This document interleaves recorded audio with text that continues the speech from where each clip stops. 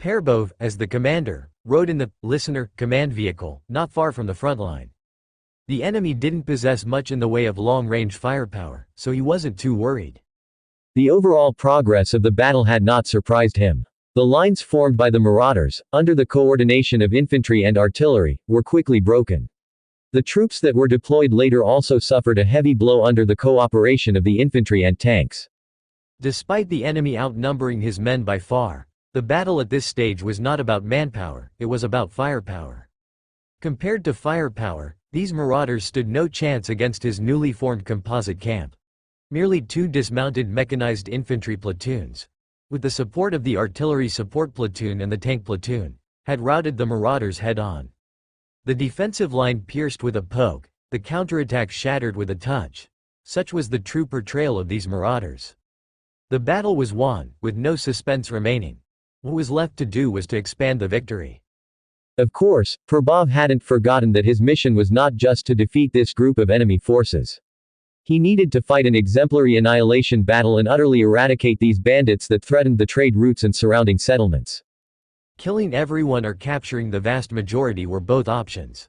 If they were dead, there would be no more thieves. For those who didn't die, picking out some who had committed heinous crimes and executing them, then sentencing the rest to 5 or 10 years of hard labor, to be sent to work as miners in the abandoned cave society or to chop trees in the alien forest to make building materials or raw materials for synthetic starch, were all possible options.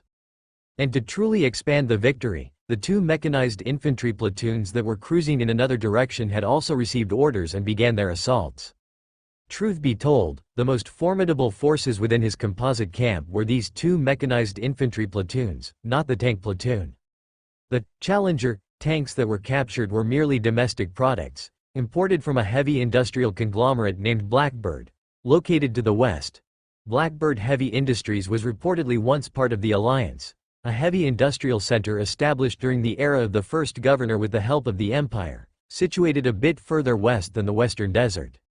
However, during the time of the second governor, they had essentially become detached from the Alliance, and now apart from trade, there was little interaction, with the Alliance's orders being as good as farts in the wind. As a result, the 70 tanks among the old Alliance Legion were relics from a very long time ago, probably all having a service life of at least a decade. Compared to the Strider V armored infantry fighting vehicles, which were widely equipped among the Star Realm Army's main forces, except for the tank cannon, they were utterly useless. In terms of armor, it's true the armored vehicles had thinner skin and filling compared to the Challenger tanks, and their armor plates were much thinner, but they managed to maintain better defensive capabilities despite the thinness. How does one even argue with that?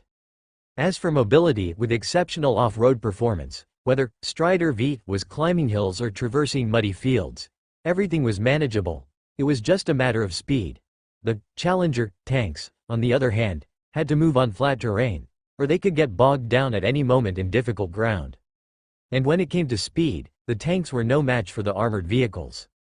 Even if we talked about firepower, indeed, the 40mm twin-barreled autocannon was not as fierce as the 76mm smoothbore gun, but its much faster rate of fire made it a superior support weapon for infantry. Once those 2 mechanized infantry platoons launched their attacks, the Marauders were even less able to make a splash. The defenses they had set up were blown to pieces by the autocannon and grenade machine guns, and the dismounted infantry squads that followed swiftly captured one position after another. They advanced quickly, and after poking through the rear end of Sanchi town, they cut towards the back of the main battlefield. Logically speaking, things should not have gone so smoothly. Having fought a few battles with these Marauders, they shouldn't have become so incapable. When their rear was attacked, they should have taken some countermeasures. Though the outcome was already determined, at the very least, they should have caused some trouble for the 2 assaulting mechanized infantry platoons to look credible. But that didn't happen. The Marauders seemed to have lost command, appearing rigid, ossified, and chaotic. Perbov was somewhat baffled. I don't have any elite special forces or anything to carry out beheading operations, nor to cut off command communications. Why have these people become like this? But soon, he figured out the key. Could it be that the enemy chieftain has already fled? It was very likely indeed. Expecting the leaders of these Marauders to fight to the death was hardly realistic. Moreover, connecting it to what Morgan's people had previously suggested, that they pretended to surrender but then rebelled largely because their leader coerced the group with his own selfish desires. The lower-level marauders would not resist if given a chance for a stable life, would they? Having realized this, he had an idea. He ordered the camp headquarters to move forward, including the several communication vehicles. Soon after, the loudspeakers of the army started to blare. "Your leader has fled. Lay down your weapons, surrender and you will not be killed." Two short sentences kept transmitting through the loudspeakers to the ears of the resting marauders, interspersed with intense artillery fire, and what they saw before their eyes were dozens of steel behemoths. They truly couldn't hold out any longer. Moreover, the statement, "the leader has escaped," might actually be true. Many middle-ranking leaders had indeed not received any directives from Tyrell, the supreme leader from the rear, for a long time. Even when they tried to inquire back, there was no news. Battlefield communications had been jammed by the listener, who had advanced to the front, leaving only static on the radios.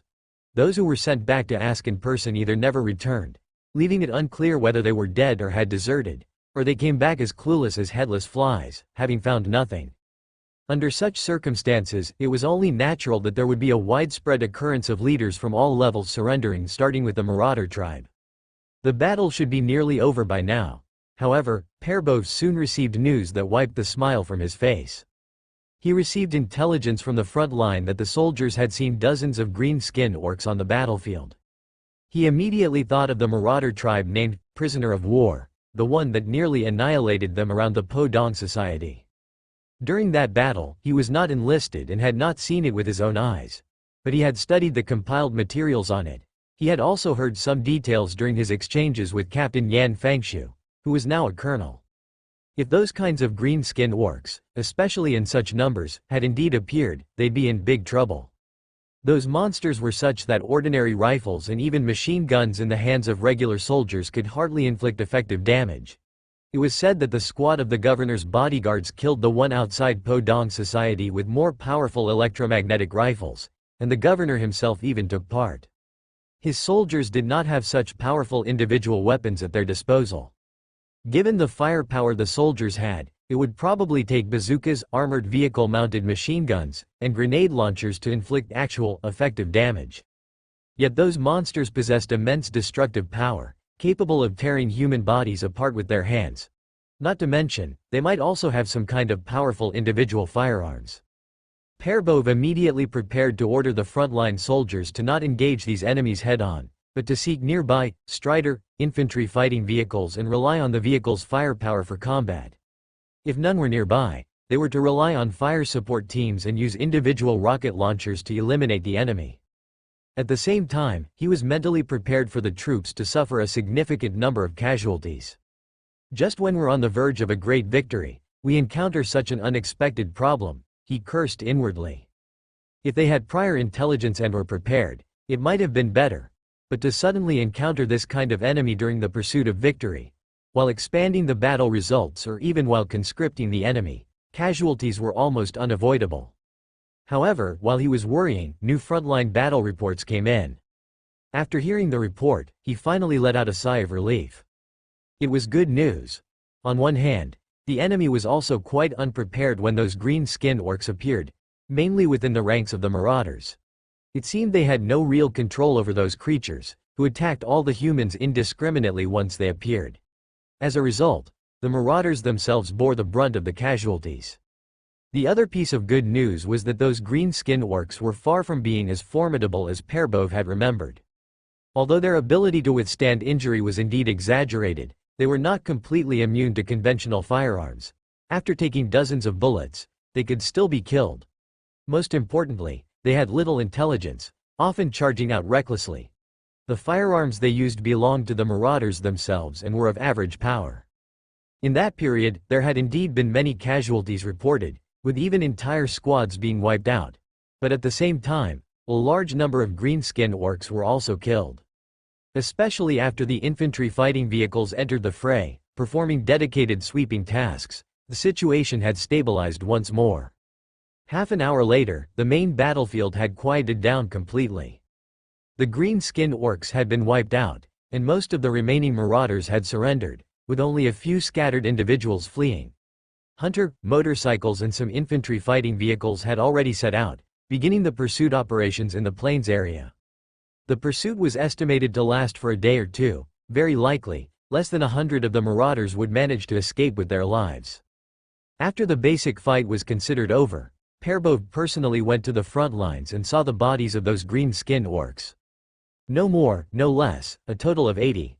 Their appearance had resulted in about 27 soldiers' casualties. Perbov sighed deeply. He was pained by the loss of his soldiers but also understood the principle that compassion did not lead an army. In the end, he could only order, burn the bodies of these green-skinned creatures. Make sure they're burned completely. You have gained an upper hand, received 347 points of grace. Losses: 154, kills, 2,772, captures, 2,468. 1st Commune Wind Brigade, 1st Composite Battalion. Losses: 154, kills, 2,772. Only after the pursuit was entirely over did Ji Hang receive the belated battle statistics in the system. By that time, Perbov's battle report had already arrived first. The casualties and number of prisoners matched, but there was a slight difference in the number of kills. After all, Perbov had to clear the battlefield, using prisoner interrogations and body counts to confirm the specific results. Some of the missing and unaccounted for, those whose bodies couldn't be pieced together after being shelled, buried beneath the rubble and not dug out in time. In various situations, discrepancies between the numbers and the system's outputs are normal. The profit from this wave of bounty was quite good, but comparatively speaking, Ji Hang cared more about the green-skinned orcs mentioned in the intelligence. If he allowed this cancer of the universe to develop on Rage Owl Star, then they'd truly be doomed. This race is legitimately capable of sparking wars sweeping across multiple star systems. In fact, when Ji Hang encountered a human outside the abandoned cave society who could turn into a green skin after taking some medicine, he already became vigilant. However, given the mere few hundred guns and the not-so-strong base he had at that time, he really didn't have the strength to tackle that problem first. But now, he felt that this issue couldn't be delayed any longer. Moreover, according to recent developments, it seemed that the greenskins might be on the path to further strengthening their presence. This was corroborated by two pieces of intelligence. First, was the incident encountered by Perbov. Second, came from Rubbish Town. Ji Hang had long made arrangements in Rubbish Town, an important source of raw materials. Denison Henry continued to import large quantities of decent quality munitions and bulletproof vests from the abandoned cave district to Rubbish Town, as well as managing the trade route of alloyed plastic steel to Revival City and then buying food from Revival City back to Rubbish Town. This trade had made a lot of money in recent months. Although that trade route stopped for a few days due to war and disasters, it was quickly restored after the war. He even took up a consultant position in the New Alliance Ministry of Commerce, specifically responsible for raw material imports and finished goods sales. And he was recently stepping up the purchase of munitions. The weapons to be phased out left by the old Alliance Legion hadn't been shipped to Green Valley based on Osenia's military aid plan too much before a lot were already sold to Rubbish Town. Why did Rubbish Town suddenly need so many weapons and excellent bulletproof vests? They even wanted the originally very sturdy plastic steel bulletproof plates, which normal bullets could hardly penetrate after many shots, to be further strengthened and thickened. It was to combat the greenskins. The number of greenskins in the High Tower ruins had increased significantly this year, seriously threatening the survival of Rubbish Town, which collected scrap materials from the ruins. This matter could not be ignored anymore. Tomorrow, Henry Denison would come to Revival City, and Ji Hang would meet with him in person to decide what to do about Rubbish Town's affairs. It was actually the largest settlement in the direction that Perbov's camp had raided. There are 3 continents on Rage Owl Star, not to mention the other 2 that once had psychic energy fields abundant with spiritual energy. Those were the main battlegrounds of the apocalyptic war 100 years ago and were the most thoroughly destroyed.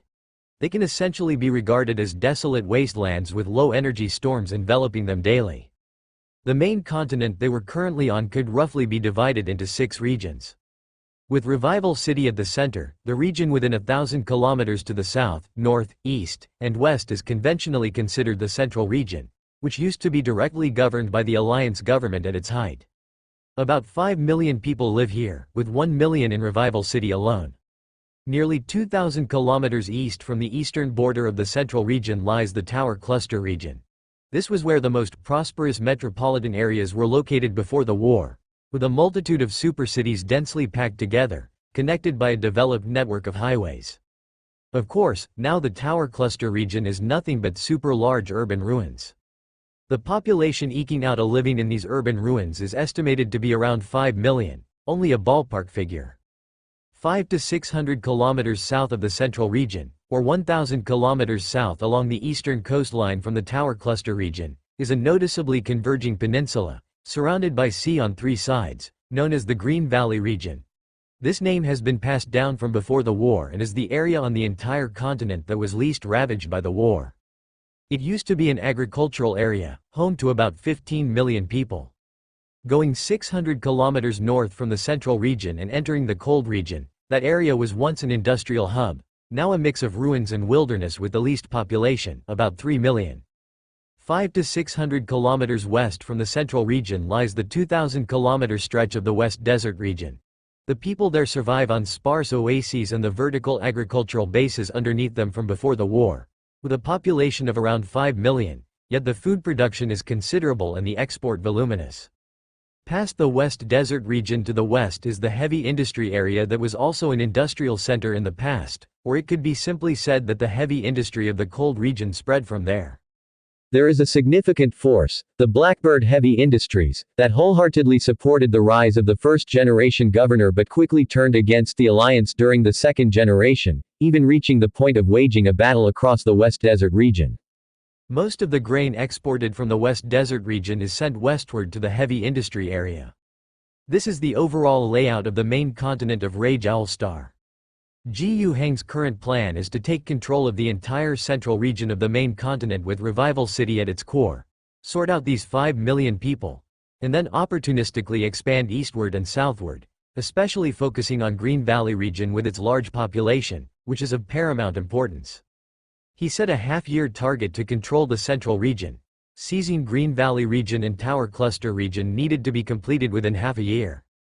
In doing so, he would command a population exceeding 20 million and control crucial food production bases and industrial raw material bases.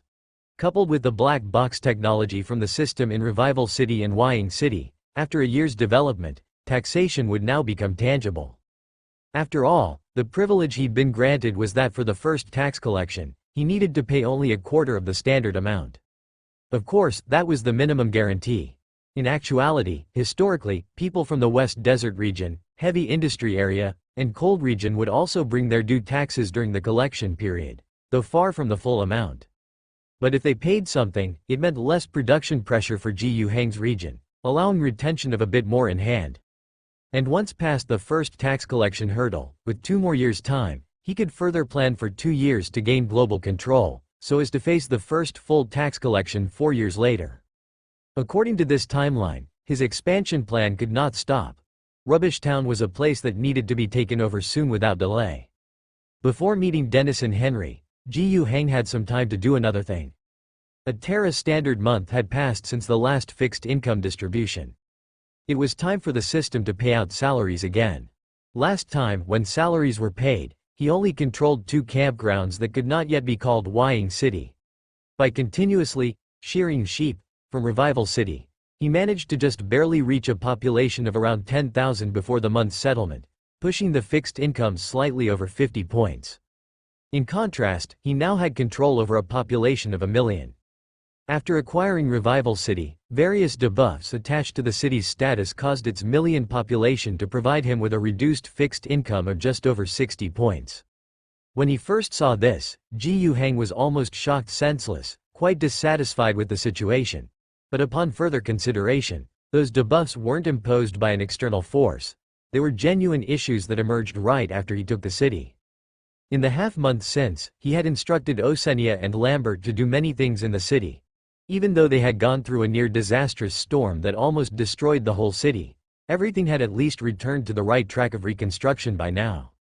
And many debuffs were indeed eliminated through their efforts. City standstill, anarchy, post-war chaos, rebellious elements. Not limited to those mentioned, many similar terms that described how bad the city's situation had been disappeared. There were still issues like starving city, lower-level chaos, administrative disorder, trade disruption that hadn't been completely resolved, but they were downgraded to food shortage, lack of basic-level management personnel, insufficient administrative efforts, obstructed trade routes, implying that although problems persisted, they had been alleviated. Of course, there were still quite a few unresolved, such as extremely low living standards of the citizens, poor infrastructure, low population quality, altogether more than 10 negative statuses. There was even widespread damage, a new debuff, but overall, it was still much better than before. This could be directly seen from the numbers. Revival City's monthly fixed income had increased from just over 60 to 211. On the other side, Wying City experienced even more growth. Initially only surpassing 50 by a small margin, now, with a continuous migration of 100,000 people from Revival City, and Prabhav's efforts bringing in nearly 20,000 people to Wying City, he gathered a population of 130,000, most of whom were potential industrial workers. Automotive, military, and pharmaceutical industries were all expanding vigorously with enough people to support them. Even though many of the population had not yet been integrated and many could not be considered qualified industrial workers, needing sufficient training and learning, the current monthly gross income had still surged to 187. Combined, the total was 398. The salary could be described as having skyrocketed. More importantly, this was obviously not the limit. With the urban reconstruction and production plans of both cities gradually being completed, with the implementations and advancements in place, whether it was eliminating negative city statuses or the tangible monthly gross income increases brought about by actual production capacity improvements, these were foreseeable. With uninterrupted development momentum, this number could continue to soar at a considerable rate. And just the income of this current month, added with the battle pair both fought, along with previous leftovers, Jiyu Hang now had a whopping 889 grace points on hand. He had to spend it. Grace points wouldn't earn interest by being hoarded. Spending them could truly enhance the territories under his command. Where to spend it used to be a question. Continuing to invest in the technology interface was certainly good. So far, nearly every technology he acquired had brought substantial benefits to Jiyu Hang. They either became an important industry within his territories or an essential resource, referring to the reactor. Without that power plant generating electricity from the reactor, heavy industry wouldn't know how much coal to consume for energy. However, the training of industrial workers was a big problem. Many of the technological methods drawn out had yet to be digested. Moreover, as more items were produced on the technology interface, the probability of winning within that tier would decay, forcing one to draw from a higher tier, making Jiyu Hang somewhat reluctant to throw all his current grace points into it. He first took out 134 grace points to train troops. The newly formed 2-division-level brigade units had their soldiers mostly in place. The majority of the Wind Extinguishing Brigade's personnel came from the old Alliance Legion. Those soldiers had some military training but obviously fell short of a higher standard. Perhaps for someone like Yan Fangshu, who came from a formal military officer background, if you just fed and housed them well and had them do nothing else but train for 2 or 3 years and then go through 1 or 2 intense battles, they could indeed become T5 level soldiers and officers. But obviously, Jiyu Hang couldn't wait that long. The newly conscripted regiment of about 7,000 people, constituting 3 battalions of infantry, was under the same logic. Adding them all up amounted to just over 13,000 people. Calculating the cost, the 134 grace points were spent. This allocation of grace points would give his 2 division and brigade level units considerable combat strength. Whether speaking of the military skills and quality of the soldiers, or in terms of their weaponry and equipment, this was the case. Even that infantry division, which might look shabby, was only so in comparison to the Wind Extinguishing Brigade. If you just look at them, each soldier is equipped with a complete G9 set, which includes alloy steel bulletproof plates, the squad's machine guns, the platoon's mortars, the company's Ranger Rapid Reconnaissance Squad, the battalion's artillery battery. They had everything that was needed.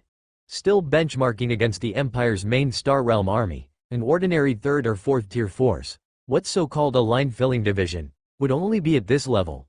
On Rage Owl Star, it would be quite rare for any power to be able to field an infantry division with soldiers of such qualified caliber and properly equipped.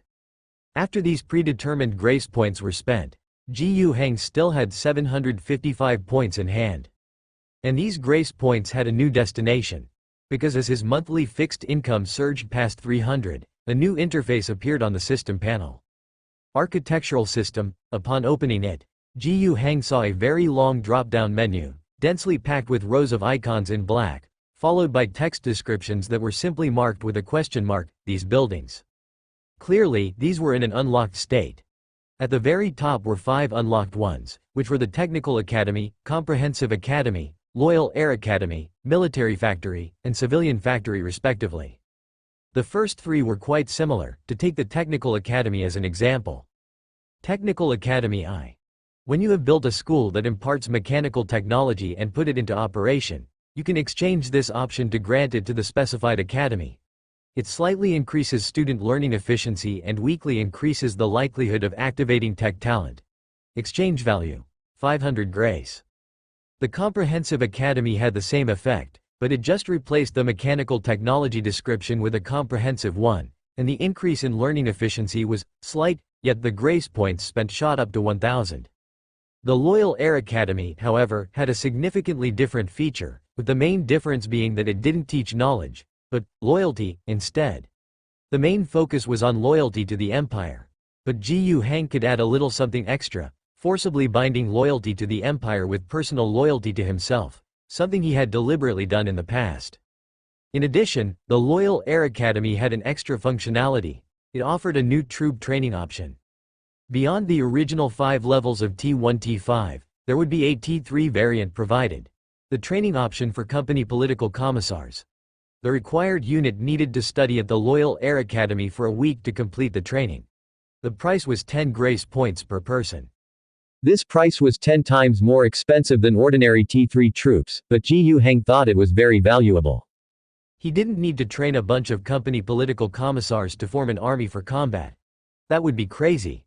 This was clearly a way for him to quickly train sufficiently loyal soldiers and send them into various basic level units, serving as his firm means of controlling the military and ensuring discipline, morale, and combat effectiveness in battle. They might not have excellent command abilities, and their combat capabilities might be at the T3 level just because of a more steadfast will, but their most important role was to inspire their comrades and resolutely hold their ground to the death. He was now eager to get the Loyal Air Academy built as soon as possible and then have over 100 commissars of all levels go through a concentrated week of training before coming out. Moreover, Ji Hang came up with another idea from this. One difficulty in the rebuild plan he had previously thought about for the Phoenix Battle Group was how to find absolutely loyal youths to cultivate from a young age. The Loyal Air Academy seemed to be just the ticket. Adopting orphans or children of clear origins from a young age and nurturing them, then spending some grace to turn them into political commissars, thoroughly re-educate them ideologically, and then advance them all the way to T1 level to become elites, before going through with genetic seed surgery and implantation. Plan approved. Now, all that's missing is a channel to purchase, or even manufacture, power armor. To do the former, one would have to find a manufacturing world with the capability to produce power armor. Generally, such worlds are closely associated with the Mechanical Cult Guild. Ji Hang doesn't have the connections in this area, nor does he have any means of keeping the purchase of power armor a secret. As for the latter, it is unclear what level of technology the Star Realm Warrior's power armor belongs to, and even less clear when time could be afforded to work it out. But problems are always solved one by one. Haven't we already found a solution to the staffing issue? There must be a way when we come to the mountain. As for the 2 remaining buildings, the civilian and military factories, the situation is similar. Civilian Factory I. When you have built a civilian factory and put it into operation, you can redeem this option, and the designated factory will receive a moderate increase in production efficiency. Redemption price: 100 favor. The military factory is the same, with the same price, but the description changes to military specific. From seeing the different effects but similar descriptions of the architectural system options, one can roughly understand the mechanism. It's not that the system constructs a building out of thin air. The building, even the interior facilities, and the accompanied staff, all need to be managed by Ji Hang himself. The architectural system simply provides some bonuses. It's like a bonus card, which you apply to the appropriate factories or schools. Currently, only these 2 types have been unlocked. Moreover, among the options currently available in the architectural system, all bear an I, which suggests that there might be level 2, level 3, or even higher levels in the future. Beyond bonuses for the building itself, there might also be things similar to the Loyal Air Academy, which could bring about changes to the system's own functionality. The Loyal Air Academy can provide him with a new type of troop. Could other buildings do the same? For example, a level 1 technical academy only has a bonus effect, but as it levels up, could it eventually produce special troop types? He remembers that within the Mechanical Cult Guild, there is a dedicated protection army. They are not the castrated version of the imperial state religion. They are a legitimate military force. Among them, the most famous is the Titan Legion. Those towering, mecha-like war machines are incredibly fierce. A single one could sway the outcome of a battle. In the future, even if Ji Yuhang had the capability to manufacture such top-tier war machines, he would still need people who could pilot them, right? Even if it's just for now, Ji Yuhang is quite interested in the entire architectural system, especially the Loyal Air Academy. Unfortunately, with a redemption price of 1,000 points, it's a bit too expensive for him to afford at the moment. As for both the civilian and military factories, he could afford to exchange for them, but there's no need to do so now. Industrial workers, technology absorption. The means to boost his own production capacity have yet to be fully sorted out, and there's still a significant room for improvement in overall production efficiency. Therefore, it's not pressing to use the system's functions to spend favor points to increase production efficiency, which would be getting the priorities wrong. Under these circumstances, he really did consider keeping the 755 favor points he had on hand for now. Don't spend them. Wait for the next allotment of favor points to arrive. Save up 1,000, and then go for the Loyal Air Academy first to give it a try. Not only can the political commissars of the army units be directly trained through the system, but the ideological education function of the Loyal Air Academy itself is also very important. In the future, all civil servants, administrative officials, military officers, and even as the scale expands, factory managers, business owners, merchants, and even the most ordinary industrial workers, could take some time each year to study there. In terms of policy, it would also be possible to define the experience and duration of study at the Loyal Air Academy as bonus points or even a requirement for promotion through the 45 ranks. Loyalty is the primary concern. The construction of schools was entrusted to Osenia by Ji Yuhang, who specifically instructed her to set up the frameworks of the 3 academies first. Osenia felt somewhat puzzled. According to previous discussions, their primary focus in education should have been adult education, which included literacy campaigns and basic worker training to facilitate factory work. In addition to 4 to 6 years of compulsory general education for children and teenagers. This was a very pragmatic approach. Isn't education supposed to cost money? Adult education aimed to train individuals for short-term roles so they could quickly adapt to their positions. Even if the training was somewhat perfunctory, it was still better than having manpower that couldn't be utilized effectively. Education for children and teenagers, on the other hand, was focused on building for the future, as well as a reluctance to employ child labor which both compromised future potential and offered low productivity. However, in terms of education, besides the students being dedicated full-time, a substantial number of full-time teachers are also required. All of these individuals would need governmental financial support, all costing money. As for school buildings, that was an easier matter. It was only a few buildings, and planning a specialized construction area during Revival City's large-scale development wasn't a difficult task at all. But according to the governor's current statements, these 3 academies each qualified as institutions of higher education. How long has it been since Rage Owl Star had such schools? Intellectuals in the wasteland, at least those Osenia had seen, mostly pursued private education, small-scale elite training involving private tutors, education from elders, and families with substantial assets. She herself was somewhat of that sort. Higher education? It wasn't that it was a bad idea, but wasn't it a bit premature? Not to mention the difficulty of finding enough qualified teachers. The comprehensive academy might be manageable, and Loyal Air Academy could rely on reassigning military personnel, even unabashedly asking for help from the Phoenix, or even sending people to the Phoenix Monastery for advanced training. But what about the Technical Academy? Among the forces under the governor, Wu Jiarong was the only one who could truly be considered a superior technician. The rest, Her students were merely ordinary junior specialists and could not assume the responsibilities of a teacher. The same was true for Comprehensive Academy. Was it really feasible to have local intellectuals who were brought up on so-called elite education and family education take on teaching? It wasn't impossible, but they would have to be carefully screened for suitability and undergo retraining at Loyal Air Academy first. She presented these concerns to the governor, and Ji Yuhang didn't insist on her implementing the plans without question but instead provided an explanation. Of course, the explanation wasn't about revealing some system or something of the sort. It's not that we have to put it to use right now. I am aware of the issues you mentioned. However, we need to start by putting the framework in place. Even if the content taught isn't good enough yet, it will at least provide a destination for teenagers who have completed their compulsory education and for those with potential who are eager to further their studies. It's correct to do things step by step, but we must also initiate the process, he said. I understand, she replied. After accepting the explanation, Osenia left. The matter of education, even without a new, architectural, system interface, was still something Ji Yuhang would have pursued. It was merely brought forward in time, with the added benefit of divine support. The boosts provided by the architectural system weren't massive, but their critical aspect was their longevity.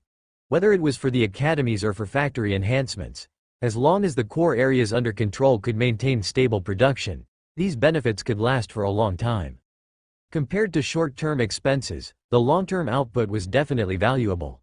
Of course, if warfare constantly threatened the areas, even the factories and schools with architectural system benefits would be destroyed, and there would be nothing to say about it. After Osenia left, Dennison Henry entered shortly afterward. He had come over from Rubbish Town just this morning. It wasn't specifically to serve as an advisor to Ji Yuhang. He actually had business to attend to. Do you need more military supplies? Ji Yuhang asked. Yes, Henry replied, his expression showing a touch of embarrassment. It seemed like only last week he'd said that the previous request for military supplies was the last one, but here he was again needing more. But he had no choice. Currently, he not only served as a consultant for the new Alliance Ministry of Commerce, aligning with the governor, but over the past 2 months in Rubbish Town his status had risen significantly. The once coveted role of an agent, which he could only dream of before, was now within his grasp, and he had indeed secured it. Besides assisting the governor, he now had to consider the interests of Rubbish Town as well. Fortunately, in his view, these two roles did not conflict. Choosing his words carefully, he continued, the main threat is still those green-skin orcs. Their numbers seem to have grown even more compared to 2 years ago.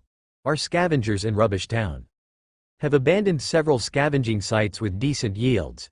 Adventurers have gathered and fought against those green-skin orcs several times, but to be honest, the physical strength of those green beasts is too high.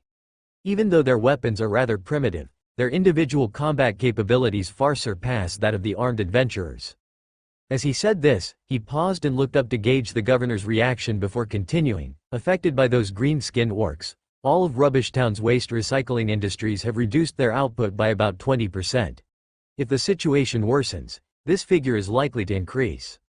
The last batch of military supplies sold to Rubbish Town definitely proved useful. We armed over 3,000 scavengers and managed to withstand the invasion of those greenskins. However, the losses were significant, and not only are we incapable of retaking the original scavenging sites, we are also unsure how much longer we can hold them off. After hearing Dennison Henry's report, Ji Yuhang mused, so what do you need? More arms, more powerful heavy equipment. The armed adventurers of Rubbish Town can't keep using ordinary rifles to risk their lives fighting those green-skin orcs in the high tower ruins, Henry said firmly. The old Alliance's equipment isn't enough.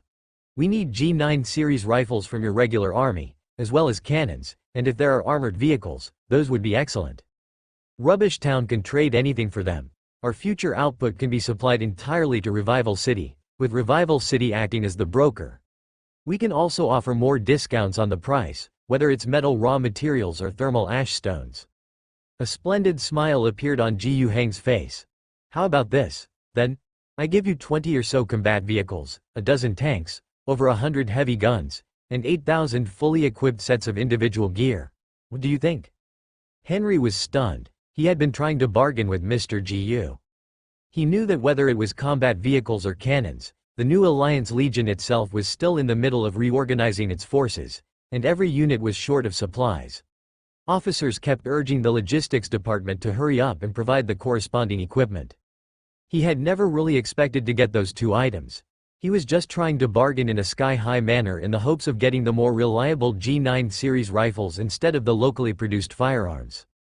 With those weapons, they could manage to have a certain advantage when fighting the green-skinned orcs with 3 to 5 times their numbers, rather than the current situation where they needed 10 times the number just for a stable defense, and nearly 20 times the advantage to dare to attack. Denison Henry had seen the capability of the G9 series rifles. Well-maintained, durable, adaptable to various environments, and more powerful than domestic arms, with the added benefits of being lighter and more precise. Truth be told, in times of absolute necessity, even affixing a bayonet would make for a good long-handled melee weapon, more reliable than carrying an extra-large knife.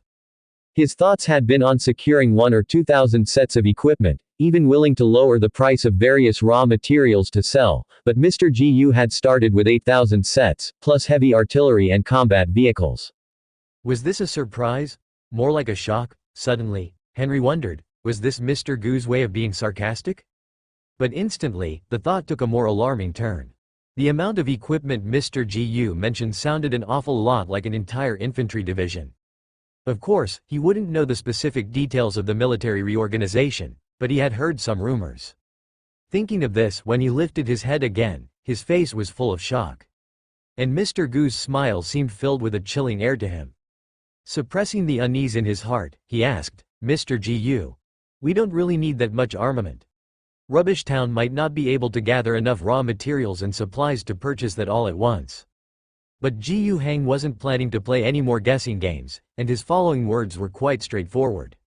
"I know Rubbish Town can't afford this, but I could reluctantly accept it if you use the entire Rubbish Town as compensation." As his guess was confirmed, Henry suppressed the unease in his heart and forced a cheerful smile. "Do you want to take over all of Rubbish Town?" "Of course, what's wrong with that?" Gu Hang said. "Rubbish Town is after all a member of the Alliance and an important raw material supply base. Now, it's under serious threat from the greenskin orcs, and of course, I will not stand by and do nothing. By the way, I've always found Rubbish Town's production methods and power structure to be less than ideal. It's about time to bring them in line with Revival City." Henry's mind was in complete turmoil. "I've toiled so hard for so many years, and it wasn't easy to finally sit in the position of a proxy in Rubbish Town.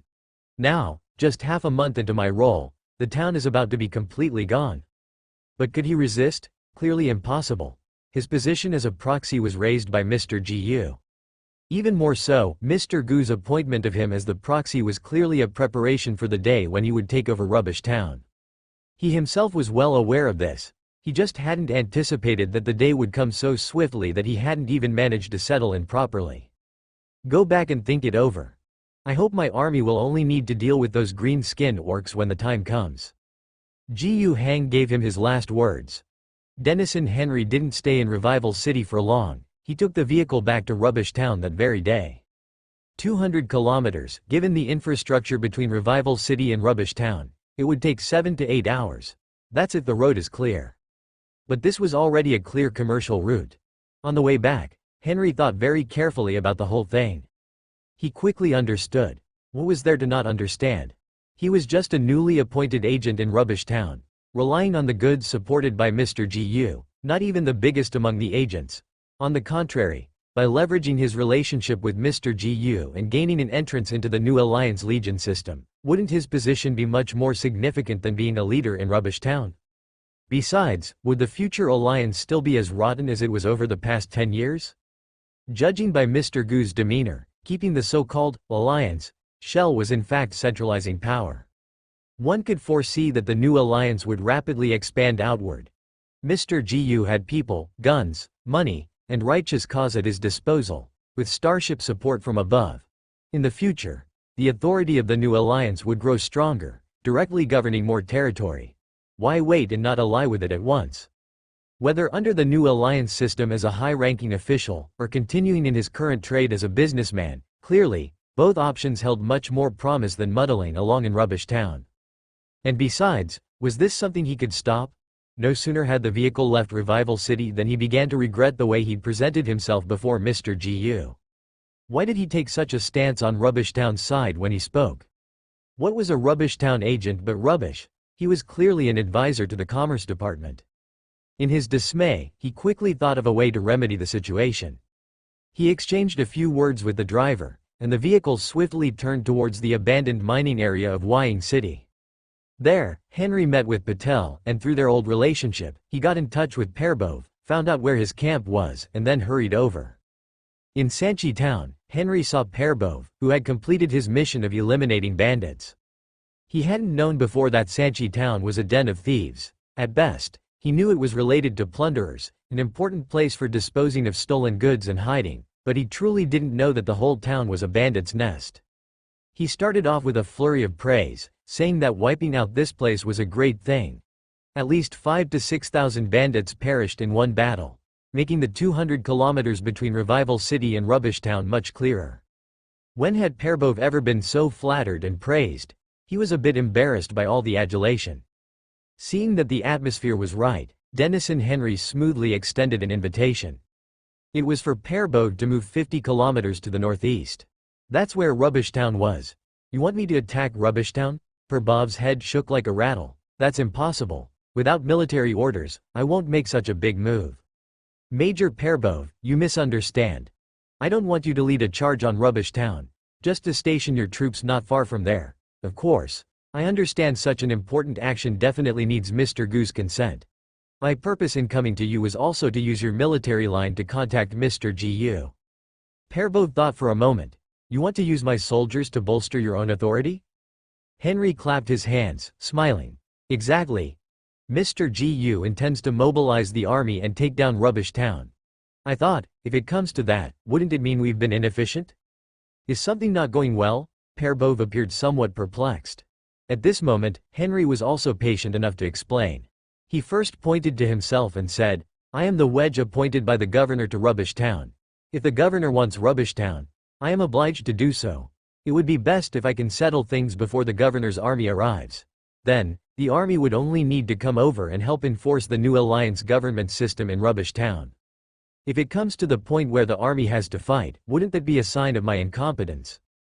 After some thought, Perbov nodded slightly, seemingly in agreement with Henry's idea. Then Henry moved his hand to point at Perbov.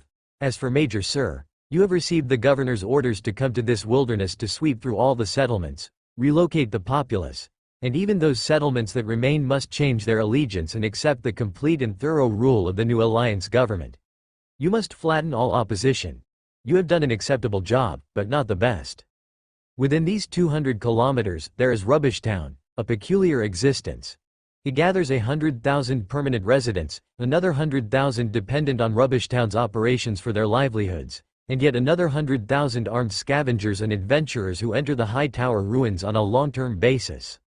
Whether in terms of population or the importance of raw material extraction, this is the most critical place among all the settlements around Revival City. And it's in an awkward position at the edge of your mission range. The governor indeed did not expect you to take down Rubbish Town with just 800 soldiers, but if you could do it, wouldn't that turn what was merely a passable test score into a perfect one?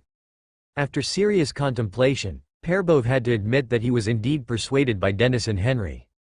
There was a key point Henry didn't know. Didn't he himself clearly understand that he came here to accumulate merits and smoothly take over from Yan Fangshu, who would eventually become the commander-in-chief of the whole army, and become the brigade commander of the Wind Extinguishing Brigade? Right now, he indeed went by the book and completed his assignment acceptably. Nearly 10 settlements within 200 kilometers had surrendered to the new alliance's rule, and the Battle of the Three Pools was won with a minimal cost, almost completely annihilating the bandits that occupied the area. No one could say he hadn't done well enough. But Perbov himself always felt it wasn't enough. Now, with Henry putting Rubbish Town before him, he couldn't help but salivate. Rubbish Town. He still remembered when he was just a miner in the Podong society, living a life truly devoid of daylight. Rubbish Town was a place of might far away. The entire abandoned cave society's next meal depended on whether the traveling merchants of Rubbish Town were willing to pay extra for the ore produced by their society. For him, the presence of Rubbish Town, even more so than the closer Revival City, weighed heavier. And now, could it be that he, this former mining team leader, had the chance to lead his troops and seize such a place? But beyond his thirst for recognition, Perbov still managed to stay rational. Even if Rubbish Town could be considered within the governor's 200 kilometers of autonomous activity, he still remembered not to act rashly. It's no small settlement. As Henry had said, within the sphere of Rubbish Town's influence, there were likely 200,000 to 300,000 people, and due to its unique industrial ecosystem, nearly everyone was armed. The armed scavengers and adventurers who licked blood off their blades amounted to a total of around 100,000. They were indeed not an army, but their equipment might be even better than those of robbers, and their combat experience and will were also stronger. If things went wrong and led to a military conflict, he wouldn't be able to win such a battle with just his 800 men. Not to mention, there was a chance he could get mired in the swamp between Rubbish Town and the greenskin orcs. Thus, he stuck to his previous stance: I need further authorization to take action. Henry smiled slightly. Of course, we'll speak together once we connect the signal later. His objective had been achieved. Even if Perbove dared to come along now, he wouldn't dare let him just follow along. He didn't have the audacity to encourage the army to do something beyond their authority without a military order. Too taboo, for even if he succeeded, it might lead to the governor finding a reason to have him killed afterward. He wouldn't make such a mistake. Coming to see Perbove, he indeed wanted to borrow the military's communication radio. Of course, beyond that, his greater hope was to persuade Perbove himself. Executing orders versus Perbove's own proactive engagement were two entirely different scenarios. If Major Perbove could also speak up during his subsequent report to the governor, increasing the chance of success, that would be even better. But he hadn't expected his ultimate plan to fall through completely. Because once the radio connected with Revival City, he received news. The governor was no longer in Revival City but had set out with Colonel Thaddeus and the 2nd Infantry Division towards Rubbish Town. The governor had left a message: I hope my army will only have to deal with those green-skinned orcs when they arrive. This was something he had heard once before when he met with the governor, but hearing it this time felt different. He turned to Perbove. Do you understand what the governor means? Understood, Perbove said. I will lend you a hand. But similarly, I hope it doesn't come to the point of drawing knives and guns. My forces will stop 20 kilometers outside of Rubbish Town. The rest is up to you. If things don't go smoothly, I will wait for the 2nd Infantry Division to arrive before proceeding. That will be enough. Henry appeared to be in control during his conversation with Perbove, but in reality, he was extremely anxious. Because he had calculated his own timing, mostly on foot. The distance from Revival City to Rubbish Town was a little over 200 kilometers. At a normal marching speed, quickly it would take 3 to 5 days. At a slower pace, it would at most not exceed 10 days. Combining this with the phrase left by the governor, this was the time he was given to handle Rubbish Town. He had to hurry. Fortunately, with Perbove's composite camp in action, the speed was somewhat guaranteed. This composite camp was almost completely motorized. Even the clumsiest 155mm howitzers had wheels fitted and were towed by trucks. All the soldiers, including the engineer company and logistics support company, had transport trucks and supply trucks at their disposal. In the troop, the slowest and most dragging unit turned out to be the armored company. The 12 old tanks chugged along in the back, only able to move at a speed of 20 kilometers per hour, chugging along, making one fear they would break down along the way. In fact, this situation did occur. Midway through, a tank indeed broke down. But this did not affect the overall pace of the troops. Leaving some repair personnel and crew behind, the rest continued smoothly over a distance of 50 kilometers, arriving at the outskirts of Rubbish Town. By then, it was late at night. The troops stopped in situ, setting up camp, while Dennis and Henry, accompanied by a small retinue and guards, went forward to meet the scouts who had cautiously come from Rubbish Town to check out the situation. After explaining things to them, he then entered the town with composure. Those who came out to reconnoiter did not disperse, still surrounding Perbove's forces in the darkness. Perbove was not concerned. He had dispatched sentries and guards. As long as these people did not get too close, they were welcome to watch from the periphery. This calm demeanor further intimidated the outsiders peering in from the edges. Of course, what was most intimidating were those large cannons, armored vehicles, and tanks that could not be seen clearly in the darkness, but were decidedly present. Add to that the soldiers' discipline and well-trained appearance. The onlookers clearly understood that although this troop was not large in number, its combat power was formidable.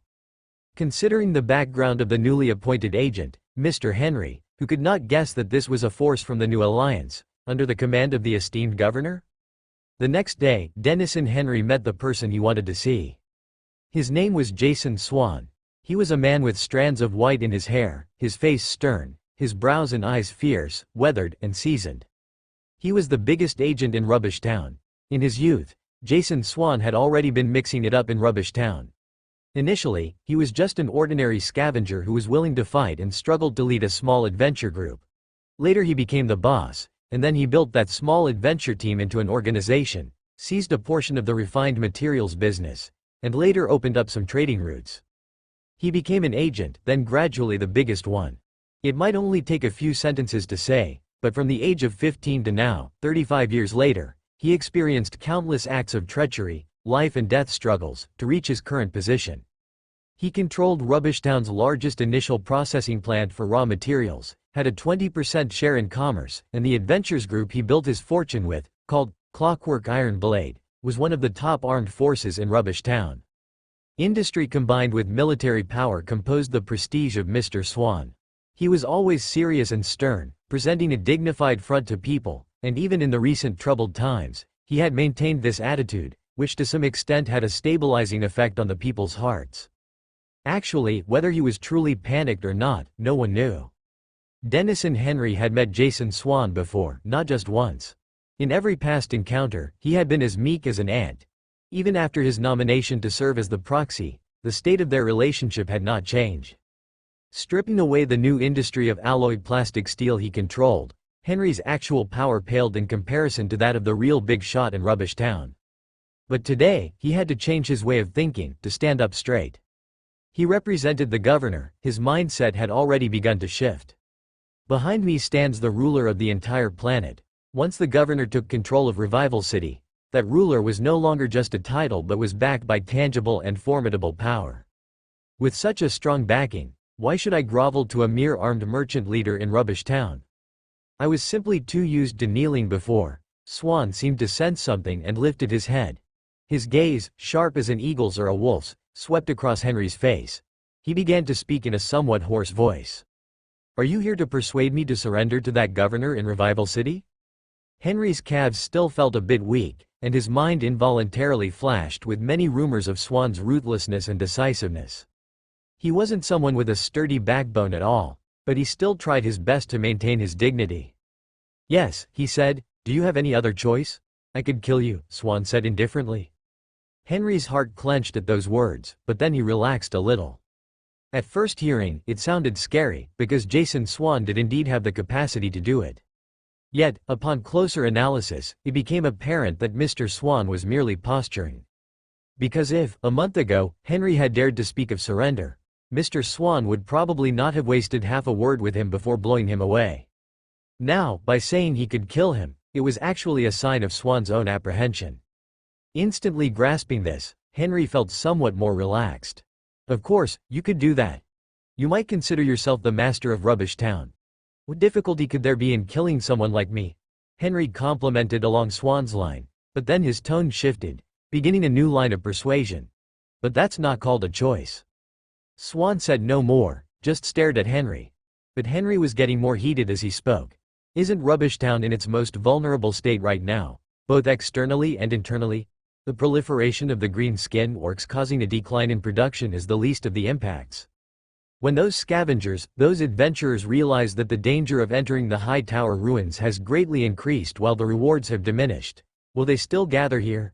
Especially when Revival City has now intensified its attractiveness to the displaced, with very tempting policies. Without these scavengers and adventurers, what will happen to the industries that rely on them? The taverns, brothels, and haberdasheries will all close, the primary processing industries for the rubbish will collapse. The once thriving trade will no longer be sustainable, and ultimately Rubbish Town will become a real dump, unattended and forgotten. To destroy Rubbish Town, we don't need the green skin orcs to break through our defenses and slaughter our people.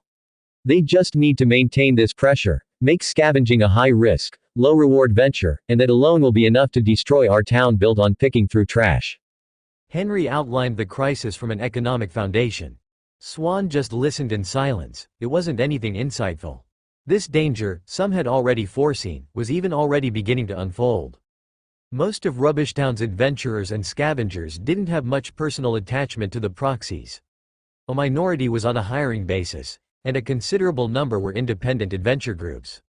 They went into the ruins of the city, scavenged, and sold for basic profits. If they found usable technology from before the war, artwork, or relatively intact spiritual energy crystals, they could make a fortune. Now, the risk of adventuring had increased due to the confrontation with the green-skinned orcs, and the returns were visibly diminishing. They were also specially conscripted to fill the most contentious battlefronts. Although offered bounties and equipment, the fight was still too tough, and many adventure groups refused conscription, even leaving Rubbishtown in entire bands. The departure wasn't yet widespread or on a large scale, but it was an extremely dangerous sign, a precursor to the dam's collapse. Rubbishtown is now facing a calamity of epic proportions, a fact that many are well aware of. Mr. Swan was waiting to hear Henry's brilliant insights.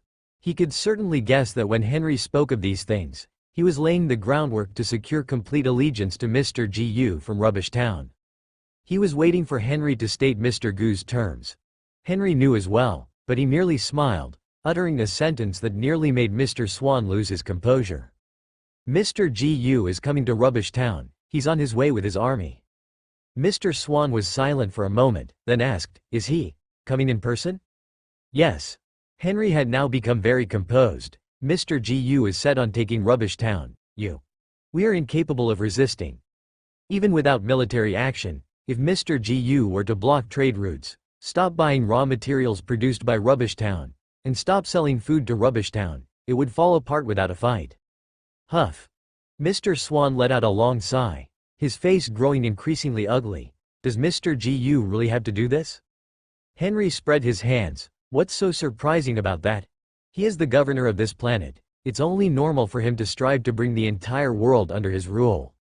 He paused, then continued, "And to be honest, Mr. Swan, I don't understand why you're so reluctant." HMPH. Mr. Swan said, "Given a choice, who would want to be a dog?" "Ha ha ha ha." Henry laughed loudly. "That's not a fair comparison. Offering loyalty to the governor, to the empire. How could that be likened to being a dog?" After laughing, he composed himself and said earnestly, "Mr. Swan, honestly, I once entertained such foolish thoughts as well. When Mr. Gu told me he intended to take full control of Rubbishtown, my initial reaction was frustration that I had barely savored half a month of an agent's power, having reached the upper echelons of Rubbishtown, and now it was going to belong to Mr. Gu, rendering my position meaningless. But that stupid thought lasted only 10 seconds before I realized how ridiculous it was. Who is Mr. Gu? He's the man who, realizing that Revival City was a lost cause, started from scratch and retook Revival City within a matter of 2 months, securing the entire city under his grip. He's the man who thwarted the cult's conspiracy and saved the city. If you go to Revival City now, you'll see that the disaster hasn't destroyed people's spirits. Rather, it was like doing demolition work. The whole city is rapidly rebuilding, recovering, and visibly becoming more orderly. If you could see the abandoned district in Wying City, where nearly 100,000 heavy industry workers are gathered, they produce a vast quantity of high-quality alloy every day, tanks, heavy artillery, individual soldier equipment, mass-produced from the factories. If you could see all this, you'd have no doubts that Mr. Gu could eventually extend his rule over the entire world, given enough time.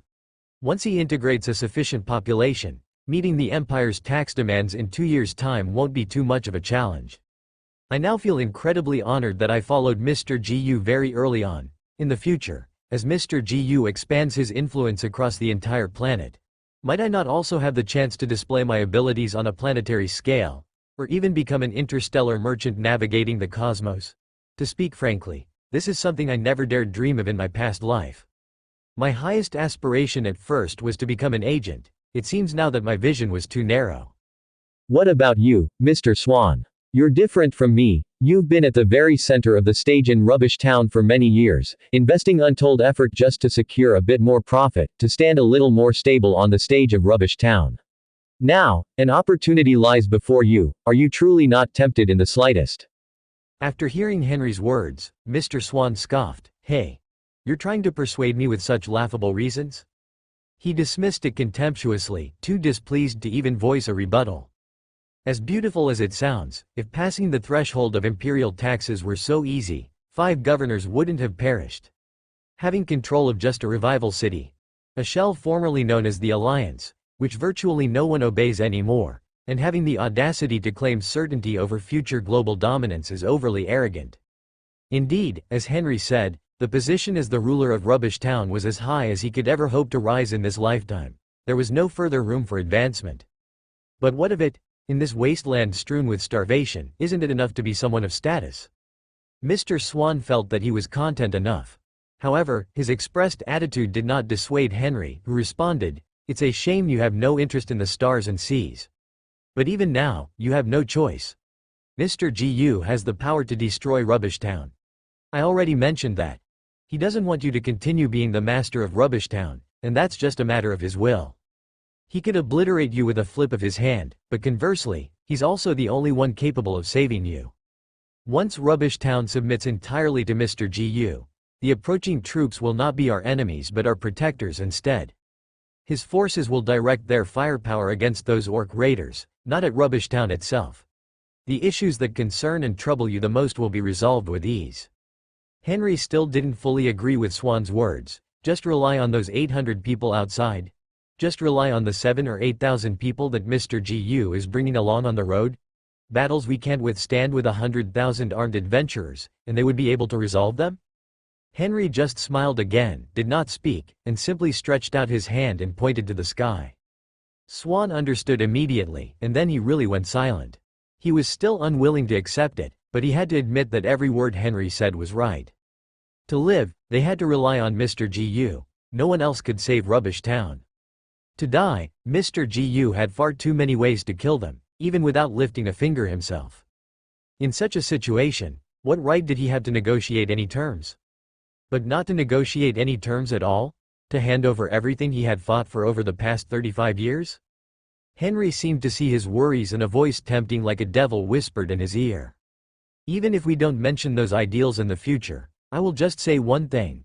Mr. GU, all of a sudden, gained control over such a vast region from a starting point of almost nothing, and with Rubbish Town under his control, the total population would exceed 1,300,000. Conversely, Mr. GU's rapidly expanding power is in short supply of talents. A female refugee from the Green Valley region can become the civil affairs chief of Revival City. A small merchant like me who was once insignificant in Rubbish Town can now represent Mr. GU in discussions about the life and death of Rubbish Town with someone like you. So, if someone like you, experienced and capable, is willing to help Mr. GU wholeheartedly, what kind of status would you obtain?" Henry felt that Swan must have been persuaded by him. Although he did not give a definitive answer in the end, and even when he expressed a desire to contact Mr. GU directly, he was brushed off on the pretext that he needed to report to Mr. GU, but Henry still felt that in the end, Swan would definitely kneel before Mr. GU unconditionally when he arrived at Rubbish Town. Because he had no choice. Besides, he could not really make any specific promises on behalf of Mr. GU. He did not even think that Mr. GU would agree to anything. At most, he would allow Swan to earn what he wants through his own performance. It also reminded him of the time he wanted the exclusive rights to alloy steel for Mr. GU but ended up being scared stiff. That's when he realized what kind of person Mr. GU was. Mr. GU, even when he had nothing, already had the mentality of someone in a superior position, let alone now. Furthermore, he believed that even if Mr. GU agreed to nothing, Mr. Swan would still end up humbly prostrating himself before Mr. GU. Henry comforted himself by staying in the room Mr. Swan had prepared for him, waiting for Swan to give him a definite answer before the deadline or for Mr. GU's arrival. On the third day, a servant came to ask him to see Mr. Swan. Despite his expectations, Henry still could hardly conceal his delight. He was absolutely confident that Swan must have submitted. Following the servant, he saw Mr. Swan in the office. "You've realized." Henry hadn't finished speaking when Swan interrupted him. "I agree, and I will make all the other agents agree as well. If there are any who don't, I will make sure they have no other choice but to agree as soon as possible." Henry was stunned. That was a 180-degree change in attitude. "But why are you more anxious than me?" He keenly felt like something big had happened. "When can Mr. GU's army arrive?" "At the earliest, in 2 days, and at the latest, 5. Can we go any faster?" "Wait a second. What's happened? You need to tell me first. Henry's heart was already uneasy. Those green-skinned orcs? Quote. Yes, he sighed. There wasn't much point in hiding it. Poor communication of military intelligence could easily lead to strategic misjudgments. Afterward, Swan gave Henry a rough outline of the current situation. In the past, Rubbish Town didn't have much by way of management. It was originally just a town formed by adventurers picking up trash, but as the number of adventurers increased, many industries reliant on the rubbish collected by them started cropping up, gradually forming the town. But as the town took shape and the industrial chain became more complete, a somewhat finer level of management became essential. The agents roughly divided Rubbish Town toward the pre-war era's supercity ruins, also known as the High Tower Ruins, into 4 levels: valueless safe areas, valuable safe areas, high-value dangerous areas, and unknown areas.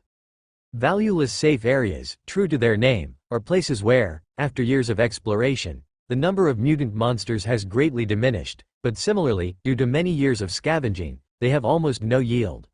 The only output here is the hot ash produced after a low-energy storm has passed. Valuable safe areas are places that have been cleared many times, have few monsters and are not very dangerous, but have only become relatively safe in the past 1 or 2 years. They haven't been scavenged for long and still yield a fair amount. This is where the most metal waste is produced, and occasionally, some precious pre-war items can be found.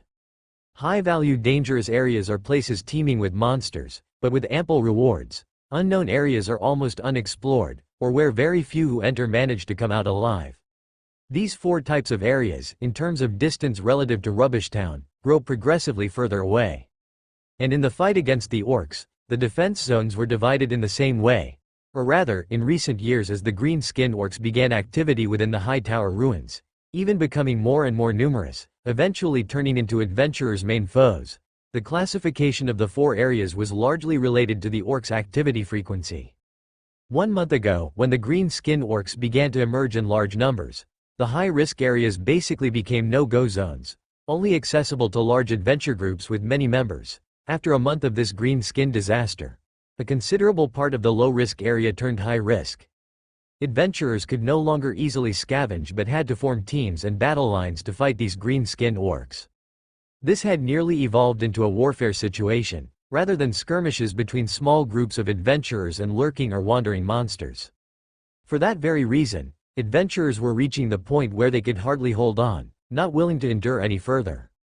We're here to make money through adventure, not to fight a war. Now, the latest news was that in the 18th district, an important place where adventurers formed a battle line and had built fortifications for a large-scale battle with the invading green-skinned orcs, had fallen apart. Nearly 20,000 adventurers had gathered there, fighting against more than 3,000 orcs for a week, under immense pressure. And just this morning, 3 adventure groups, without notifying anyone, withdrew from their positions. A total of 6,000 people left directly.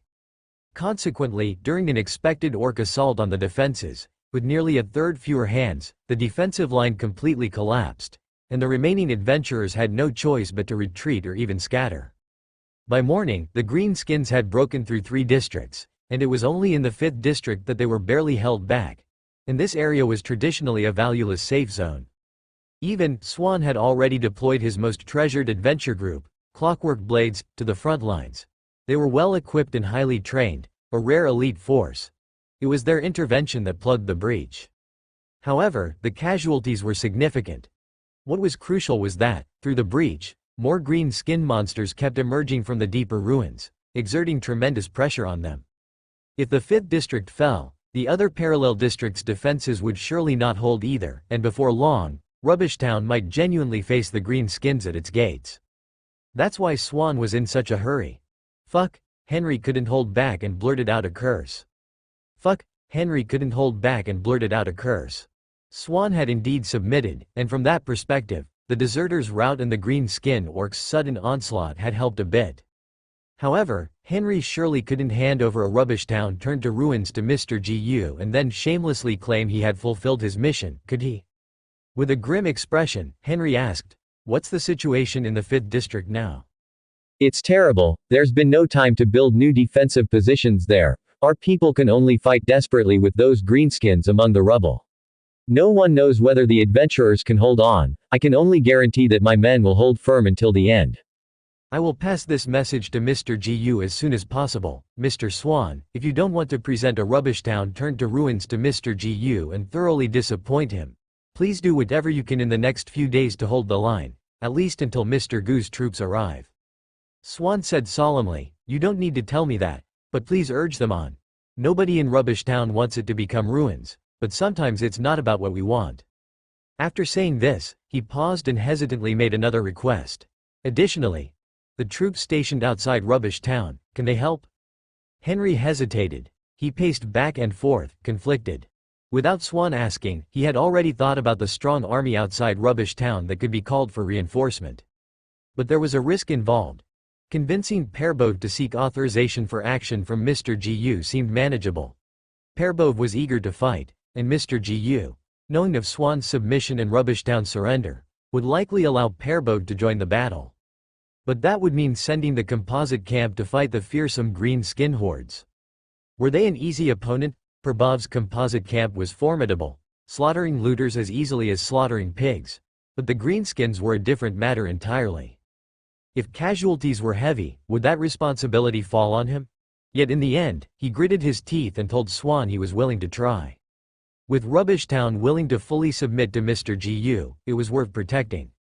Securing Rubbish Town was of great significance to Mr. Gu's expansion of power.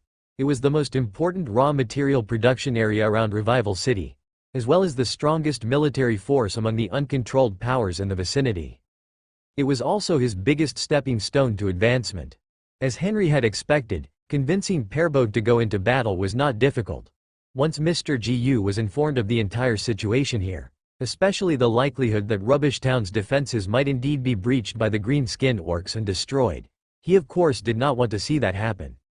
He granted Perbode the necessary authority, allowing him to make decisions based on the situation. Meanwhile, the troops led by Mr. Gu himself also accelerated their march. With authorization in hand, Perbode did not hesitate for long and quickly launched a full assault. The fully mechanized troops rapidly bypassed Rubbish Town, heading towards the so-called 5th District. Along the way, all Perbove saw was chaos. Many adventurer groups, hastily assembled for a hefty fee, formed up and rushed towards the 5th District. But at the same time, Perbove saw even more adventurers retreating from the front lines. Among those moving back, a considerable part looked very shabby and frightened. These clearly were deserters who had fled from the front lines. Additionally, some of the retreating adventurers bore no signs of battle. This group was somewhat odd. Perbove had several different groups of adventurers stopped and brought to him to inquire about the situation at the front lines. From the accounts of the deserters, he received news that was uncertain whether to be considered good or bad. The battle at the front was still ongoing, but without fortifications, the orcs easily got close enough for combat, causing massive casualties. One group of adventurers after another couldn't withstand such terrifying losses and retreated from the front lines. To say it's good news was because the front lines were still holding. To take it as bad news was because it was on the verge of collapse. The other group retreating without having fought told a more intriguing story. They had received orders to pull back. These orders came from the merchants and agents who had paid to hire them. Perbode didn't know much about Rubbish Town, but Henry, who had come to the front lines with him in the command vehicle, immediately understood what it meant. The pessimists thought Rubbish Town was indefensible. They had withdrawn the teams they had paid for, no longer maintaining the battle line at the front, instead wanting them to protect themselves and flee from Rubbish Town. Even likely, the news that Mr. Gu was taking over Rubbish Town might have leaked, which also fueled the desire of these merchants and agents to flee. After all, if Rubbish Town was defended successfully, it wouldn't be theirs anyway, so why spend money defending it? Better to run away quickly. Thinking of this, Henry was particularly angry. How could Rubbish Town be saved amongst these vermin? This could certainly lead to a complete collapse of the front line. Perbove's composite camp continued to advance, while Henry used the communication equipment on his command vehicle to contact Swan, who was still in Rubbish Town, informing him of the situation here. Swan said he would find a way to deal with it. He wasn't just going to handle those who wanted to flee. He would also try to rally the fleeing soldiers and maintain the battle line as much as possible. Hearing Swan's assurance, Henry breathed a sigh of relief.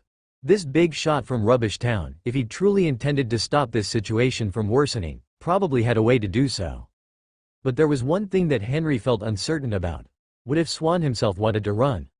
What if he had convinced Perbove to go to the front lines just to buy time to move assets and wealth? To put it bluntly, he was afraid Swan was deceiving him. For a moment, he felt a confusing turmoil inside. Seeing that Perbove had already begun to give orders for the artillery support unit to deploy, he said to Perbove, "I'll stay here." He paused, then continued, "There's no help I could provide at the front, better to stay here. Leave me a radio set, and I'll keep in touch with the interior of Rubbish Town at all times to ensure no unrest occurs. If all goes well, I'll manage to rally some fleeing soldiers and retreating units here. If there really is a major problem inside Rubbish Town, I'll notify you in time. I won't let your army get mired alone." "All right, let's do that." Half an hour later, at the front lines of the 5th District. As expected, the battle was still ongoing, with many adventurers resisting, but they had no advantage. From a distance, the green-skinned orcs were killing the adventurers one by one, and occasionally, entire teams of adventurers were collapsing and retreating. Among them, those with the most resolute fighting attitude were a group wearing gray combat coats. On their arms, they had uniform armbands with the image of a spear piercing upward through the skull of an orc. This armband represented an adventuring group that had only been established 6 months ago but had rapidly expanded and swollen in size. The Beast Slaughter Group. These were people determined to take revenge on the green-skinned orcs, gathered together to form a team. Its founder, who was also the current leader, was named Lucy Li Ko-shi. Li Ko-shi used to be the leader of a medium-sized adventuring group, often mixing in Rubbish Town. Known for his generosity, enthusiasm, and loyalty, he held a reputation within the entire adventurer industry. 6 months ago, his group encountered a band of green-skinned orcs and were nearly wiped out. He and a significant part of his comrades were captured by the orcs. He witnessed many of his closest comrades having their heads split open and their brains devoured, their abdomens ripped open to be used as food by the orcs. Among them were even his wife and 2 sons. Later, the small orc encampment was raided by another team of adventurers. During the chaos, Li Ko-shi managed to escape. Since then, he dissolved his former group and established a new adventuring team named Beast Slaughter Group, intent on revenge. Anyone harboring a grudge against the green-skinned orcs and determined to eliminate them could join the adventuring group. In fact, it could no longer be considered a usual adventuring group as their main goal was no longer urban exploration and scavenging for high-value items, but instead hunting down green-skinned orcs. In the past few years, there were no shortage of people with grudges against the green-skinned orcs. Some would be terrified by the orcs' strength, brutality, and belligerence, but naturally, there were also those who were instead filled with anger and hatred. They gathered in the Beast Slaughter Group and began their war against the green-skinned orcs. For Rubbish Town, which was facing an increasingly severe threat from the orcs, such a team was, of course, very welcome. Although they were not productive, no longer scavenging, and rarely accepting employments, the merchants and agents from various districts of Rubbish Town were still willing to provide generously for their weaponry, logistics support, and even additional financial aid. With hatred fueling them internally and financial support externally, the Beast Slaughter Group expanded rapidly over 6 months and also proved to be the best performing team in combating the green-skinned orcs out of all adventuring groups in Rubbish Town. Their original defense zone was neither in the 18th District nor in the 5th District. However, after the outer defense line of the 18th District was breached and pierced through to the 5th District, they too had to retreat to avoid being flanked. At the same time, they realized the orcs' breakthroughs were not yet over. If they were allowed to continue their assault, Rubbish Town, the major rear area, could very well be lost. Li Ko-shi led his Beast Slaughter Group, which boasted more personnel than usual, to the 5th District for reinforcements, trying to plug the gaps in the defense line. Then, as the battle raged on, his forces became the mainstay. Other allied forces retreated one after another until only a few remained fighting alongside them. Grasping his personally modified shotgun, which had 3 large barrels bound together, Li Ko-shi pulled the trigger, and the barrage of large-caliber shot at close range blew apart the head of a green-skinned orc. "Paw!" He spat out the cigarette in his mouth that was almost burnt to the end, looking around him. A sense of sorrow welled up inside his heart. He knew this might be where his bones would finally lie. The number of greenskins rushing towards the gap in the defense line seemed to have surpassed 3,000. By contrast, the only ones still persevering in combat, apart from his own 3,000-strong beast slaughter group, were probably just 1,000 or so other adventurers. Based on past experience, to withstand the onslaught of the greenskin orcs, especially at such a close range, one would need at least 10 times the number of enemies to gain victory. Holding out with 5 times the number is the bare minimum to maintain a defense. Despite his beast slaughter group mastering some special techniques through long-term combat with the orcs, and even with weapons specifically modified to fight them, they could at best manage to fight 3 against 1. Now, the number of combatants on each side had not even reached a 2-to-1 ratio, a situation which, according to experience, meant the defense would not hold. But beyond the 5th district, there was no other line of defense. His deputy had already asked more than once what to do. And his answer had always been the same: we must fight to the death. His own will to fight was unwavering, and he understood that if they let the green-skinned orcs break through Rubbish Town, they would no longer have a chance for revenge. The orcs would gain greater living space, and humanity would face utter defeat in this region. He was prepared to die, but the Beast Slaughter Group was faltering. Although the performance of the Beast Slaughter Group was better than that of any other adventuring band, they were still human. Hatred and anger could sustain their ferociousness in battle, but fear remained, and not everyone could face a certain death with equanimity. He could feel that many of his brothers were already wavering. At first, he was anxious, but he soon settled into a calm state. Go ahead, if a few more can live, that's good. In such a desperate situation, I simply wish to die in battle against these orcs. I can't necessarily ask the same of others. After painstakingly loading his ammunition, he strode forward. Another green-skinned orc charged towards him howling, and 3 of his brothers opened fire. Despite being shot several times, the orc stood firm, lifted a crudely made firearm, and quickly killed 2 men. The 3rd man charged forward with a long-handled greatsword and slashed at the orc's head. The flesh burst open and blood flowed, but the skull was not cleaved, the blade stuck in it. The orc, however, pulled out a hand axe and split the brave Beast Slaughter Group warrior's head with a backhand swing. The orc pulled the greatsword out from its head, blood smeared all over its face, and howled to the sky as if mad. Bang! Seizing the opportunity, he approached within 5 or 6 meters of the orc.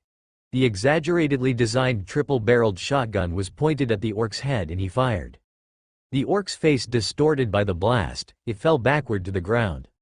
Rubbing his shoulder, aching from the recoil, he saw 2 more orcs approaching. At that moment, there were no brothers by his side, and he clearly didn't have time to reload the triple-barreled shotgun. He dropped the firearm and took out the Beast Slaughter Group's signature long-handled greatsword. This must be the last fight before death, he thought.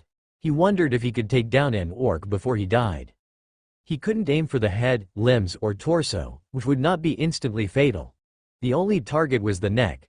He needed to exert full strength and get the angle right as the blade penetrated the flesh. Only then might he have a chance of severing the spine.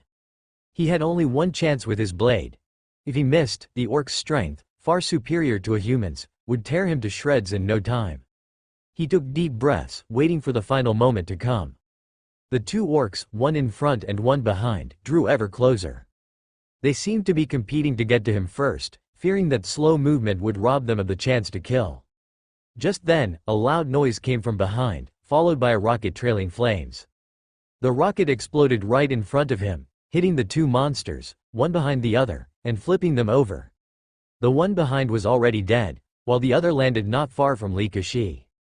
Ignoring the singed hair from the trailing flames, Li Kashi quickly walked up and chopped off the monster's head with 3 swings of the sword. Only then did he have a moment to turn his head and see a squad of unfamiliar soldiers approaching from behind.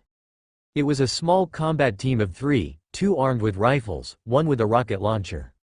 The recent rocket came from them. And now, the man with the rocket launcher was pulling new rockets from the large tactical pack on his back to reload. The other 2 kept firing at another approaching orc in the distance. The firearms in their hands were unfamiliar to Li Kashi. He had never seen such rifles, black and clearly well crafted, different from the iron tube rifles many adventurers carried. Looking in the direction of the gunfire, the orc being targeted was clearly hit repeatedly. The 2 groups were about 100 meters apart. 100 meters, what does that mean? From a distance, the orc seemed hardly bigger than a small black dot. At this range, accurate shooting not only indicated the precision of the unfamiliar soldiers but also meant that their rifles were extremely reliable in terms of accuracy. Using the rifles commonly employed by adventurers, even if aimed precisely, the bullet trajectory at 100 meters was unpredictable. In fact, the firearms used by the green-skinned orcs were similar, perhaps even less reliable. The orc firearms were surprisingly powerful. Within the effective range, a single shot could blast apart an entire upper body. But their effective range was only within 50 meters, beyond which the bullets would stray significantly, even worse than the adventurers' iron tube rifles. For this very reason, the adventurers used to engage in regular combat with the green-skinned orcs at distances within 100 meters. Between 50 and 100 meters, the adventurers had some firepower advantage, but the green-skins were able to rely on their thick hides to charge within 50 meters, at which point exchanging fire was no contest at all. One of their shots could blow apart a person, while our side's puny guns needed to pour 100 bullets to kill a single green skin. How could we fight like that? Moreover, once the greenskins got within 50 meters, aside from shooting, their steps wouldn't stop, and they would charge even closer to take advantage of the high power but low accuracy of their guns. Or more directly, they'd get into melee range and resolve the battle with cold weapons. And often by that time, it was when the human adventurers' morale completely collapsed. Except for the beast slaughter group, who dared to wield big knives and engage in chopping at the greenskins with an exchange rate of more than 5-to-1. Nobody dared to engage these monsters in close combat. But these new and strange infantry seemed a bit different. Not only did they have the extremely precious rocket launchers, but their rifles still worked effectively at distances beyond 100 meters. This was significant. The orc charging toward this location got hit by at least 30 bullets when it reached 50 meters away, and despite firing 2 shots, both missed. Following that, it continued its charge, and when it got within 50 meters, it finally couldn't withstand the frequent hits and fell dead. The shooters weren't just from this infantry squad. There were 2 additional infantry squads who had evidently also spotted it and were firing 6 guns at it. Li Kashi couldn't help feeling envious. Envious of the rocket launcher and of those guns. At the same time, he couldn't help but wonder a bit. Where did these strangers come from?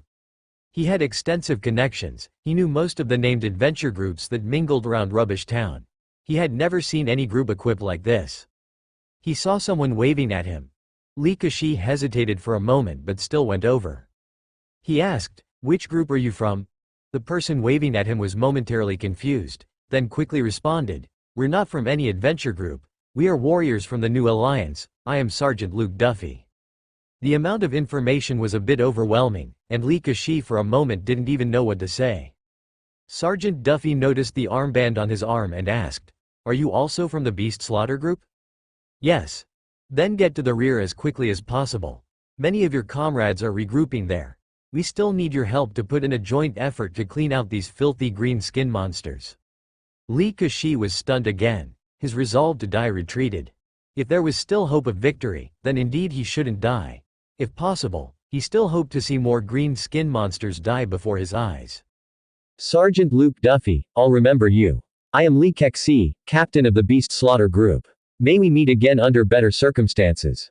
"You're the captain?" Duffy was startled, then quickly added, "That's even better. You have to get to the rear then. Your brothers still need your leadership." "You're right." Li Kashi picked up his rifle and followed the direction Luke Duffy had pointed. After walking a bit further, intense gunfire and the sound of rocket launchers firing came from behind him. He couldn't resist looking back and saw 10 soldiers form into 3 combat squads. They didn't advance further but held their current position. Before them, a group of about 20 greenskins was approaching. Li Kashi's heart sank heavily, especially seeing that 2 rocket projectiles thrown at them killed only 3 greenskins. 10 soldiers, their distant gunfire raining down, even with focused fire at long range, killed only 2. 15 remained. They had already charged very close. Within this distance, in just a few seconds, these monsters would rush upon the soldiers' faces, and in the meantime, they couldn't even reload their magazines, nor could the rocket launchers be replenished with new ammunition in time. Li Kashi was not optimistic about their fate and hesitated whether to turn back and fight alongside them. Of course, this was not a wise decision, but they had just saved his life, and now was he to turn his back on them, to live in ignominy?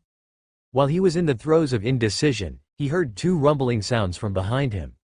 Turning his head, he saw two steel behemoths emerge from behind a building. One of them was a tank, the Challenger tank he had seen once before. The other was a somewhat lighter armored but more robust-looking wheeled combat vehicle. They both fired at the green-skinned orcs. Seeing the appearance of a Challenger tank and another war machine he didn't recognize, Li Keqi was initially stunned. He had truly not expected to see such a thing here. He had once thought about buying a Challenger tank, especially after forming the Beast Slaughter group. His desire grew stronger. If he had such a tank as the Combat Corps, surrounded by a large number of infantry troops with a cannon ready to provide fire support at any time, battles would be much easier to fight. Unfortunately, affording it was one thing. The key issue was that there was no channel to purchase it. Not to mention the armored vehicle next to it. Though it had no large cannon, the twin-barreled machine gun was not something to be underestimated. And when these two opened fire together, the effect was astonishing. A tank shell blasted into the midst of the green-skinned orcs, killing at least 3 on impact. Even more terrifying was the volley from the armored vehicle's machine gun and the alongside machine guns that didn't look like regular ones. The 40mm caliber machine gun could cause fatal damage when it hit the green skins. The strange, explosive twin-barreled machine gun could still detonate inside an enemy after a direct hit, ensuring the death of an orc. Under the frenzy of the strafing fire, 6 or 7 greenskins were killed on the spot with 1 round. After this round of fire projection, coupled with the casualties inflicted by the infantry squad, a total of 15 green-skinned orcs were killed. Facts proved that orcs were not brainless creatures that only knew how to charge in battle. On the contrary, their wisdom, or rather, instinct, in combat was exceptionally sharp. They knew that continuing to charge forward under such firepower would result in their deaths before they could cover the final 20 to 30 meters. They scattered to the sides and quickly found cover. One even poked his head out and took a shot at the infantry squad, actually hitting and breaking a soldier's left arm. Someone quickly administered first aid with gauze, mainly pressing on the wound to stop the bleeding and minimize blood loss, and then 2 others helped to evacuate the injured to the rear. The remaining 7 soldiers were in no hurry to advance. They would wait for the tank and the armored vehicle to come up. Only after clearing this wave of enemies would they continue forward, encountering and stopping at the next enemy, fighting to try to eliminate the enemy, or if not possible, preserving their combat power, with the tank and armored vehicles soon supporting them again. Infantry and tank coordination is not as simple as armored units leading with infantry following behind, using the tank or armored vehicle as cover. That's a very rudimentary approach. Indeed, in relatively open terrain with few obstacles, armored units can lead the assault with infantry closely following within tens of meters to support the attack.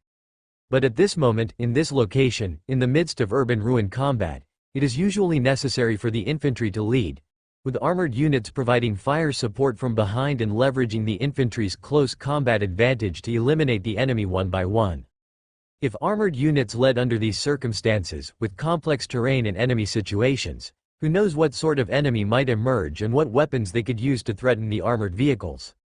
For example, enemy infantry could be lying in ambush, utilizing explosive charges, anti-tank rocket launchers, and other weapons to deliver a severe blow to the tanks and armored vehicles. Of course, these so-called infantry-tank coordination tactics were not something Li Keqi could understand clearly.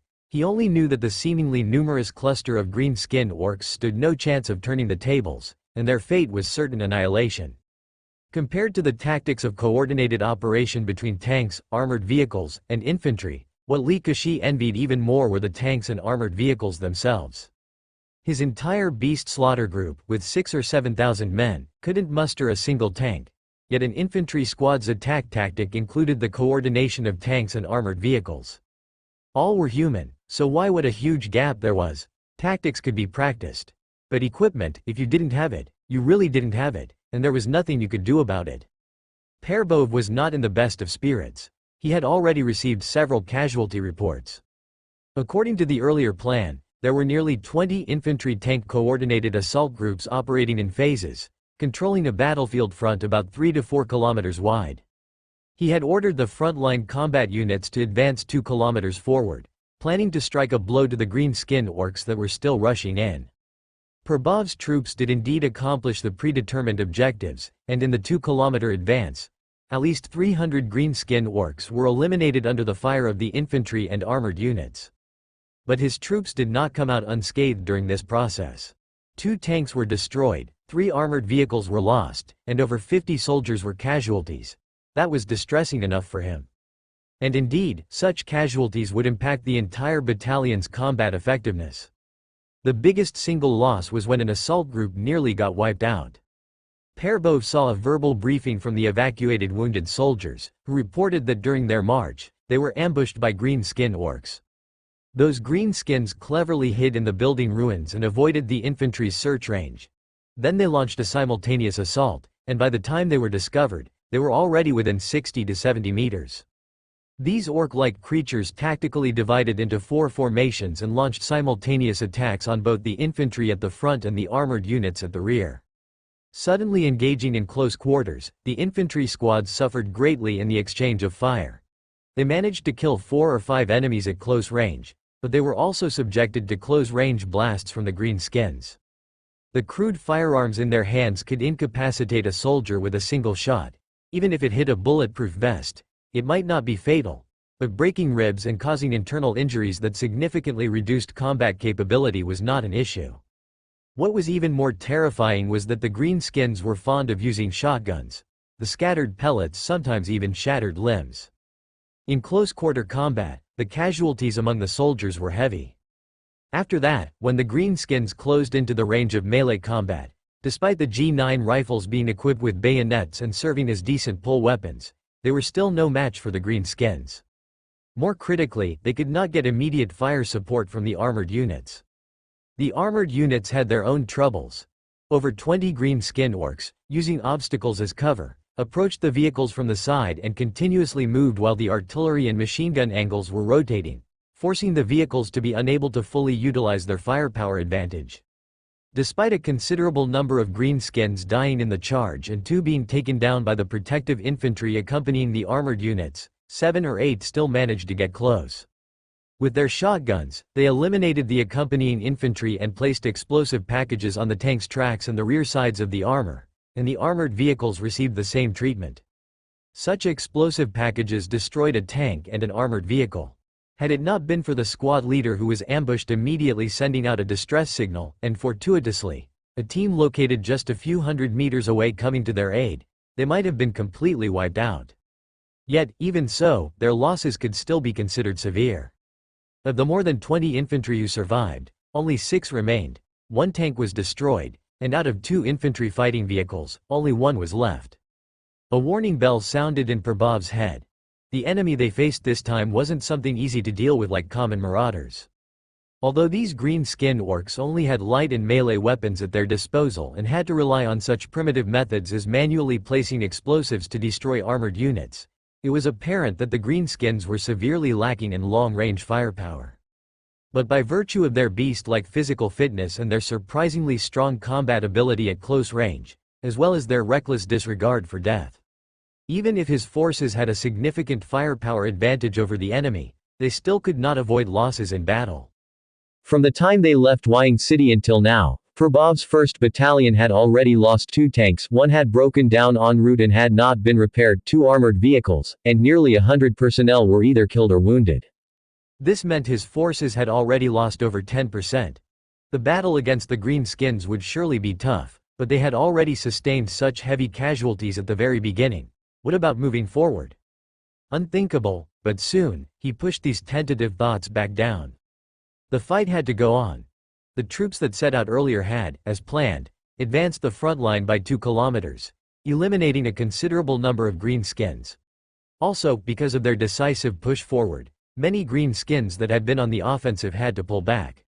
It must be stated again that although these greenskins were wild, warlike, and bloodthirsty, prone to get carried away, they were not without intelligence. On the contrary, they were quite cunning and pragmatic when it came to combat. Realizing that they were at a great disadvantage and suffering heavy losses in open-ground combat against armored assaults, those greenskins didn't continue to stubbornly charge headlong into firepower with their flesh and blood. This made Perbov somewhat regretful. Otherwise, the number of green skinheads taken might have been more than just over 300. The retreating green skins started to construct simple fortifications, or simply relied on the ruins of the terrain, and set up layered defenses. The difficulty for the armored combined force to continue advancing would become much greater after that. It was foreseeable that further assault would not only see a sharp decline in military achievements, but their own losses would be significant, and it was possible they would face a 1-to-2 or even 1-to-1 casualty rate. Perbov did not have enough troops to wear down these green skins. Having achieved the predetermined objectives, there was no need to continue pushing forward. The frontline combat units began to fortify their positions on site, also relying on the ruins of the terrain, and started constructing key fire points and defensive fortifications.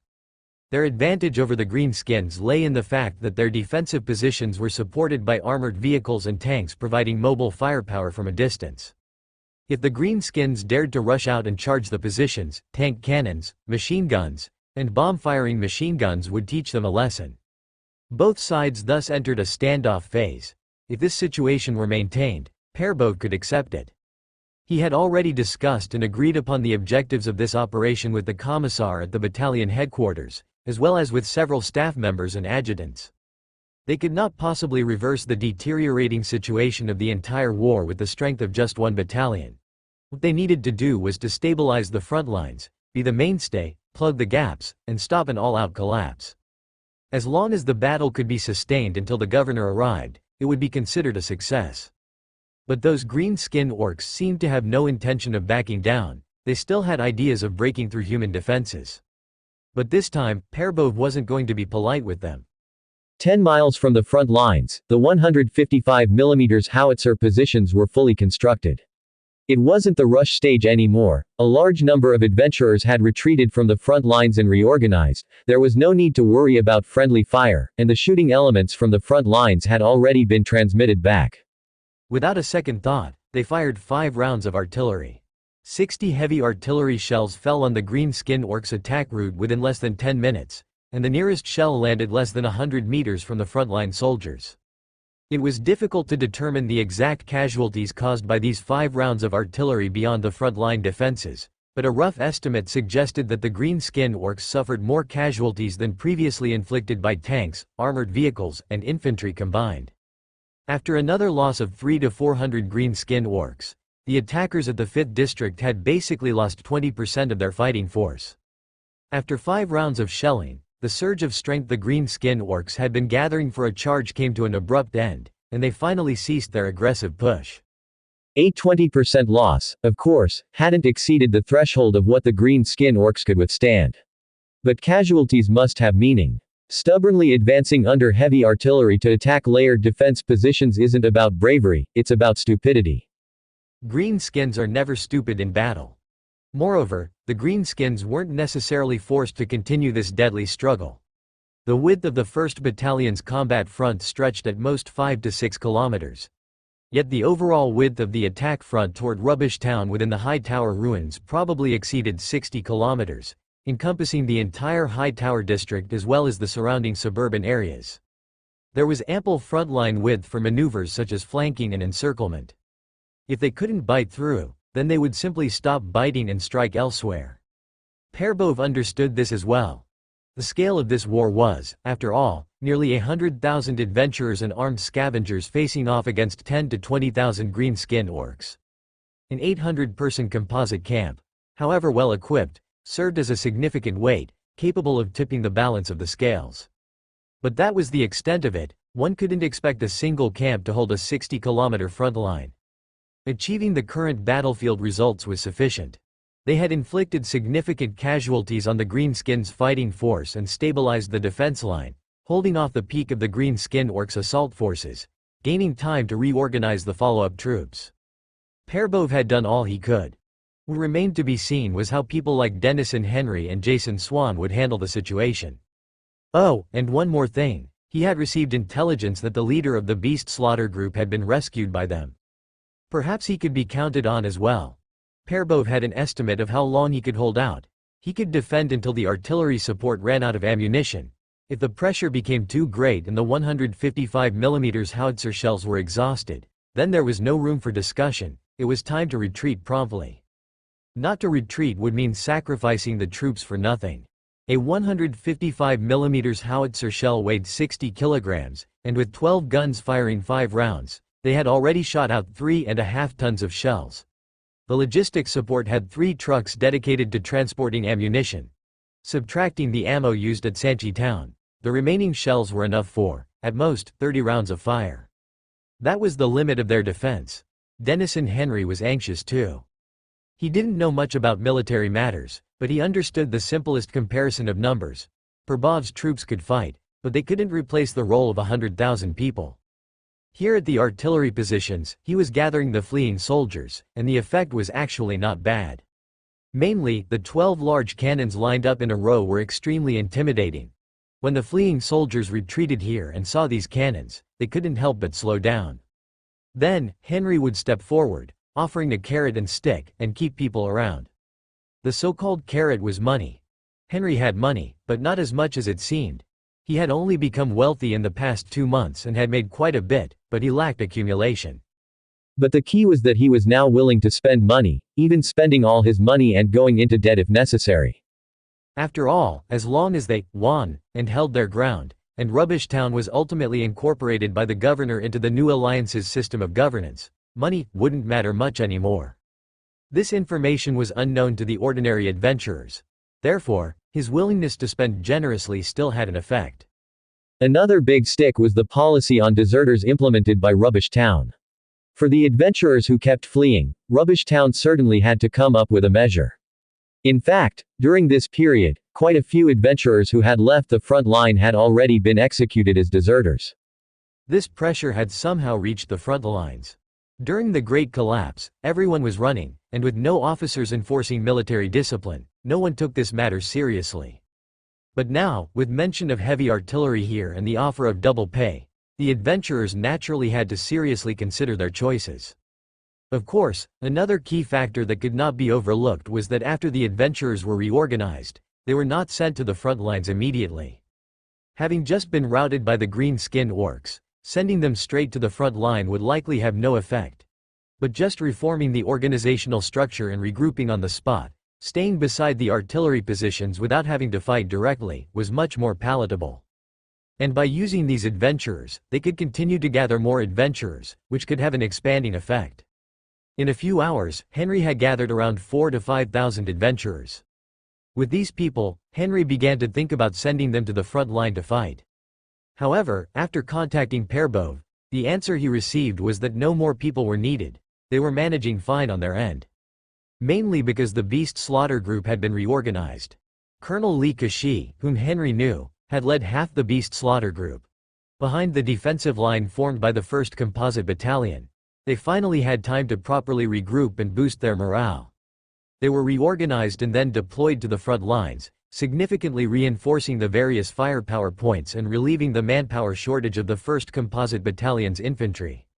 With that, the defense line of about 6 kilometers in the 5th District could be considered impregnable. The difficulty lay in the rest of the battlefront, which was about 50 kilometers long. The Greenskins had quieted down in the face of the 1st Battalion, but they could strike at other positions at any time. In fact, this situation was likely already occurring. But what was worse was that neither Henry nor Perbov had a good grasp of the overall situation. The army, composed of freelance adventurers' bands, even chose which defensive line they were responsible for by themselves, self-selecting their tasks. They didn't even have a unified command structure. Despite their great numbers, many thought more about adventuring, scavenging, and making money rather than fighting the Greenskins. Teams without contracts weren't even considering confronting the enemy head-on, consequently, their enormous numbers couldn't exert their full strength. But at least, Swan should have an understanding of the overall situation. He reached out again to the Rubbish Town magnate, partly to find out the current state of the battle and if any areas needed support. The 3,000 to 5,000 men he had gathered could temporarily hold the line, though their combat effectiveness shouldn't be overestimated. On the other hand, he was more eager to know whether the issue of numerous adventurers' bands, either choosing for themselves or being hired away by other vacillating merchants and agents to protect those fleeing bugs, had been contained or not. I am about to address this problem. After ending the communication with Henry, Swan wore a solemn expression as he pushed open the door of the meeting room in front of him. Inside, quite a few people were already seated. His influence was evident at this time. Without him, no one could have gathered so many agents and important merchants together during such chaos, with many considering abandoning everything to flee. But that was as far as it went. The meeting hall was noisy, and many faces showed clear signs of impatience. Their arguments were routine, having been debated many times in the past. There were those who advocated for holding out, and others for giving up. Even among those who wanted to hold out, opinions varied.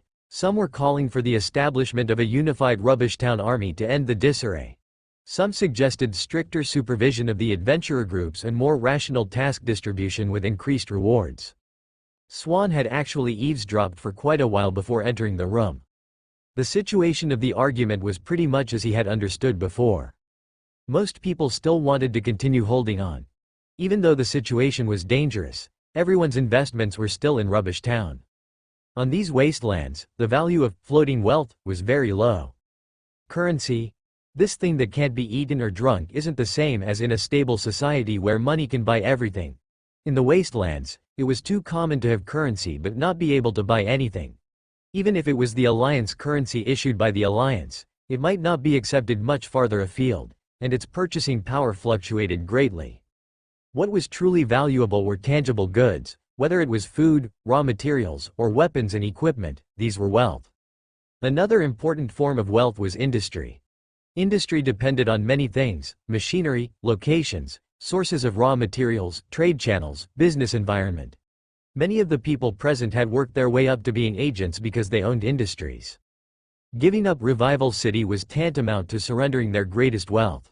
Not even seeing a coffin would necessarily bring tears, let alone without seeing one. The situation was just a bit dire now. The green skin orcs hadn't charged into Rubbish Town yet. Indeed, many people were unwilling to give up Rubbish Town. That would be like dispersing their wealth and breaking up the group. But on the other hand, many agents who had no fixed property and relied on transportation and channels, the trader-type agents, wanted to flee.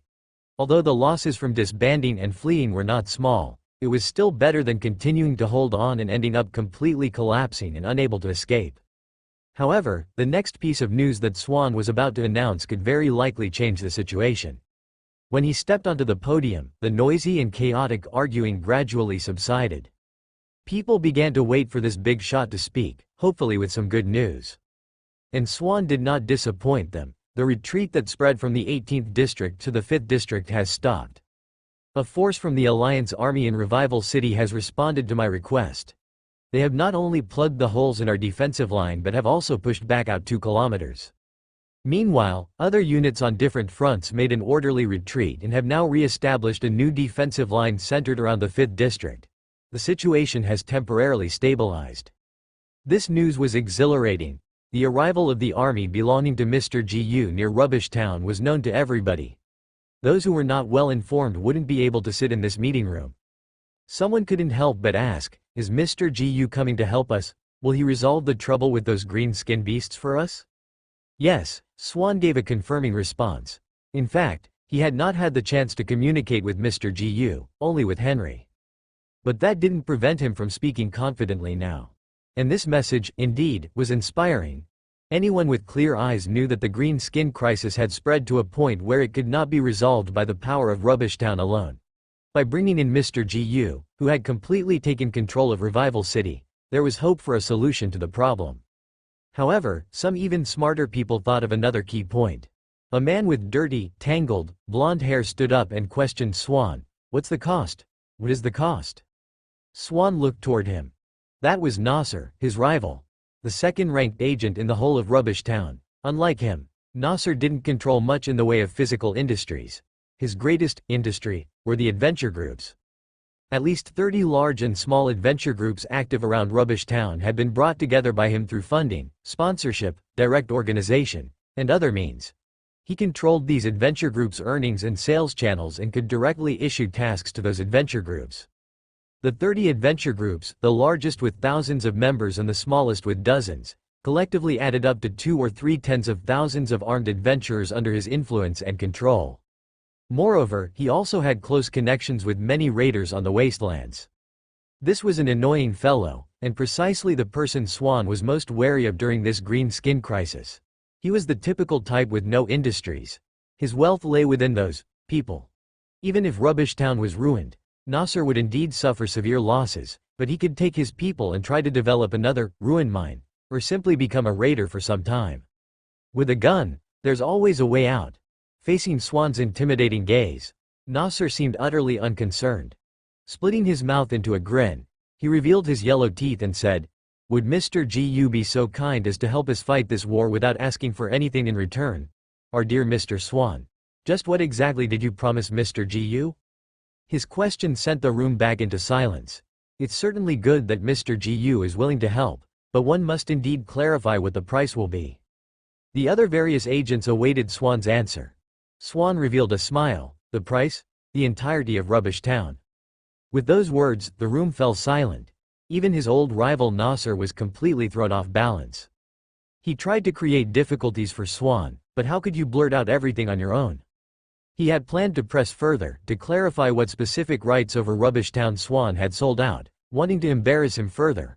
Unexpectedly, he heard news that left him speechless. It wasn't a matter of selling out some rights. It was the selling of the whole thing, stripped clean, with nothing left. Nasser, regaining his composure, burst out laughing. His hoarse, unpleasant laugh sounded incredibly shrill. "You sold the entire Rubbish Town to Mr. Gu. What right do you have to do that? Is Rubbish Town yours alone?" In the face of the accusations, Swan wore an indifferent smile. "Let me correct you on one point. It's not selling out, but a price," Swan said. "Whether Mr. Gu chooses to save Rubbish Town and what he asks as a price, do you think those are decisions I can make?" What do you mean? Let me be even clearer.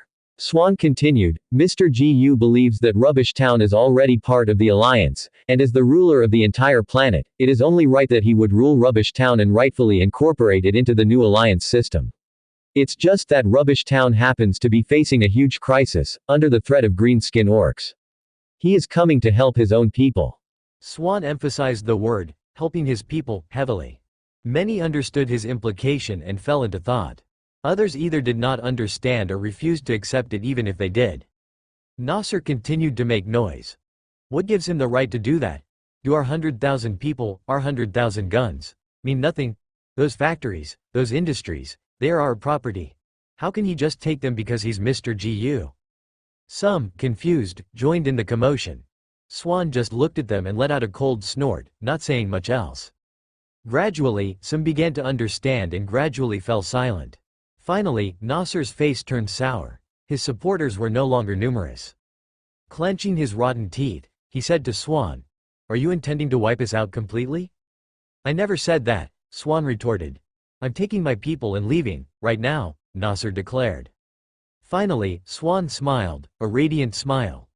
"That's not going to work. We are in a state of emergency. The battle outside the city has not yet ended, the threat of the green-skinned orcs is still severe. And with Mr. Gu's imminent arrival, I propose that, effective immediately, Rubbish Town enters a state of emergency, the entire town under martial law, with no one allowed in or out."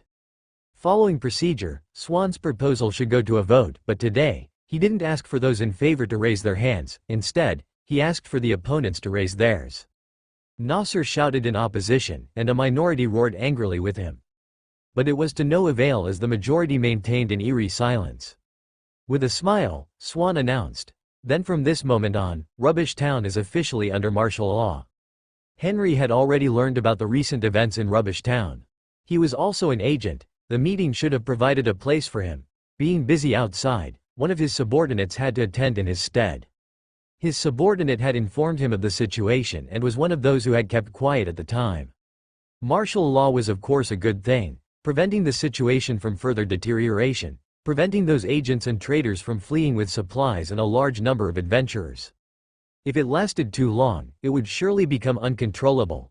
Rubbish Town, lacking a centralized power structure, didn't support the continuation of such strict policies for long.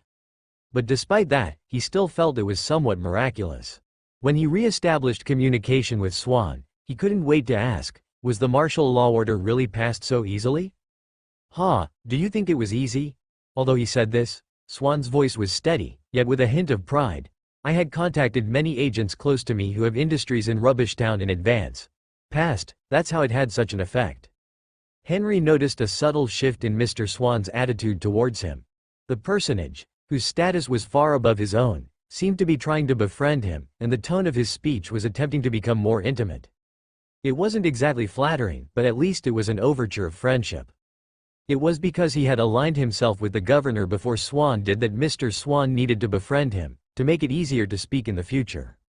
Thinking of all the twists and turns involved, Henry couldn't help feeling somewhat smug.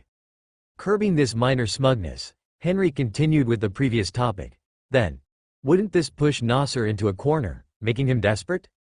There's that possibility, Swan said, but the situation should be controllable. How so? Those agents with industries should oppose it when they hear that the governor wants to reclaim the whole of Rubbish Town and implement the new alliance system here. Their industries will be repossessed, right? On the contrary, it would seem that those without fixed assets would be relatively less opposed to the governor. Swan, unusually patient, explained the situation in Rubbish Town. It seems that way on the surface, but with your intelligence, you should think deeper. We who have assets are truly the ones who cannot run. If we run, what else do we have? Nothing. We don't have enough resources or even enough people to obey our commands. Attempting to become raiders would only make us a minor force. Even if the governor confiscates all assets when he comes, I've carefully examined your policies. Those assets, once repossessed, won't just be abandoned, will they? They would need to be restarted. And we who once owned them, at least understand these industries, so why couldn't we switch from being business owners to factory managers? As a manager, according to the 45-level rating, that should be higher than that of an ordinary worker or clerk, right? Being a manager who has to report to the so-called Alliance Production Department, and doesn't own the produced goods, certainly isn't as satisfying as being a real owner.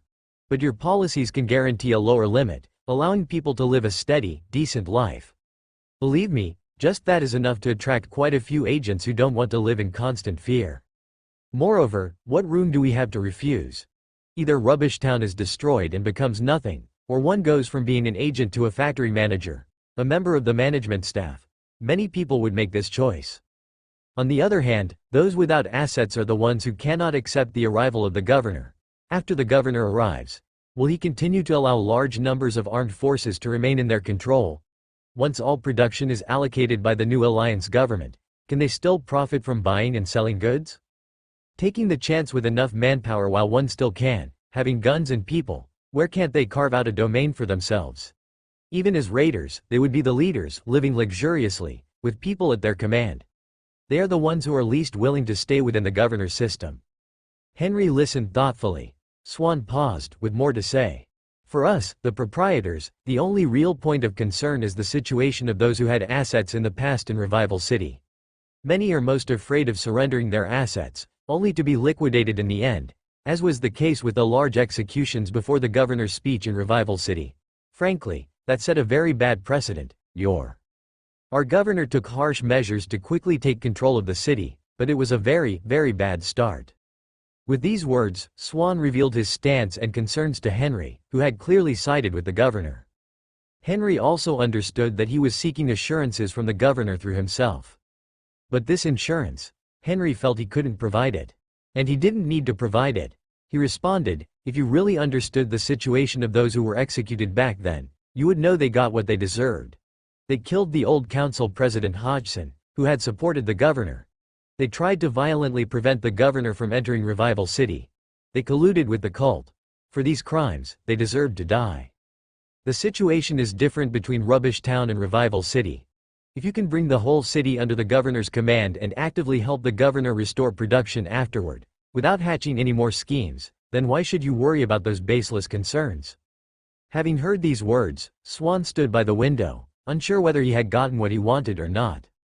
Indeed, he felt somewhat at ease, but not completely. After all, there had been no formal guarantee, but to have come this far was probably the limit.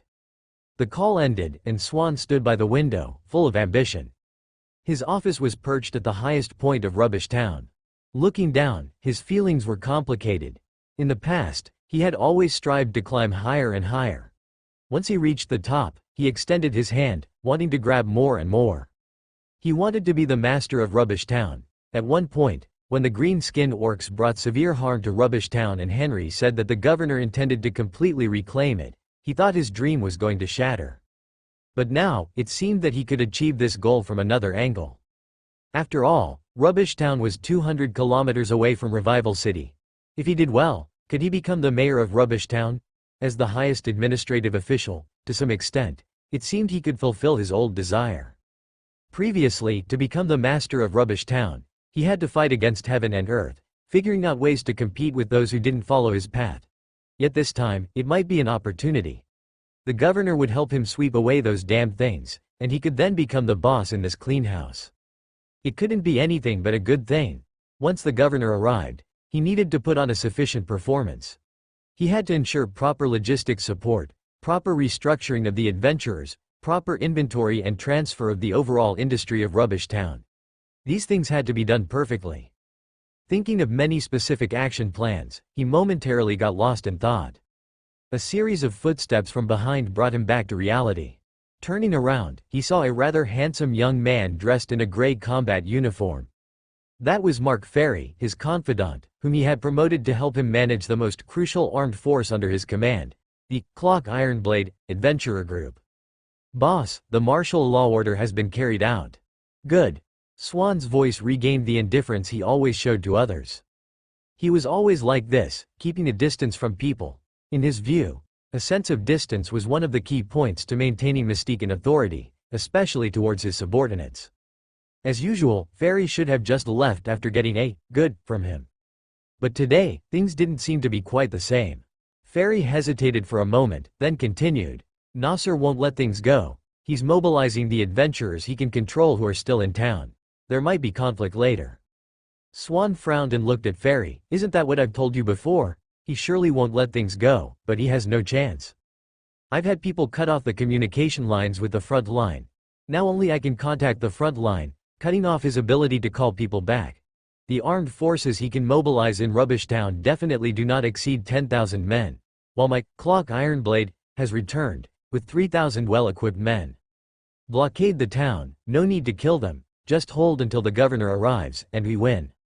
"Yes, if the governor arrives, we win," Ferry echoed, "but what about us, just now?" "Boss, you were talking to Dennis and Henry, right? Did he give you any assurances?" "He did. I will be Rubbish Town's master in the future." Swan didn't want to tell the whole truth, but he felt what he said was the truth. He would be the master of Rubbish Town, he believed it. "And what about us?" Ferry pressed. "You?" Swan turned around, looking Ferry up and down as if seeing him for the first time. "Yes, us." Swan broke into a broad smile. "You'll be fine." Then he added, "No need to fight anymore, you can put down your guns. Factories need workers, stores need waiters, and Ruin Mine also needs scavengers. Although scavenging should no longer be risky by then, as the governor would have cleaned up those mines. Of course, if you still want to be a soldier, that's fine too. The governor's army will continue to recruit, and with your experience, enlisting should land you a good position. In short, life will definitely get much better then." "Yes. Life will get better then." While Mark Ferry said this, he pulled out his gun without hesitation. Swan, who had sensed something was off with the young man just now, had already heightened his alertness. He quickly drew his own handgun. But he was too slow. He was no longer the young man who fought bravely on the front lines with his brothers. His gun, while exquisitely made with intricate patterns, was more like a work of art than a weapon. The bullet found him first, hitting his neck with precision. He toppled backward uncontrollably, followed by several more bullets aimed at his head, neck, and heart. It wasn't until the magazine was completely empty that Mark Ferry slowly put down the gun. Looking at Swan, who lay on the ground twitching, he said softly, "Boss, you would have been Rubbish Town's master when the governor came, but the governor doesn't need people like me. I would only be left to work as a laborer or a scavenger, to start over as a soldier, which doesn't seem fair." "Even if you lied to me about a better future, I would have believed you. But you weren't even willing to do that. Don't blame me." Having said that, he withdrew his gaze and turned away. A dozen minutes later, he met Nasser in another part of Rubbish Town. Nasser, who had been pacing restlessly, stopped in his tracks upon seeing Mark Ferry. After staring at him for several seconds, he suddenly burst out with a smile. "I was torn between wanting to see you and fearing it, but now I'm sure. I wanted to see you. You got it, haven't you?" "Yes." Fantastic. That old ghost Swan, despicable for trying to kill us all to achieve his dream of becoming the Lord of Rubbish Town. Good riddance. Mark Ferry, however, did not want to dwell on the topic. We're short on time. I don't have the leisure, nor the opportunity to clean all of Clockwork Iron Blades, and according to Swan, many wealthy agents supported him. The best chance to leave is now. We must hurry, taking advantage of the chaos created by Swan's death. You're right. Nasser laughed heartily, wrapping an arm around Mark Ferry's shoulder. Let's go. We'll leave right away. From here on out, we'll be as free as the eagles above the yellow sands. We will hunt for whatever we want to eat. Who wants to be a dog to some governor? Eh? Our prey will be those who are willing to be sheep, to be dogs. From now on, Ferry, you're my best brother and our most important leader. If there's ever only one piece of meat left, I'd rather starve myself and let you have it first. Chaos engulfed Rubbish Town. The death of Swan had already spread on a small scale. The troops enforcing martial law were mostly adventurers, with Clockwork Iron Blades at the core, supported by the teams of adventurers hired by other agents. But with Swan dead and Mark Ferry, the commander of the Clockwork Iron Blades, suspected of betrayal, the Clockwork Iron Blades were left temporarily brain dead. Some of the remaining officers disappeared. They had fled with Ferry. Others were panicked and clueless, with only a few resolutely carrying out the martial law. As for the other wealthy agents, for the time being, they were all unable to choose someone to take temporary control. When the thousands, nearly 10,000, that Nasser had gathered started to move, and fired without hesitation at anyone who blocked their exit from Rubbish Town, they virtually became the only organized large-scale team within Rubbish Town. They became unstoppable. At the beginning of the breakout, Nasser and Mark Ferry were still tense, fearing further twists. But as the vanguard managed to break out and they with the main force stepped through the gates of Rubbish Town, both involuntarily relaxed. Breaking away from Rubbish Town and heading for the vast wastelands became certain. But just at that moment, they noticed the pace of the column had slowed. The crowd ahead of their vehicle had grown dense, and people began to shrink back, afraid to move forward. Nasser, too, sensed something was wrong. He grabbed the walkie-talkie and bellowed, "What's the matter? What's happening up front?" There was only a hiss of static from the walkie-talkie, not a single useful message. After a long wait, just as Nasser was about to impatiently ask again, a message finally came back. The governor has arrived. Nasser felt as if a bucket of ice water had been poured over his head. Why would the governor come? Wasn't there supposed to be at least 3 more days? At this moment, from the walkie-talkie in his hand, another voice came through. What now? What do we do? Nasser was stunned, and for a moment, he truly did not know what to do. But Mark Ferry, standing beside him, seemed very decisive. He snatched the walkie-talkie from Nasser's hand and yelled, "Open fire! Command the vanguard to open fire! Have everyone ready to break out!" No. Ferry glared angrily at Nasser, who had instinctively denied his words. What are you thinking? We've come this far, is there any room for hesitation now? Nasser was almost grinding his rotten teeth to pieces. Can't fight, can't win. You're fucking realizing now we can't win? Mark Ferry was furious, half turning and grabbing Nasser by the collar, almost pressing face to face as he continued to roar, I've been with the old boss for so many years and you're fucking telling me now we can't win? Nasser was frightened by the governor and by the ferocious face of Mark Ferry at this moment. He stretched out his hand, forcefully blocking between himself and Ferry. Now we can only split the team, flee in all directions. However many can get out. That's how many. And then regroup safely later. Hearing this, Ferry seemed to calm down all of a sudden. He let go and asked, how many people do you estimate can escape? And how much time will it take to regroup our forces? Definitely a lot can get out. Nasser rapidly calculated in his head, the governor is eager to take over Rubbish Town. As long as we don't cause him too much trouble, he won't pursue us full force. Some people will die, but not many. Once we're out, with my call to arms, everyone will quickly come together again, and by then you'll still be the big boss. Before he could finish, gunfire erupted inside the vehicle. Unconsciously, Ferry had drawn his pistol and fired several shots at Nasser's stomach. His other hand was tightly choking Nasser's neck. Staring at Nasser's rather ugly face, he said, "You still want to deceive me at this point? If we really scatter and run, do you think you can just call everyone back together? When the wasteland is full of little marauder tribes. Why would anyone with guns and people listen to you?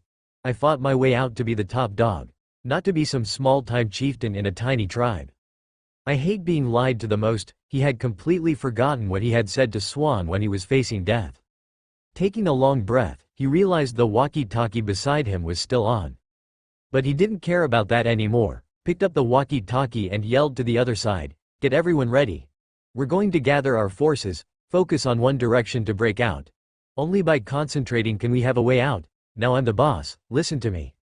There was silence on the other end of the walkie-talkie, no response at all. In Nasser's team, he had just joined, with neither direct lineage nor prestige. It was not as simple as killing the former boss and claiming to be the boss to actually become the boss.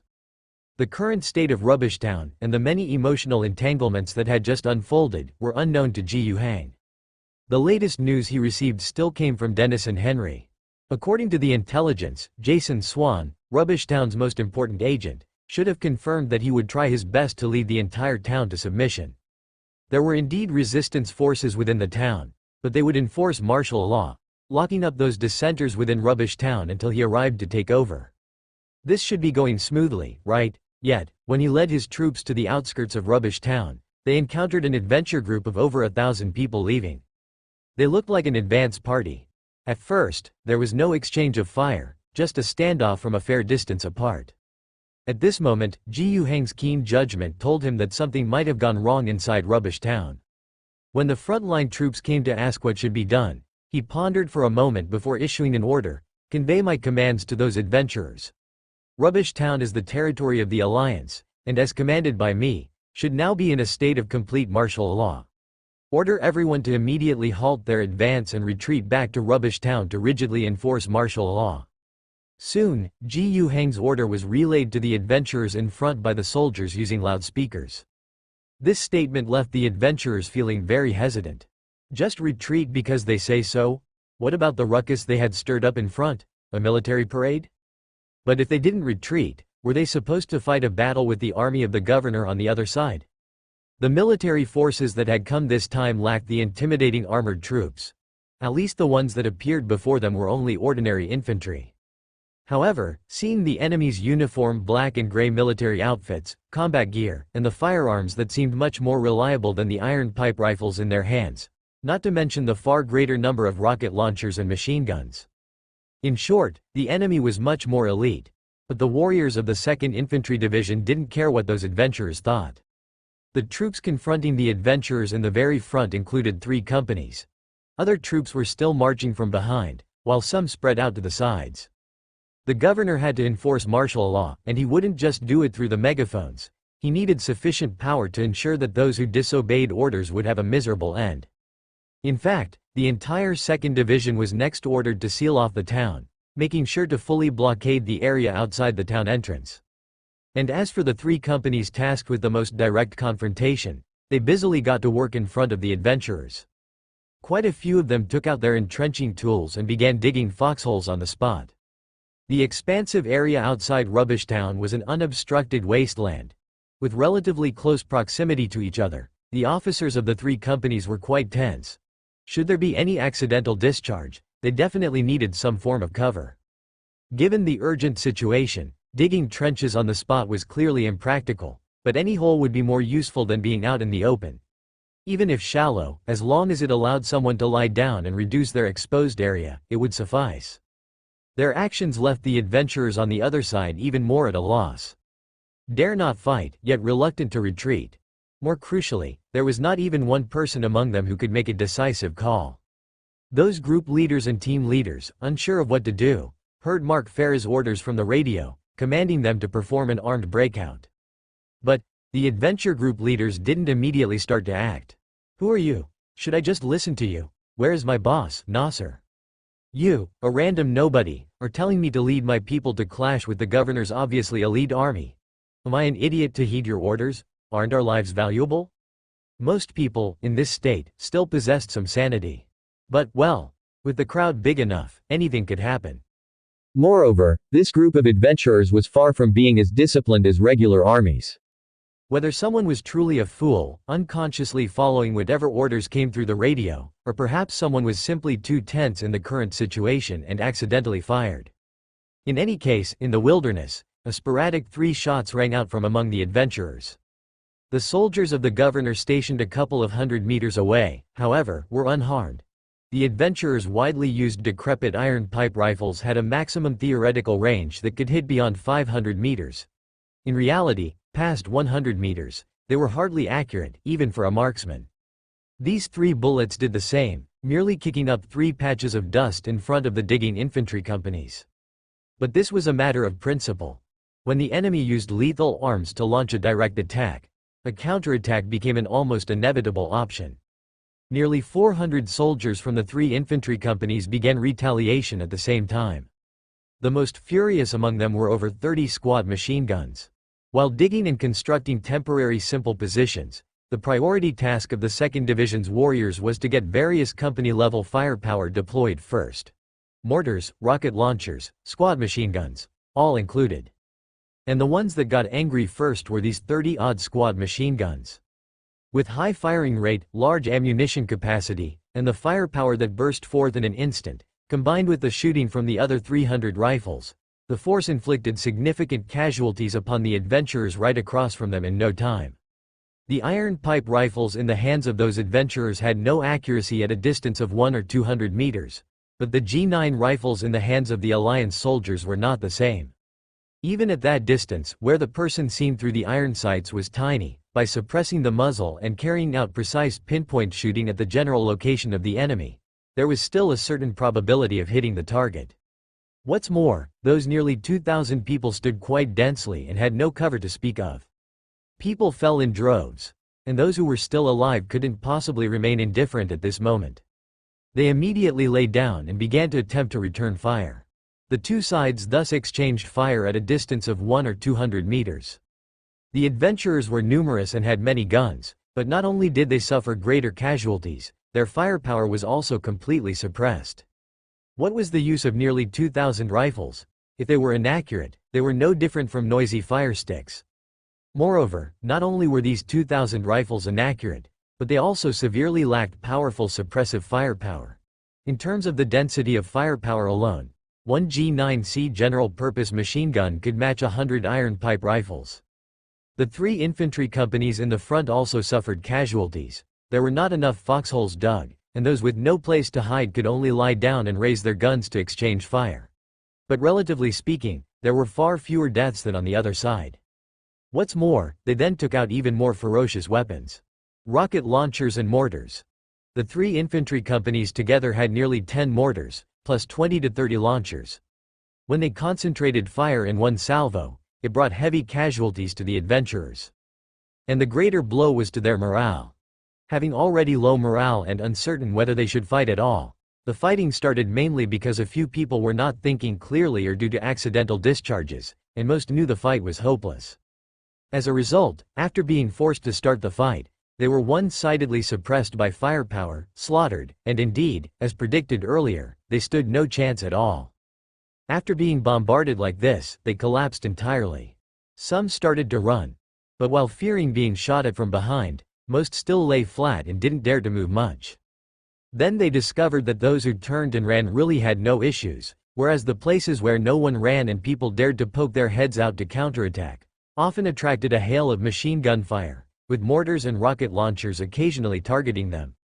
Then, the adventurers all started to flee en masse. From the start of the battle to the total collapse of the line, the entire process probably took less than 10 minutes. About 200 adventurers died at the front line, while the 3 infantry companies of the 2nd Division lost 2 men and had 7 or 8 injured.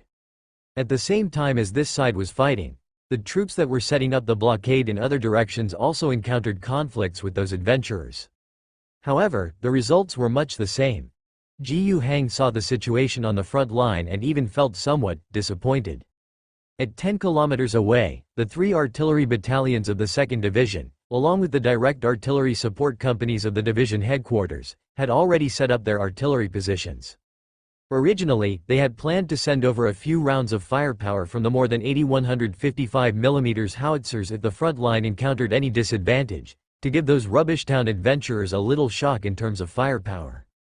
It seems there was no need at all. Without even using heavy artillery, the firepower of an infantry company was already enough to settle matters. The armed adventurers, numbering well into the tens of thousands, vividly demonstrated what is meant by crumbling upon contact. They were too weak to withstand a single blow. No wonder the entire Rubbish Town, with its tens of thousands, was beaten into disarray by the greenskins from the ruins of the High Tower. Of course, from Gu Heng's perspective of taking over Rubbish Town, this was a good thing. Afterward, Gu Heng thought for a moment, then called over Thaddeus, who had been rapidly promoted to division commander, and issued new orders. The infantry division, having completed its blockade of Rubbish Town, began to gradually move inwards, shrinking the encirclement. At the same time, their loudspeakers were constantly relaying the military governor's orders to the adventurers. Lay down your weapons. Those who resist will be treated as insurgents. Lay down your weapons. Those who resist will be treated as insurgents. Under the incessant repetition, the adventurers who had witnessed the might of the military governor's forces and lacked organization and unified command surrendered en masse. As for the few who didn't surrender, they could only take their weapons and run back to hide inside Rubbish Town. They simply didn't have the courage to fight against the military governor's army anymore. However, hiding had become difficult. Rubbish Town wasn't their turf anymore. The segment still loyal to Swan from the Clockwork Ironblade adventurer group had previously enforced the martial law in Rubbish Town as an armed force. Now, they had changed roles and become the barricade preventing the adventurers from returning. After losing their boss and being betrayed by their captain, these elite few among the adventurers of Rubbish Town indeed experienced a period of chaos, but now they had regrouped. The mid-level leaders loyal to Swan had united to continue enforcing the martial law and sealed the main entrance to Rubbish Town. Revenge? There might have been a bit of that sentiment, but mainly, after clarifying the situation, they chose to stand with the victors. Following the military governor, obviously, had more prospects. Apart from the people of Clockwork Ironblade, the other property agents still in Rubbish Town had also come together after the initial chaos. They had a hand in persuading Clockwork Ironblade to continue following orders and even sent out some of their own direct forces to join the adventurers of Clockwork Ironblade in barricading the town. The adventurers trying to flee back were cornered and opened fire on them. I couldn't beat the military governor's army, but you think I can't beat you? Turns out they couldn't. Clockwork Ironblade might have been an adventurer group, but it was truly the most loyal regiment of Swan. He had spent no small sum on this troop. In terms of weaponry and training, they were stronger than the average adventurer. Breaking through their defensive line quickly wasn't so easy. With numerical superiority, they might have had a chance over more time, but these adventurers clearly didn't have enough time left. As the number of those surrendering in the back kept increasing, several companies from the 2nd Division began to quickly move forward through the gaps, reaching the rear of the adventurers who were unwilling to surrender and lay down their weapons, and started attacking them. Caught in a pincer attack, these adventurers collapsed just as swiftly. Now there was nowhere to run. They only had the choice to lay down their arms and surrender or fight to the death. Those willing to die were, of course, a very small minority. And for those rare cases, it wasn't even necessary for the Alliance soldiers to take action. Their own people would find a way to resolve the issue. Among those resolved were some adventurer group captains planning to continue resisting, followers of Nasser, those with a history of looting, and one particularly special individual. Mark Ferry. He was shot 3 times in the back of his head and 6 times in the back of his heart, presented by several adventurer captains during surrender, alleged to have committed suicide out of fear for his crimes. The issue outside the city was basically settled. An infantry battalion from the 2nd Division stayed behind to guard these disarmed prisoners. They would be detained en masse inside the adventurers' camp within Rubbish Town. Gu Heng, on the other hand, led the other 2 battalions into the town. Greeting him were Clockwork Ironblade with their weapons stowed and numerous property agents. Only after entering the largest conference hall in Rubbish Town and sitting down did Gu Heng cast a lively look as the property agents rushed impatiently to pledge their loyalty to the military governor. They talked about their properties, the amount of output they could produce. They discussed the modes of production and operation in Rubbish Town. They debated the best candidate to manage these things and the qualities they should possess.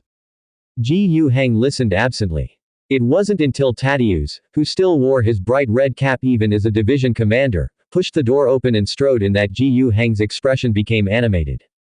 These agents had indeed been the masters of Rubbish Town in the past, but as of today, they were no longer. Here in this place, the last thing Ji Hang cared about was them. It was the army, the armed adventurers. The appearance of Tadius here meant the information he wanted had arrived.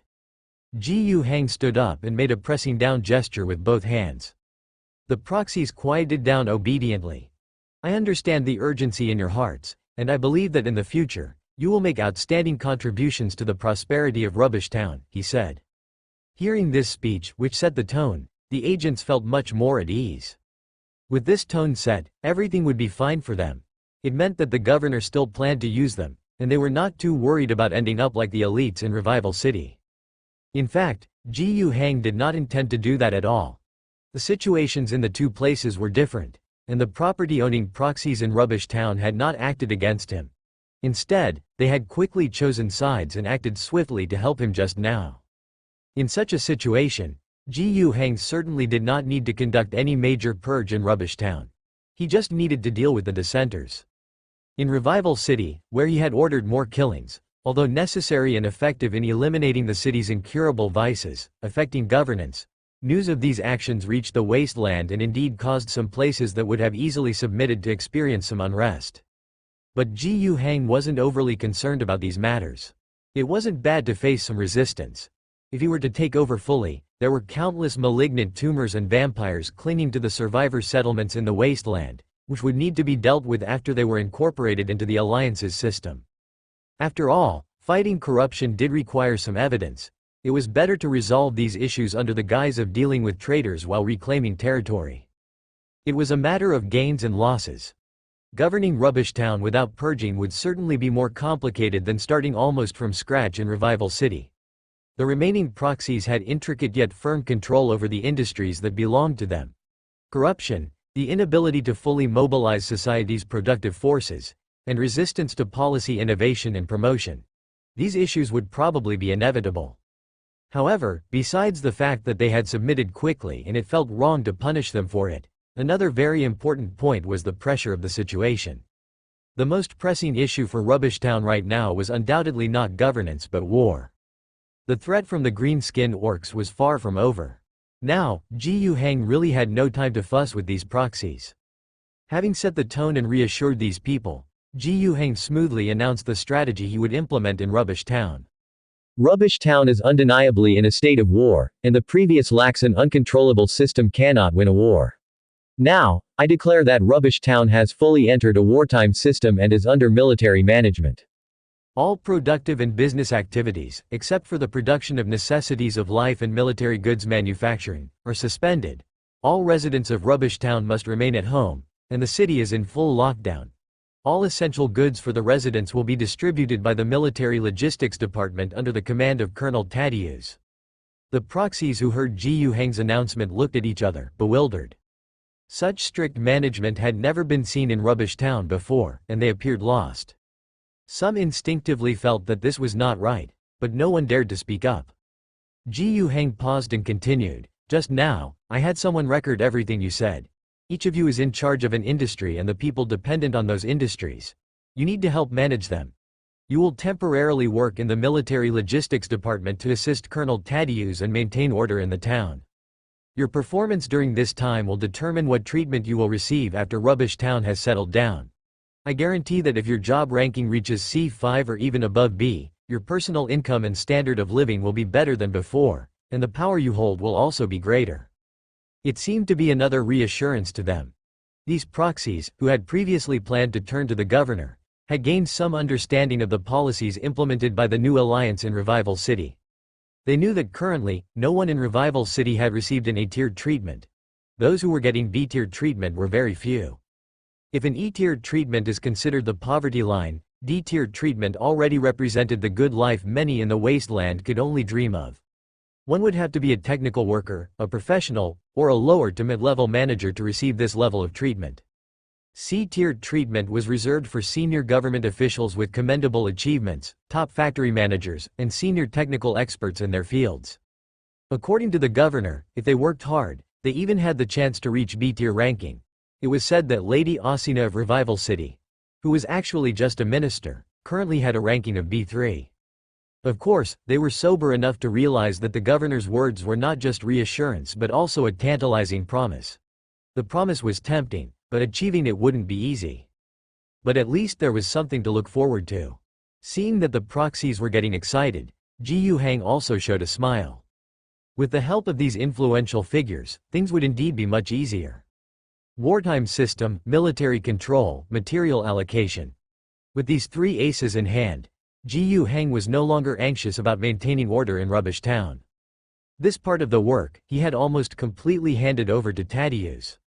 The commander of the 2nd Infantry Division had hardly had any direct involvement in military command since the beginning of the battle, nor was he likely to in the upcoming conflicts.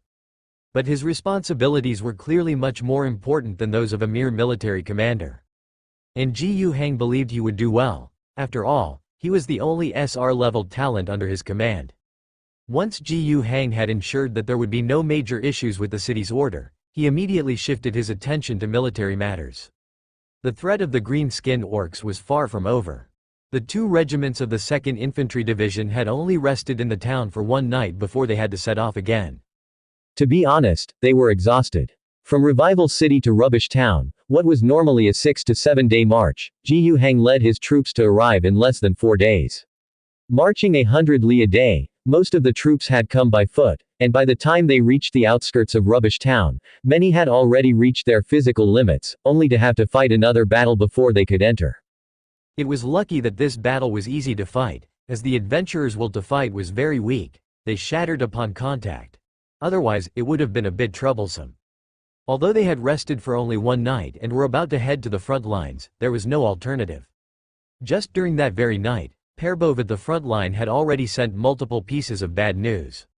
Once the green-skinned orcs knew that the defenses built by the 1st Regiment of the 1st Brigade were tough, they quickly changed their direction of attack and began assaulting other positions. At the moment, the adventurers still fighting on the front lines numbered just over 50,000. Many teams that had been routed and retreated were still reorganizing and had yet to return to the front. The defense line they had formed was full of gaps, forcing Perbov to deploy 2 mechanized infantry companies to put out fires along the entire front that stretched over 60 kilometers. In the ruins of the high tower, the terrain was much more complicated than in the wilderness. Even though the engineering corps had tried to clear a convenient route for support, there were often times when help couldn't arrive in time. There had even been instances where the enemy had breached the defenses and a significant number of green-skinned orcs had infiltrated, ambushing the teams as they moved to support.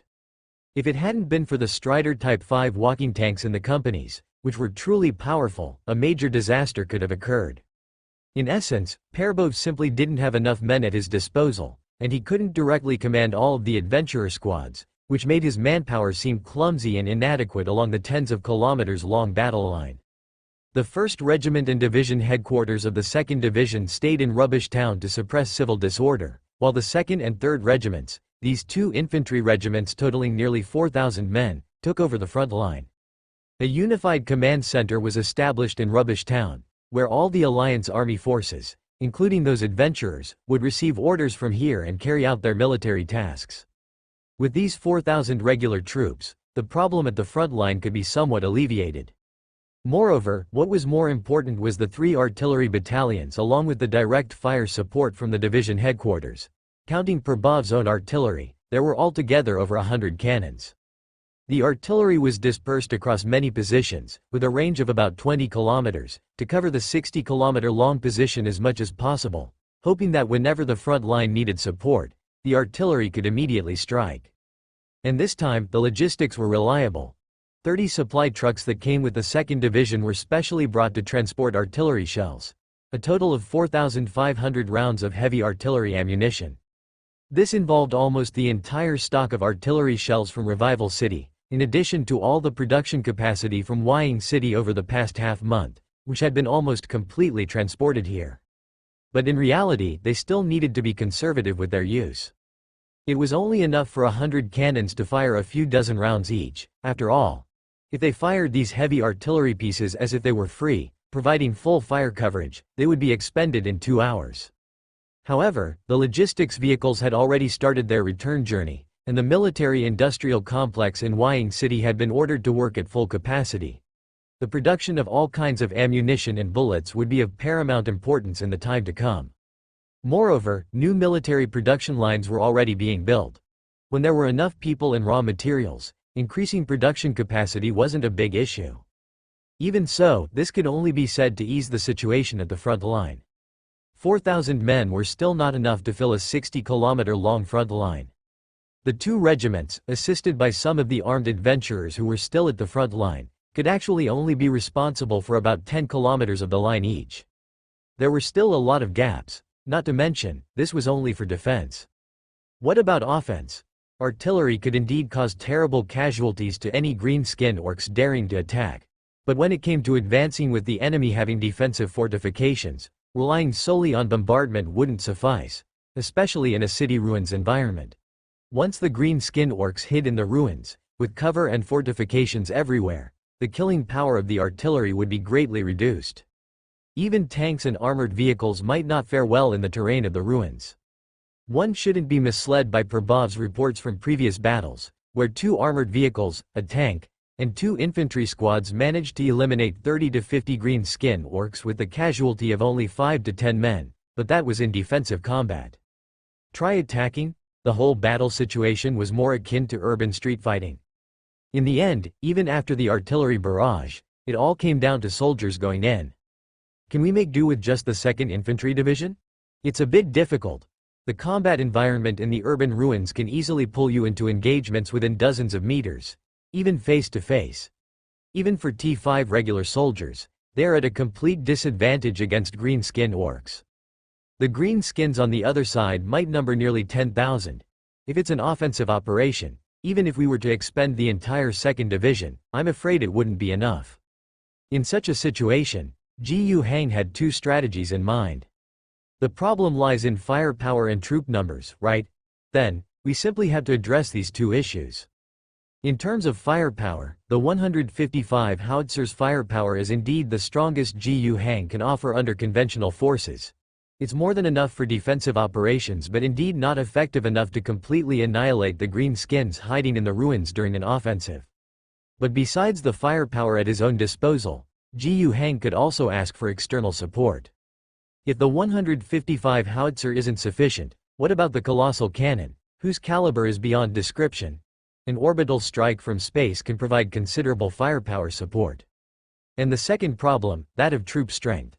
The regular army under Gu Hang's command indeed isn't enough to cope with this war, at most sufficient to maintain the front but incapable of advancing. However, those adventurers active on the battlefield are a good pool of manpower. Right now, they might look pathetic, with shoddy equipment, lousy discipline, disorganized, uneven training levels, and low morale.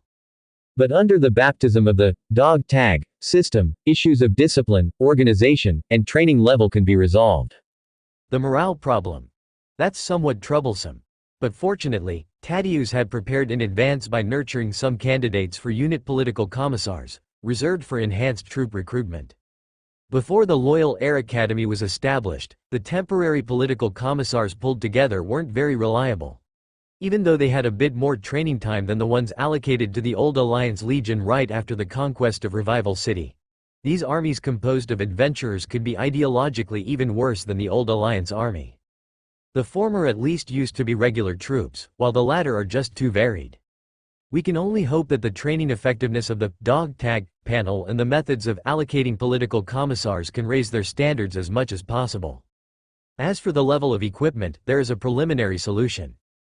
Gu Hang certainly anticipated the situation in Rubbish Town. The supply trucks from the logistics department, aside from carrying enough logistics supplies, including ammunition, shells, and rations, also brought 5,000 sets of individual soldier equipment, along with associated company and platoon-level weapons such as machine guns, mortars, and rocket launchers. Gu Hang planned to first conscript 5,000 people from this group of adventurers to form an enhanced group. This force's source of troops was also already targeted by Gu Hang. Beast Slaughter Group. There were 2 reasons. Among the adventurer teams in Rubbish Town, if he had to say which team he could somewhat approve of, it would be the one called the Beast Slaughter Group. This statement originated from Prabhav's report.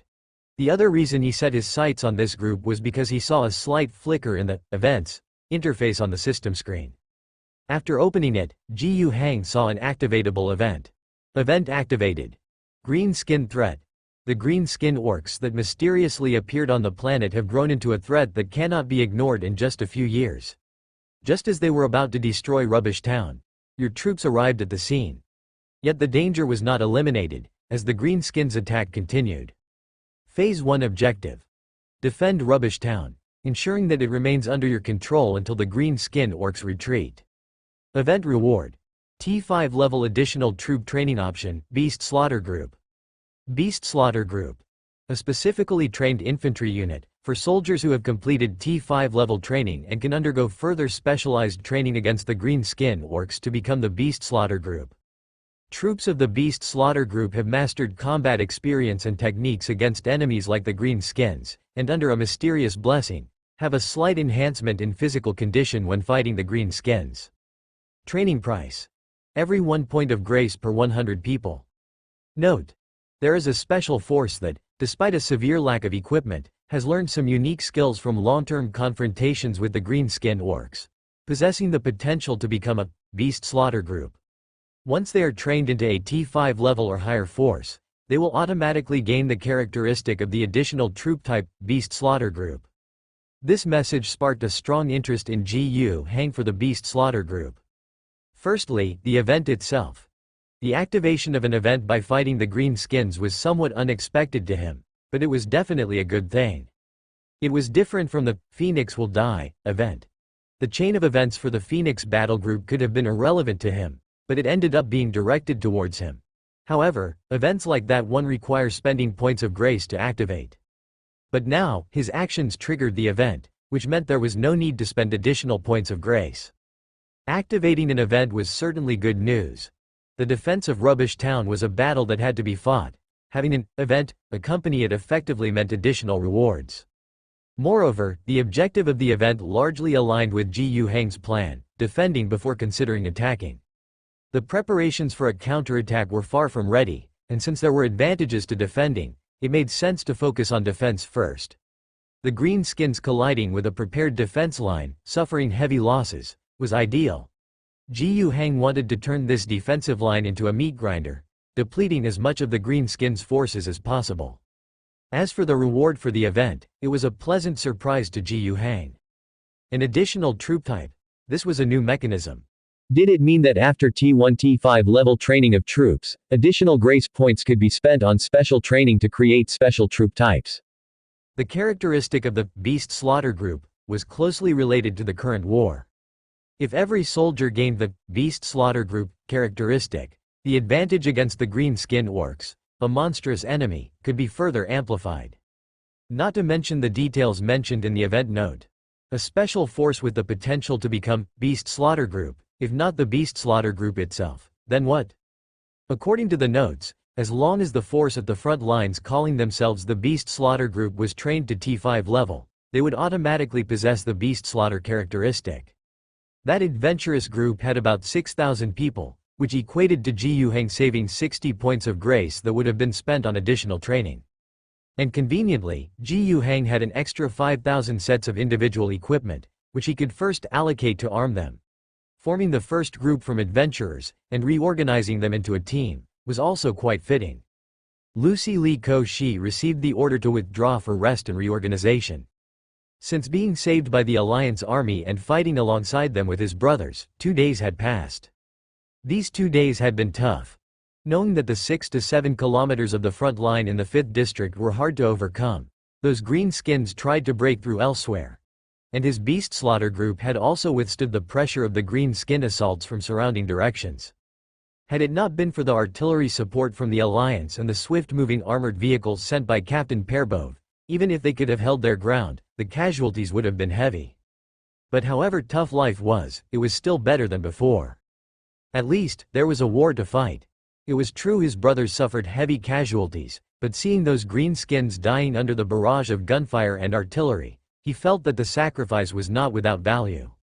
And for this reason, he was actually reluctant to receive the order instructing his troops to withdraw for rest and reorganization. In his view, aside from those alliance forces, no one could fight better than his men. If his 5,000 or 6,000 men conducted an organized retreat, the front line might not hold. However, what happened next made him hold his tongue. The replacement troops belonged to the Alliance Army. They were from the 2nd Infantry Division's 3rd Regiment, taking over his defense line. Despite the 3rd Regiment having less than half of his troops' numbers, barely 2,000 men, and lacking armored cars or tanks, they brought 30 pieces of heavy artillery. Well, indeed you are more formidable. Moreover, while he wanted to fight, his subordinates were beginning to struggle mentally. He could only depart with his troops in reluctant acceptance. Before leaving, he met with Perbov once more, mainly to express his gratitude. It wasn't just for saving their lives, but for saving his whole team as well. Had it not been for Perbov's troops arriving in time, following his death, the demoralized beast slaughter group would likely have dispersed.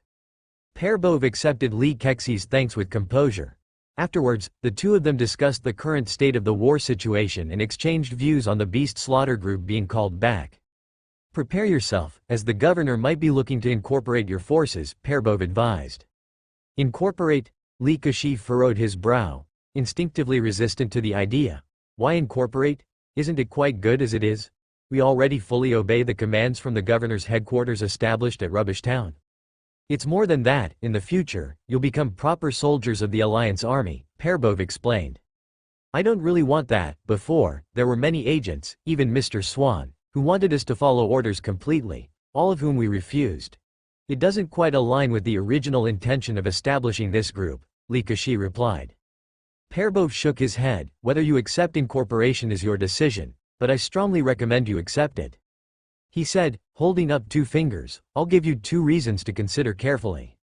Firstly, Rubbish Town won't offer the space for mercenary groups to survive as in the past.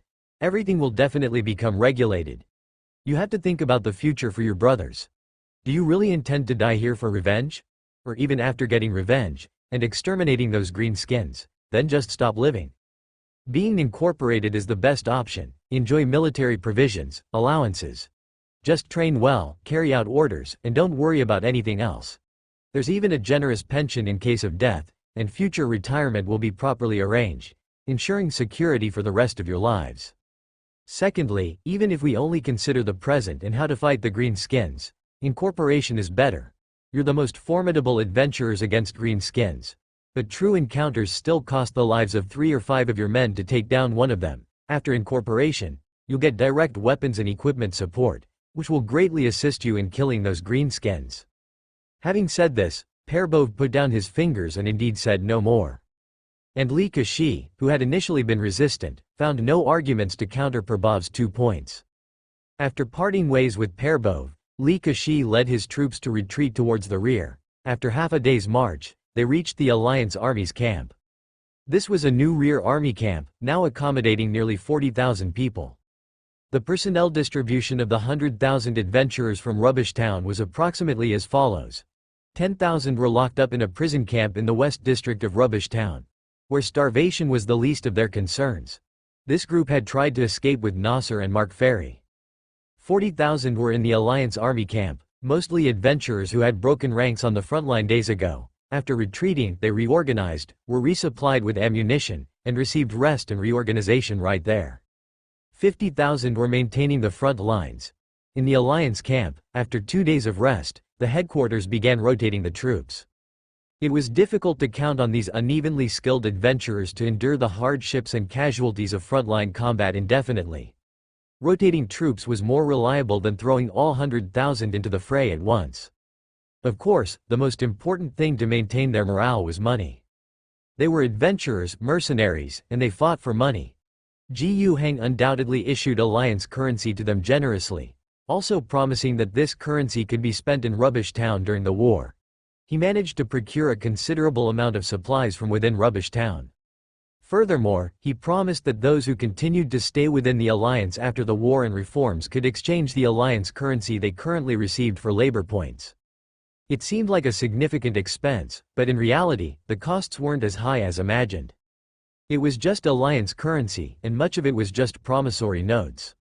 What's the use of issuing alliance currency? If adventurers spend it immediately, They're spending the savings that Ji Hang pulled together from various places in Rubbish Town. If they hoard it without spending, it represents future redemption. Truthfully, if one wanted to be nasty, it would be easy to talk about integration into the alliance system and converting to work points in the future. For those who want to leave and cash out their alliance currency, you don't get to set the price of goods anymore. Of course, Ji Hang wouldn't do this unless absolutely necessary, as it would be quite damaging to his reputation. Ji Hang still hoped that these people would be able to stay in the future.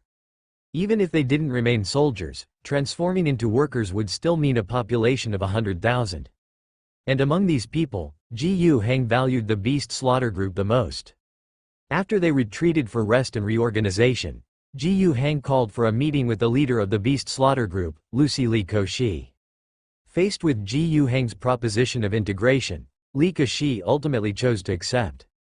On the way back, he had a thorough discussion with his brothers. From the team leaders, to the mid-level commanders, even the lower-ranking soldiers, he asked for many opinions. The words they used were different, but the sentiment was nearly the same: they were willing to be integrated. What more was there to say? Ever since the Beast Slaughter Group was formed, they had been fighting for half a year. Constant death, constant sacrifice, living conditions harsh beyond measure. Hatred was what drove them, but another fact could not be ignored. They were originally a group of adventurers who, aside from this, didn't know what else to do. Revenge was a motivator, surviving on just that, perhaps an even greater one. What was so bad about being integrated? Life could be better, the future more secure, and it wouldn't impede their fight against the green-skin orcs. As for maintaining independence, it was indeed one of the initial tenets of the Beast Slaughter Group, only accepting sponsorship and not orders, but that was for the sake of focusing on fighting green-skin orcs, to avoid being sent on private jobs by the agents in Rubbish Town. Now, Rubbish Town had been turned on its head, the situation completely different. Continuing to hold on to that old principle was unnecessary.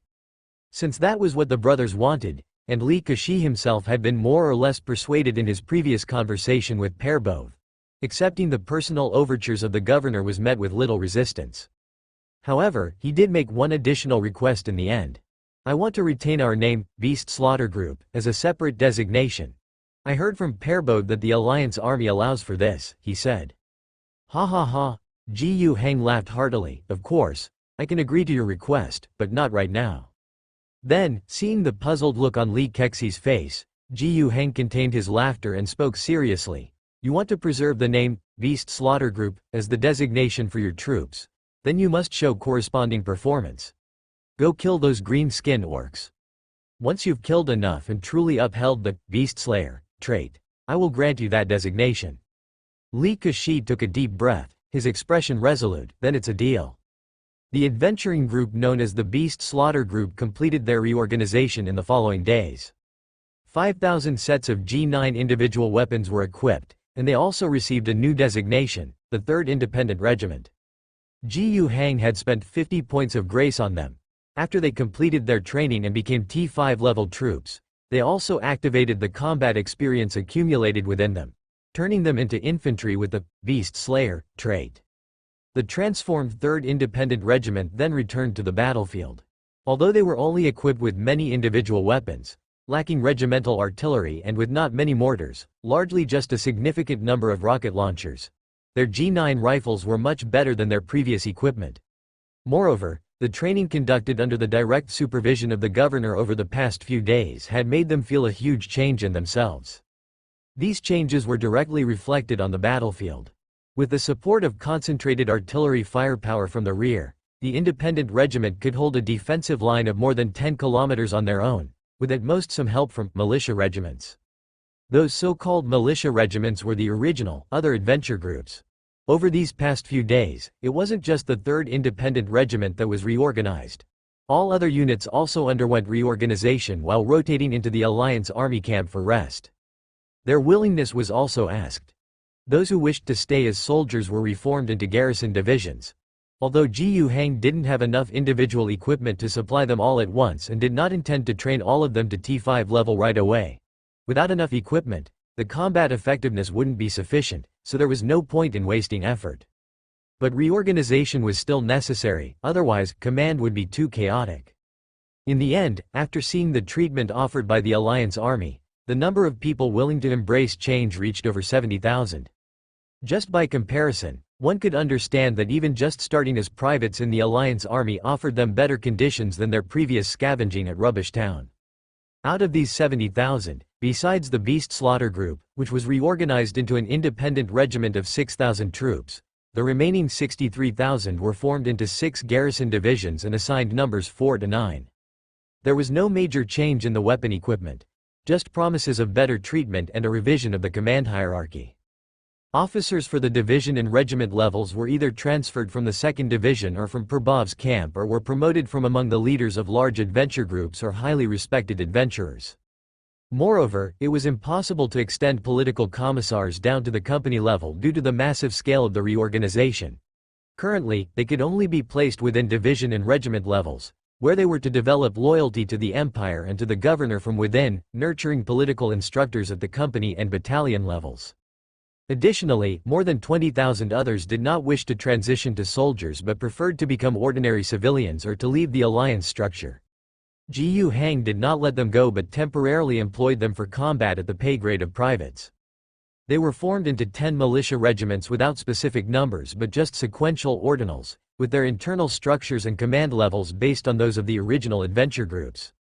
When garrison divisions rotated back to the front lines for combat, they would also be assigned some of the main tasks, while those militia regiments would be basically doing hard labor, like building fortifications. There was no need to use people as cannon fodder. Jiyu Hang did not do such things. It hadn't come to that. After reorganizing into 6 garrison divisions, if all the equipment is issued and the soldiers' training is completed, Jiyu Hang would have 9 division-sized units, which should be essentially sufficient for military power. With an army of nearly 100,000 and critically with higher quality equipment, future military expansion should not be too worrisome about the lack of troops. After all, besides fighting, the army also needed to be stationed locally. Recently recaptured areas, whether to retain or relocate populations, needed military presence to suppress resistance for policy implementation. Of course, that is a use for later. For now, the priority is the war against the green-skinned orcs. Jiyu Hang planned to hole up here for 2 months, fighting a defensive battle for that duration. In 2 months' time, the reorganization of the 9 division-sized units, the training requiring grace points, and the production and distribution of all light and heavy equipment should all be completed. Afterward, it would be time for a counter-offensive. Aero Lacroix felt that the war had changed its nature. Or rather, this was what war truly was, and what had passed were just minor skirmishes. He was born into a wandering survivor tribe, where staying meant struggling to survive, so under the lead of a senior, he and a dozen other youths left the tribe and followed a merchant to Rubbish Town, where they joined an adventure group. To call it an adventure group was actually a stretch. They were armed garbage collectors. After getting a dozen guns on credit from the merchant, they began their scavenging life. Not daring to venture too far, they scavenged in the safe zones just outside Rubbish Town, looking for metal scraps and picking up radiant stones to make it through the day. They'd then trade their haul for food back in town. Their daily earnings went to buying food and paying off a bit of their firearm loans, leaving nothing left over. And if they ever encountered a fight, like with the mutated monsters occasionally found in the city ruins, they had to be conservative with their ammo since bullets were expensive. That period of his life was devoid of hope, of a future. But he didn't find it particularly sad. Having food to eat was good enough. For a long time in the past, he didn't even know what it felt like to be full. He and his companions spent 2 years drifting through Rubbish Town. Just when he thought he'd end up scraping by for the rest of his life until he could no longer work, he encountered the greenskins. Out of the several companions from his hometown, only 6 survived. The rest, including the senior who had led them out, were all killed by the greenskins. If it had been just casualties, that would have been one thing, but the way his companions died was too horrific. The greenskins devoured and skinned people alive in front of them, cracking open skulls to eat the brains. He wanted to retrieve the bodies but didn't dare, so he was pulled back by others as they fled. Among the survivors, some completely gave up the life of scavengers and adventurers because of that incident. But he and 2 other brothers could never forget that scene. After hearing about the Beast Slaughter Group, they joined it. It was shameful to admit that even though they joined with the intent to take revenge on the greenskins, after 4 months in the group, only he survived, and he had personally killed only 1 greenskin. When they went looking for trouble with the greenskins, They could only try to find very small targets, no more than 2 or 3 together. But even then, they needed to assemble a force of 30 to 50 people before they dared to make a move. Using iron pipe rifles when exchanging fire with those green skins offered no advantage. They had roughly the same range but far less power. And humans, unlike the green skins, couldn't endure many bullets. So, people in the beast slaughter group had to think of other methods. They modified their firearms, increased the caliber, and added more powder. Although this severely decreased the reliability of their guns, it definitely increased the power of the bullets. They equipped themselves with large knives and long spears, so when the green skins got close, they had handy weapons to fight back. In the time it took for one green skin to rip through 3 or 4 people, 6 or 7 spears could be plunged into its body. Everyone said that the beast slaughter group had special methods for fighting the green skins, but to LaCroix, what special methods were there? It was nothing but stronger courage, a deep-rooted hatred, and a reckless willingness to outnumber and sacrifice many lives just to kill 2 or 3 green skins. It was just like that. But now, it was different. Earlier, when the leader asked if he wanted to accept reorganization, he thought it was simple. Better treatment than before, better equipment, and still able to fight the green skins. What's not to like? But what he didn't expect was that after accepting the reorganization, the entire way of waging war had changed. After resting in the barracks for a few days and undergoing a round of training under the governor's watchful eyes, he felt like he suddenly understood a lot more. Shooting posture, military skills, constructing fortifications, squad coordination, armored support, artillery support. Those days were miraculous. His mind suddenly cleared up, and he immediately understood any principle he was told, and any skill he practiced. Arriving at the front again, he was led by the team. Oh, now it was the squad leader. Under the squad leader's command, their 10-man group constructed 2 fire points. They were made from the common rubble and broken bricks of the ruins, located on a small slope to create a high ground firing position. And such fire points were scattered at intervals, built by other comrades in the same company, ensuring crossfire could be exchanged between points and providing smooth mutual support. This knowledge was newly acquired. Before, they could only rely on experience and guesswork, lacking such efficient construction of positions. And these positions soon proved their worth. A group of about a dozen green skins, taking advantage of the night, stealthily approached, and they were already near one of the fortifications when the sentry spotted them. The sounds of gunfire woke everyone, and the few soldiers stationed there began resisting fiercely. Brothers from the neighboring point who could provide fire support also immediately opened fire. The machine guns and rifles blended into a chorus of shots. 2 or 3 green skins were killed on the spot by the dense gunfire. The small group then retreated while firing, losing 3 people, allowing the green skins to conquer the position. But then, reinforcements came, launching 2 rockets into it. After firing, 7 or 8 men charged in together, bayonets fitted, and started fighting the remaining green skins hand to hand. LaCroix was one of them. He had even personally stabbed one to death. In close combat, humans were naturally at a disadvantage, even though many of the green-skinned orcs were wounded or killed by the blasts. The remaining 4 still managed to slay 7 soldiers. But overall, the exchange ratio between the 2 sides was only 1 to 1. In the past, these dozen green-skinned orcs would have been enough to wipe out their entire platoon. However, the battle was far from over at this point. Their position had been thrown into disarray, and it seemed like the green-skin orcs seized this opportunity, sending in more troops to launch an assault on them. Tonight was moonless, but with the help of the searchlight illumination from the position, LaCroix could clearly see at least 50 green-skin orcs forming layers of dark shadows, charging toward their piece of the battlefield. At that moment, he was extremely tense, frantically opening fire along with his comrades. It seemed like everyone knew there was no way out. There was no escape. They couldn't outrun these green-skinned orcs. At this moment, their only thought was to take at least one enemy with them before dying.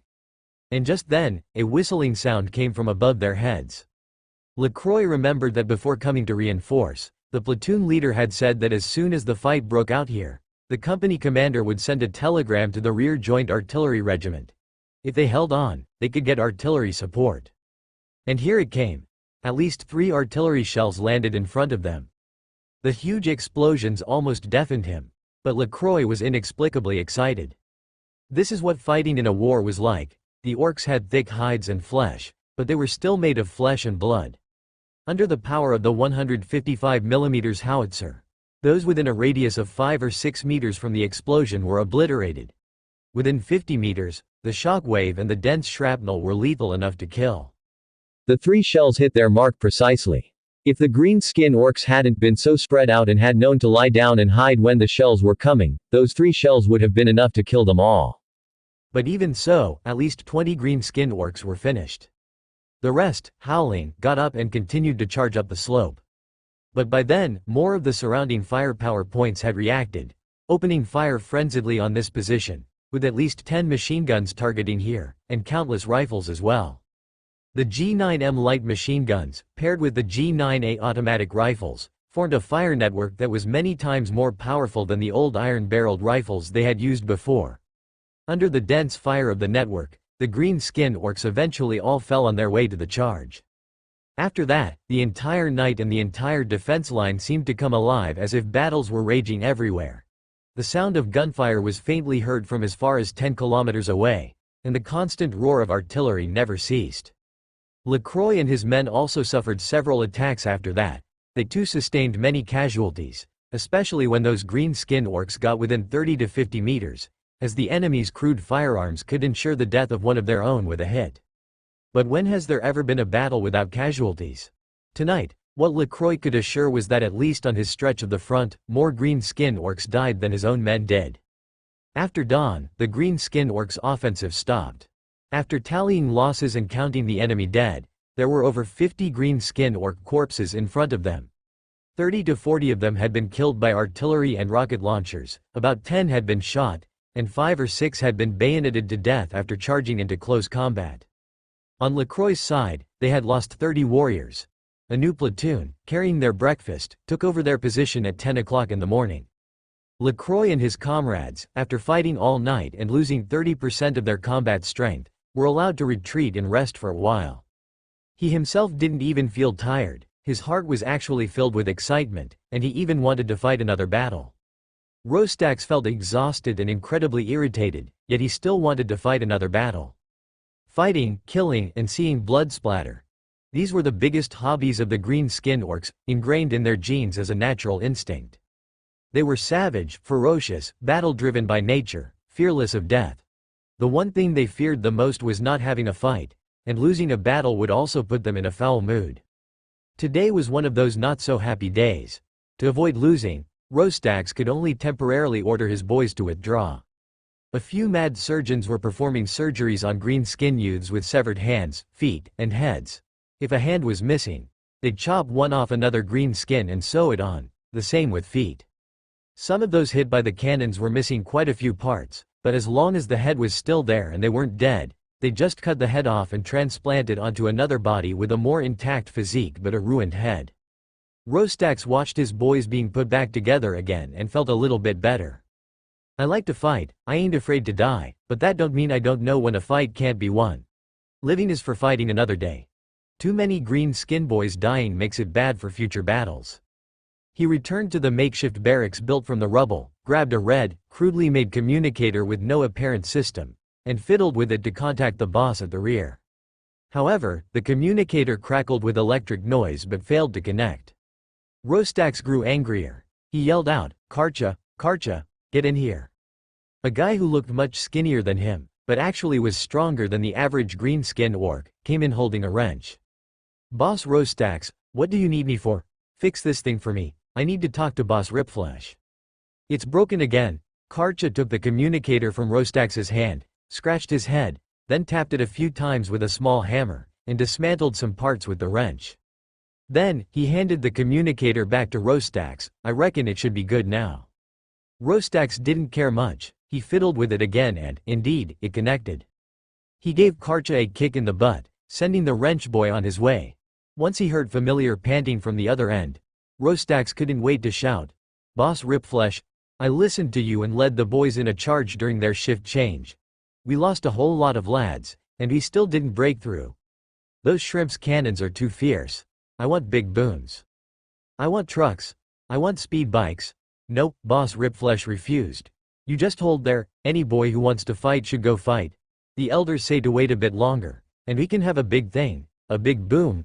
We can't reveal it yet. Once we get new boys and new squigs grown, we'll take these big booms and wipe out all those shrimps in one go. Alright. You're the boss, I'll listen to you. Rostax spoke grudgingly, but you gotta promise me, when it's time, you'll give me extra big booms. You'll get them. With a smack, the communication was cut, and the big boss of the Iron Tooth clan, Ripflesh, with heavy steps, went to find the elder. He was an old orc, with teeth nearly all fallen out. Among the green skins, elders were rare. An orc that couldn't fight wouldn't live very long, for green skins had no tradition of respecting the elderly or caring for the young. But on the other hand, if a green skin managed to survive to old age but still held a position of great importance within the clan, it meant they must have something special about them and were definitely not as feeble as they appeared. In the presence of the elder, even Boss Ripflesh, the leader of the entire clan, maintained some respect, an arduous task for a green skin. When will our big booms be ready? Ripflesh asked. The boys keep asking and demanding support. If not, I can only have them pull back. Some new shrimps have arrived, and they're giving the boys a real beating.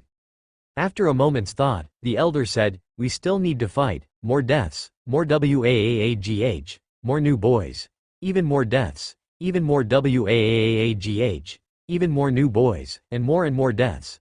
And then we'll win. We all can become bigger orcs. The boys at the front need to push harder. If not, send more squigs up there. We've got too many of those squigs. We don't need that many. The new mushrooms are growing well, but we still need more land to grow even more mushrooms. I don't want to hear so much reasoning, I just want to know when you can finish making the big thing. Tearing Flesh growled, growing somewhat impatient. The elder grabbed Tearing Flesh's hand. If you want to see those big guys, come with me, I'll show you. Following the elder, Tearing Flesh arrived at an factory. This was an open-air site, with lots of wrench kids working here, kicking their pixie assistants' butts, laughing loudly, and occasionally brawling with each other. Sometimes a greenskin was even killed on the spot.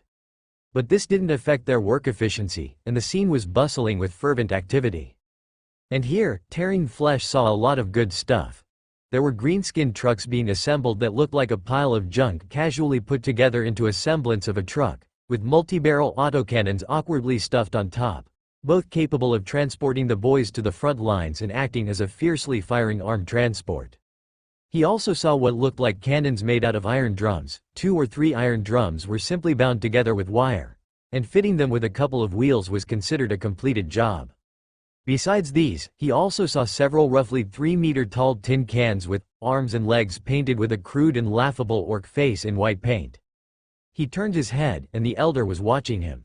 This is a gift prepared for the strongest boss in the clan. Once it's done, if you put it on, with the clickety-clack of chainsaws, the boom of artillery, and the rat-tat-tat of rotary guns, you'll surely be able to kill those shrimps to the last one. Tearing Flesh couldn't help but caress the big fellow, and, finding a pixie worker in the way, kicked it a few meters away with disgust. It was quite a while before he cracked a wide grin and laughed delightedly. Ha ha ha ha, I want this big guy, when can I wear it? Don't worry, soon, very soon. 1 month had passed. Jiu Hang didn't stay in Rubbish Town all the time, flying back to Revival City several times in between. After all, the Twin City area of Revival City and Wying City is the foundation. He inspected the reconstruction of Revival City. The outer city area, which had been devastated, was now beginning to take shape. Although it was still a big construction site, according to Osenia's planning, the city area was starting to look like something. The population still active in the outer city was about 600,000, nearly 200,000 of whom were engaged in the city's reconstruction. With the efforts of nearly 200,000 construction workers, the city was being rapidly rebuilt. Now, the total population of Revival City was around 800,000. Of the nearly 900,000 people who used to live outside Revival City, 200,000 moved to Wying City and another 100,000 to the inner city. The entire city's population structure and industrial structure would become more rational in the following time. But Jiu Hang was more concerned about the situation in Wying City. His main industrial area was here. The population in Wying City had exceeded 300,000 after receiving a large number of people who had migrated from Revival City and from other settlements within a 200-kilometer radius to the east. The military industry was particularly important. under the round-the-clock work of the Black Box within the Research Institute and through Wu Jiarong's efforts, various military-industrial production capacities were rapidly increasing. In the last month, the military industry in the waste hole area produced 55 armored fighting vehicles, 40,000 sets of individual soldier equipment with the G9 rifle as the core, 100 various types of artillery, 40,000 rounds of various types of ammunition, 200 military trucks. The equipment for the Wind Extinguishing Brigade wasn't fully produced yet, but at least 2 more heavy composite camps were ready and would be sent to the front lines. Along with the 1st Wind Extinguishing Brigade's 2nd and 3rd Battalions heading to the front line were also logistics supplies carried by those 200 trucks, along with numerous ammunition and weapons. 200 trucks couldn't carry all this in one trip, it would take several trips. And once this batch of equipment and logistics supplies were in place, the 4 garrison divisions from 4 to 7 could be fully reorganized. Of course, Ji Yuhang still had to spend more than 400 points of grace to train them. With training complete and equipment in place, their combat power wouldn't be far behind the 2nd Infantry Division, except for the insufficient number of artillery pieces. Besides military construction, Ji Yuhang's grace points had surged again in this month. It had nothing to do with the war. Although there was a big war going on outside Rubbish Town, and it was the biggest war since Ji Yuhang arrived on Rajoul Star, so far, there has never been a combat settlement interface. Obviously, the previous battles, whether they were counter-push frontline or defensive battles, the many individual fights weren't counted as concluded. If you wanted to see the combat settlement interface, you would probably have to wait until the entire campaign was over. But not having the grace points from battles wasn't a big issue, as his monthly grace point income had risen from less than 400 last month to 588 points now. This spike in monthly income wasn't due to the surge in population, but a genuine increase in productivity. The biggest increase came from Wying City, where nearly 200,000 more people moved in. With short-term concentrated training and on-the-job training, most of the people solved the unemployment problem. Most importantly, heavy industry and military industry received manpower supplements. The significant increase in productivity brought about an income rise of over 150 grace points. In terms of Revival City, the construction speed of the outer city was fast, and with the recovery of various industries, the rise in management ability, and the elimination of debuffs, the situation in Revival City kept improving. Although 200,000 people had moved out, the grace points provided by Revival City each month did not decrease but instead increased by 30 points.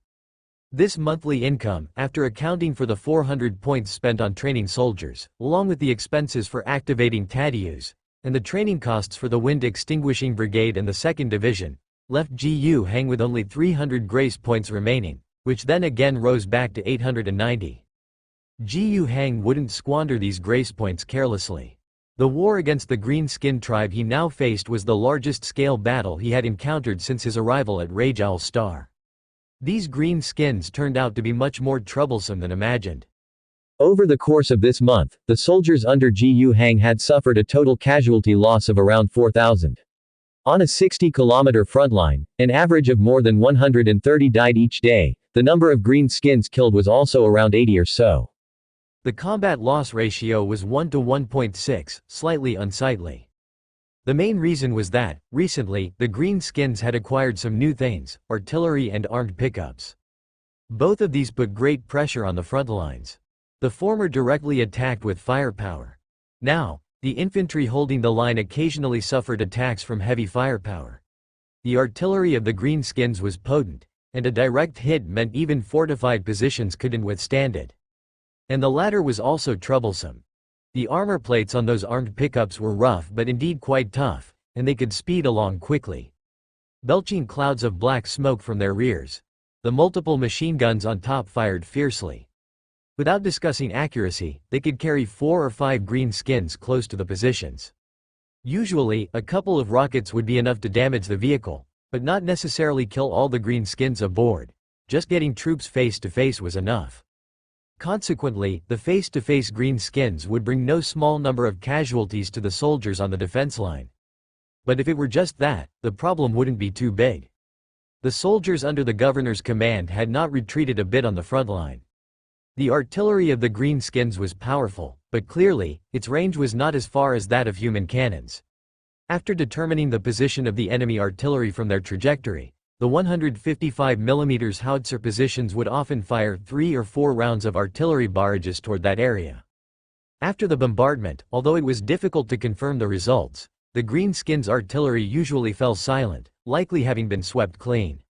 As for those newly emerged armed pickups, they could only be dealt with by tubes, by landmines laid by scouts, obstacles, and the like, to block them. They would try to delay their advance as much as possible and then destroy them with fire. If they managed to transport the Greenskin infantry up front, then it would come down to a melee, but casualties would be high. The emergence of heavy firepower and armored strength in the enemy was very bad news. Jiyu Hang himself was already feeling that something was not quite right. After he inspected the military production line in Wying City and returned to the Rubbish Town frontline, the 5 interstellar warriors who had arrived by vehicle 2 days earlier immediately sought him out, issuing a warning. Jiyu Hang had previously extended an invitation to the Phoenix Battle Group, hoping they would help solve the green skin problem outside Rubbish Town. The Greenskins were old adversaries of the interstellar warriors. Throughout the Phoenix's history, during their century-long penitentiary expedition, they had encountered countless greenskin opponents. The cancer of the universe wasn't a term thrown around lightly. These enemies truly had a widespread presence throughout the universe. Certain particularly ferocious tribes of greenskins were capable of sweeping through and destroying several star systems. The Phoenix responded to the governor's call, arriving here from their monastery by truck. The 10 iron ox trucks assigned to the Phoenix by Jiyu Hang had been painted in the Phoenix style, predominantly red with white edges and patterns, a stark contrast to the Alliance Army's common gray and sandy yellow. Not only did these 10 trucks bring 5 interstellar warriors, but they also brought 100 fully armed young soldiers. The monastery of the Phoenix had previously taken in 200 teenagers under the age of 19 for training as reserves. 100 of the younger ones stayed in the monastery, continuing their training with Priest Rizzo. The 100 that accompanied Commander Mattins to Rubbish Town were generally a bit older. The Phoenix planned to throw them into battle. These young soldiers had only received a month of training at the Phoenix Monastery and didn't have the external enhancements that Jiyu Hang possessed. Even with the remarkable ability of the Phoenix to train new recruits, it wouldn't be enough to turn them into elite soldiers within a month. Indeed, that was the case, but the Phoenix's intention wasn't really to expect these 100 teenagers to make any significant battle achievements. Essentially, this was a selection process. They had only one genetic seed in hand, which certainly required selecting the most outstanding, the most likely candidate for successful surgery. Only those who survived on the real battlefield, those who performed the best, could potentially enter the final selection round. Jiyu Hang actually had reservations about this. But as it was something within the battle group's affairs, he didn't feel it was his place to meddle, so he let them be. Turning back to the present, Commander Mattins and his 4 brothers found him as soon as he landed at the joint military camp outside Rubbish Town. Facing the 5 giants that towered over him by half, Jiyu Hang felt somewhat nervous. Mattins spoke with a serious tone. "This war, we can't keep fighting it like this." "What do you mean? We must launch an attack as soon as possible." Schneider spoke up first. "The sooner the better, a full-scale offensive, to quickly annihilate all the green skins and completely purify this land with fire." "Hold on. At least tell me the reason first," said Jiyu Hang. "I was planning to have the troops continue to show off for a while. The equipment for 2 garrison divisions hasn't yet arrived, the stockpile of shells isn't sufficient. Not to mention, the overall casualty ratio is still within acceptable limits. We estimate there are about 20,000 green skins in the ruins of the high tower. At this rate of casualties, we'll be able to exterminate those green skins at the cost of 30,000 of our own soldiers." Schneider, of course, didn't mince words with Jiyu Hang. That's assuming those green skins keep running into our defenses until they are all dead. Do you think that's possible?" Jiyu Hang rolled his eyes. "Of course I know that's not possible, but the casualty ratio has to be better than if we were to attack. According to normal thinking, we should continue to maintain the defensive. Let those green skins crash against our lines until they can no longer withstand the casualties and are exhausted. Meanwhile, our side's armaments would be more abundant, and then we could counterattack. Wouldn't that be better?" "There's no chance of that," Mattins said, his tone much more patient than Schneider's. "Green skins are a very tough enemy to deal with. They're quite unique. You know they grow from the ground, right? I know, but growing from the ground still requires time to mature, right? You're right, but the green skin tribe is an alien species born for warfare, and the more intense the battle, the faster their tribe grows. Ji Yu Heng frowned deeply. You're saying, war, death, might actually cause their numbers to grow inversely? This was a counterintuitive piece of information. Before now, Ji Yu Heng truly did not know that the greenskins had such a characteristic. Greenskins are born for war. As long as they keep fighting, the development speed of green skin spores within the same tribe will increase, resulting in more and more green skin aliens. It's not just about the numbers, their technology also grows rapidly in the process. Maddens was carefully supplementing Ji Yu Heng's knowledge about the cancer of the universe. Fortunately, you didn't lose. If they had won a key battle, their growth rate would have escalated even more. In fact, those guys at Rubbish Town already handed those greenskins a victory, basically stepping on the accelerator of their tribal development. Thankfully, this green skin tribe hasn't been developing for long, and their starting point was in the urban ruins, where they say low-energy storms often blow through. If it was a warm forested area, with more fertile land, we might be facing millions of green skins. Facing such an enemy, engaging in an attrition war is not a smart choice. A human soldier takes 20 years from birth to become a qualified warrior. Those greenskins can fight as soon as they emerge from the ground. If we don't resolve this issue quickly, we could be facing not just 20,000 green skin orcs, but double that number of greenskins, and 10 times that number of low-level green skin creatures like fart spirits. Their technology could even advance further, with cannons becoming more powerful and reaching further, and armed trucks becoming bigger and more ferocious. It wouldn't be surprising if some beings that could be likened to demons or monsters appeared. Sometimes among the green skin race, there are beings that rely solely on physical strength and can match a star warrior in combat. After hearing Madden's extensive information about the green skins, Ji Yu Heng's face had completely darkened. Some of his previous plans had to be overturned. Just as Madden's described, the best way to counter such an enemy is to flatten them in one fell swoop, avoiding any attrition war and not hoping to reduce the enemy's numbers. Even if one doesn't flatten them in one go, it's essential to reduce their numbers to a very low level. Otherwise, the subsequent troubles would be endless. I understand what you mean, thank you for the information. Ji Yu Heng thanked Maddens and then made a request. I will contact the quintet right away. Colonel Yelicia will provide us with orbital strike support. Once the orbital strike firepower cover is in place, we'll immediately launch an attack. Let's set it for 3 days from now.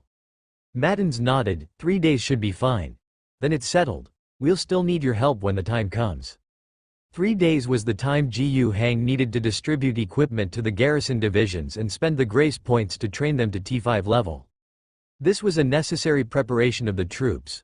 Meanwhile, he also used this time to have an in-depth communication with Yelicia in space. When Yelicia's holographic image appeared in front of him, he saw the golden-haired woman captain elegantly slicing a piece of steak and having a glass of red wine on the side. Ji Yu Heng's mouth twitched slightly. These were the supplies he had sent up to the quintet.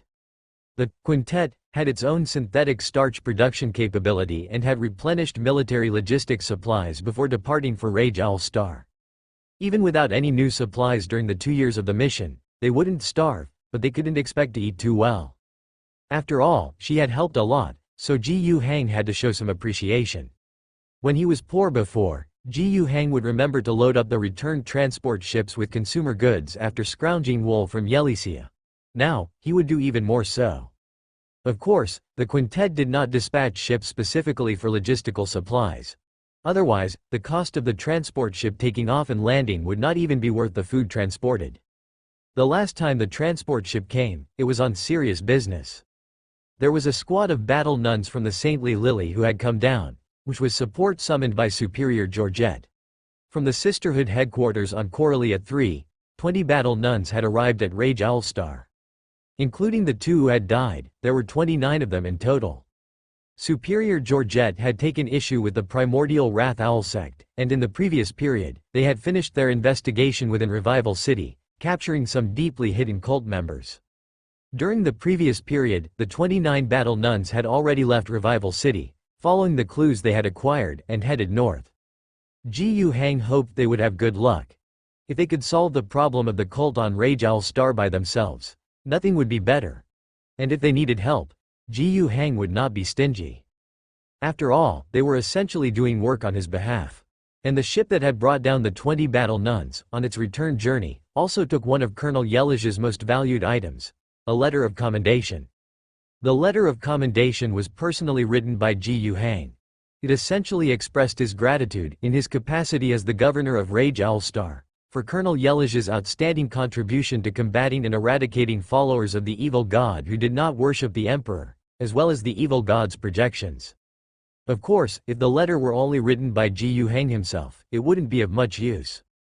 The commendation letter from the planetary governor can indeed serve as a reference for military leaders to receive honors after actions. In other words, when Yelisia presents this commendation letter and reports it, the imperial military will recognize it. However, the degree of recognition is uncertain. For a strong governor, or even one of the foundry generals who build worlds, a letter is enough for a promotion. For someone like Ji Hang, it's not quite sufficient, lacking in value. But if the commendation letter also carries the signature and the wax seal of a starfighter battlegroup commander and a mother superior from the sisterhood, then it's a different story. Ji Hang wasn't sure just how valuable such a commendation letter was, but at least at that moment, seeing the smiling face of Yelisia, he knew it should be pretty good. Of course, when the transport ship returned, it wasn't just going to bring up a letter. Although the commendation letter was the most important, it wouldn't do for the cabin to be empty, so it would be good to transport some rare logistical supplies as well. Just to curry favor with the Lady of Wealth above.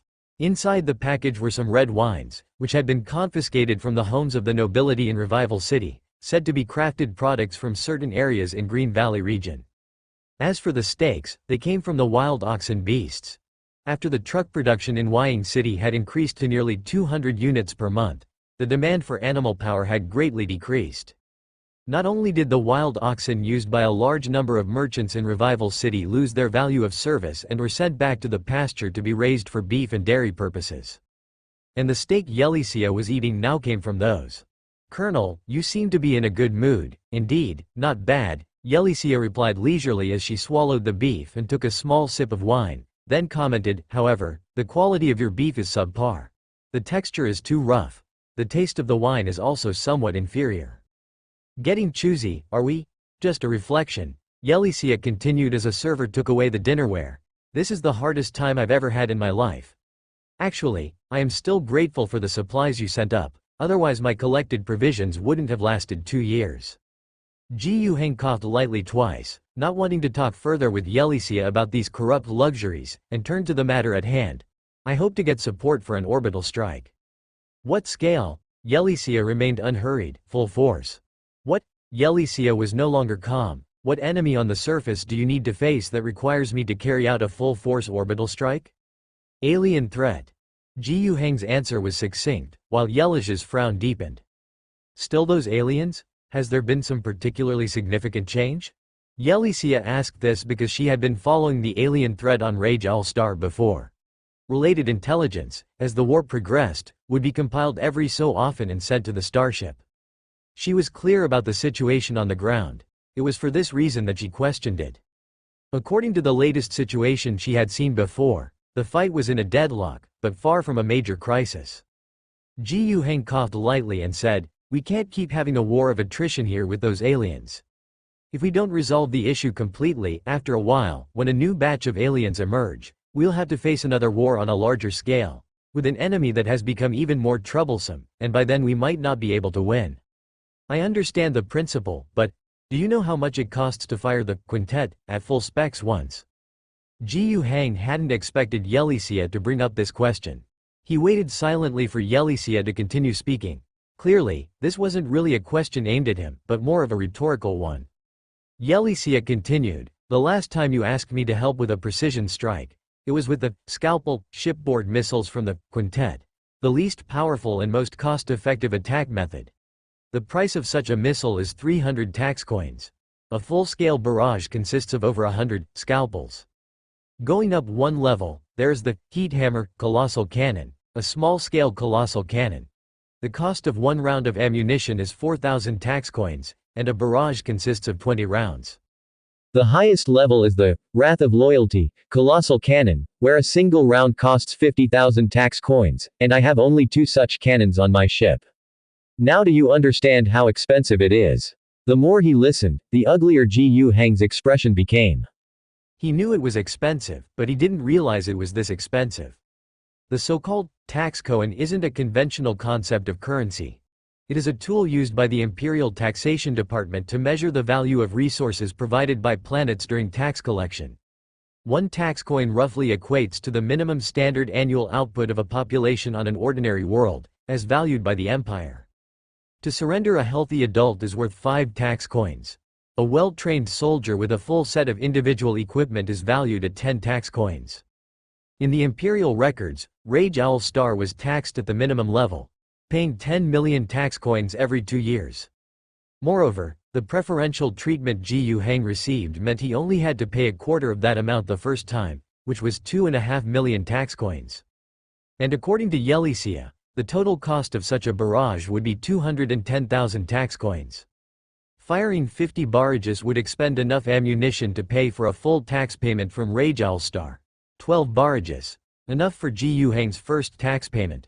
4 barrages would cost as much as the lives of all the soldiers from the 9 division brigade-level units that Ji Yu Hang commanded. He understood the unspoken message of Colonel Yelicia. An orbital strike is possible, but after it's done, are the lives of the soldiers you saved worth the cost of my ammunition? This is the stature of a Navy person. They calculate the cost of ammunition in terms of human lives. A single barrage is worth the lives of 20,000 well-trained soldiers. If you have a gap that can be filled with 20,000 lives, then don't ask the esteemed Navy masters to bomb it for you. But, all of a sudden, Ji Yu Hang wore a smile, deeply understanding one truth. The Navy's money is not my money, but the soldiers who die, those are truly my soldiers. So he said, we still need to bomb it. Yelicia shook her head helplessly. I knew you would say that. If you insist, then I'll help you. After all, the Navy's money is not my money either. Of course, one shouldn't be too excessive. Therefore, Yelicia added, but you have to agree to 2 conditions. First is to identify the target. I've looked at your original plans, and I can't let expensive firepower be wasted on an indiscriminate bombardment of the entire city ruins. That would be too costly. You need to give me precise targets to improve the efficiency of the strike. This is for your own good. With such a level of targets, a full-scale attack can only happen once, so you should cherish this opportunity and strive to achieve the best combat results. Secondly, after the battle, you need to provide me a report of the effectiveness. Later, the Military Affairs Department will review these things. The combat results and expenditures need to have a reasonable justification. If the outcome is too outrageous, the Military Affairs Department will come looking for you, and you might be made to bear the costs of the used ammunition. There have been precedents for this and I will be held responsible as well. Don't make this difficult for me. I understand, thank you, Yelicia. By thanking her this time, Ji Yu Hang dropped the honorific, sounding more intimate. He knew that Yelicia really had helped him. Otherwise, if Yelicia truly treasured her own safety and was unwilling to take on too much responsibility, sticking strictly to regulations, it would be really difficult to get approval for the orbital strike. At most, he would probably be able to finalize some minor token action. Since she had helped him, Ji Yu Hang was not going to deliberately put her in a difficult position. Accurately finding the target? The brothers from the Phoenix Battle Group could lend a hand. The starfighters, more elite than any special forces unit, infiltrating behind enemy lines to designate important strategic targets for an easier orbital strike. Wasn't that standard practice? Mr. Gu's request was promptly accepted by Mattins without hesitation. It really was the kind of task they excelled in, at least one of them. Interstellar warriors are formidable, sure, but a perpetual weakness is their lack of numbers. In any battle of significant scale or intensity, it would be extremely foolish to commit these elite but scarce interstellar warriors to a head-on fight where attrition is the strategy. They themselves would never accept such an order. No matter how tough a powered armor is, to be honest, it can't withstand a direct hit from a 155mm howitzer shell. No matter how powerful a bomb gun is, it may penetrate the locally produced Challenger tank with no big deal, but on top-tier battlefields, if it encounters the regular Lion tanks of the Star Realm army, much less the Lion King tanks, it would be like scratching an itch. They are a scalpel, not meant to be used as a hammer. Taking advantage of the 3 days Gu Hang needed to prepare his troops for a counterattack, the 5 warriors of the Phoenix would infiltrate behind enemy lines to seek out and mark high-value strategic targets. Joining them were 28 warriors from the Storm Squad. They were the elite Marine unit from the quintet, now trained by Gu Hang to T3 level, ensuring the strength of each individual was guaranteed. Even engaging in close-quarters combat and facing off against an ordinary green-skinned grunt wouldn't be a big problem for them. They would temporarily come under the command of Phoenix, follow orders, and act in coordination. Without much ado, a total of 33 people set out under cover of darkness. They left from the southernmost end of the entire north-south front line. To cover their operation, the 4th Infantry Battalion of the 7th Garrison Division stationed there initiated an attack. From the artillery positions in the rear, a battalion of gunners were allocated. 30 cannons were pushed forward 5 kilometers and fired 20 rounds of covering fire in the direction of the infantry battalion's intended attack. The first 5 rounds were rapid fire, and the subsequent 15 rounds were spaced about 3 to 4 minutes apart, maintaining the overall rhythm of the bombardment. Those greenskins were stunned by the explosions. In the past, they had been shelled, but generally, artillery would come into play when they launched an attack. The shrimps then would call for artillery support from the rear, and fierce firepower would cover their attack or retreat routes. The main target was still to break their advance and inflict casualties. There were also many cases where the shrimp would retaliate after the greenskins' own big guns opened fire. Firing at one's own position like today wasn't unprecedented, but it was only occasional. This moment, however, with 600 heavy artillery shells falling within an hour on a not-so-large area, was certainly something these greenskins stationed here had never experienced before. At least, the greenskins stationed in this area hadn't seen it. The orc leader here, named Bone Strength, wasn't killed by the bombing. His fortification was built on top of the ruins of a reinforced concrete building, further reinforced by hauling various building materials, quite sturdy. Unless hit directly by heavy artillery on this particular fortification, shrapnel and shock waves were unlikely to cause any trouble. However, there weren't many fortifications across the entire position that could match this level of protection. In addition, the shelling was too sudden, and casualties were feared to be significant. Of course, most casualties occurred early on. Those who survived later took cover in various bomb-proof shelters. There would indeed still be considerable losses, but these were within acceptable limits. Yet even if Bone Strength was clear on this point, he paced back and forth restlessly in his fortification, spewing green-skinned profanities. He knew that the shrimp's inexplicably aggressive shelling mustn't be mere child's play. His green brain could clearly deduce that this was likely the prelude to the shrimp mounting an offensive. But at the moment, he couldn't run out of his fortification and kick his boys into gear, making them brace for battle. With artillery falling every few minutes, leaving the fortification could easily get him killed. If he were killed, he wouldn't be able to fight anymore. So he had to continue to stew in his fury, hiding. But soon, the opportunity to fight came.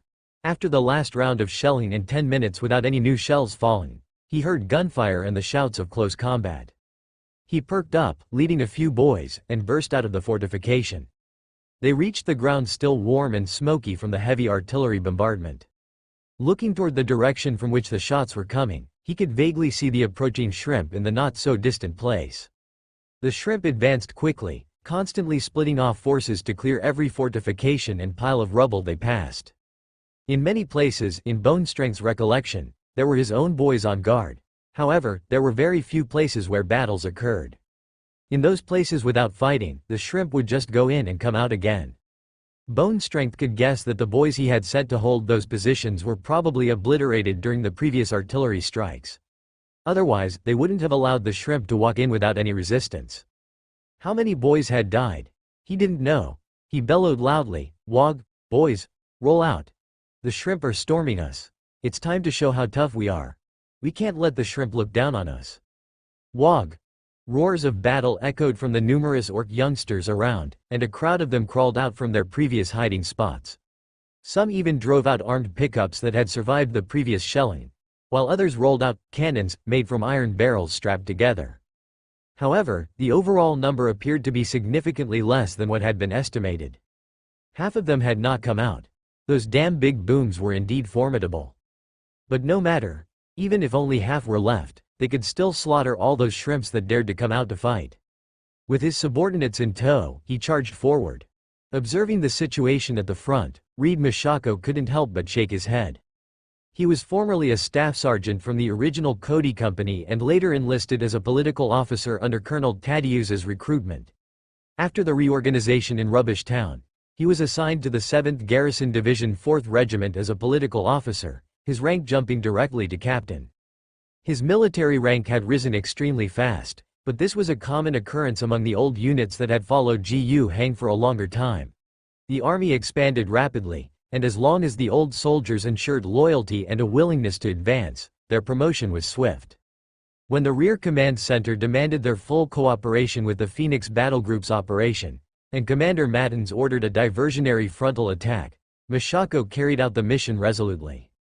He knew their regiment commander was not keen on doing this, even trying his best to disrupt the organization when the adventurers were incorporated into the regular army, stripping the formerly adventurous company commanders of their private ownership over the troops. However, the adventurers' nature was not so easily worn away. They would instinctively fear such missions that required significant sacrifices, especially when it was to cover someone else's operations. Yet, this is the difference between soldiers and adventurers. Under his strong insistence and the military orders, the 4th Infantry Battalion still launched the attack. Before the battle, whether soldiers or officers, all harbored fear. In the past, the orcs had cast a vast shadow over them. Even if hundreds of shells had paved the way for them, the inherent fear persisted as they took over. This was where Reed Mashako felt discontent. Fortunately, the resistance they faced during the fight was not strong. The orc troops were clearly stunned by the bombardment, with a large number of orcs dead in their fortifications. The number that could initially mount a defense was small. Those orcs still displayed a strong combat will. In close exchanges of fire, it often took the lives of 2 or 3 human soldiers to kill one orc. If the orcs got too close for combat, and since they were not beast slaughter group soldiers, even with bayonets, they often hesitated to fight. This wasn't an issue of tactics or military skills but a matter of morale and courage. But eventually, the 4th Regiment overwhelmed the orcs with their greater numbers. It turned out that orcs could run away too. When 3 or 5 orcs poked their heads out from the fortifications and then saw hundreds of human soldiers, guns drawn, firing at them, they too would turn tail and flee. Some were shot dead from behind, and such orcs were the most despised. Soon, the few surviving orc youngsters returned, rallying a large wave of over 200 orcs behind them.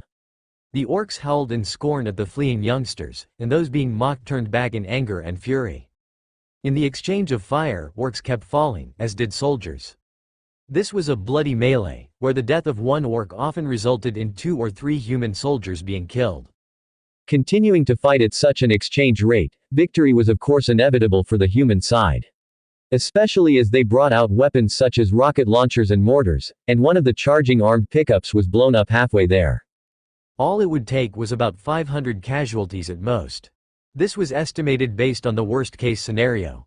In reality, once a certain number of orcs were killed, their threat level drastically decreased, their morale collapsed, and they turned to flee, just like those encountered before.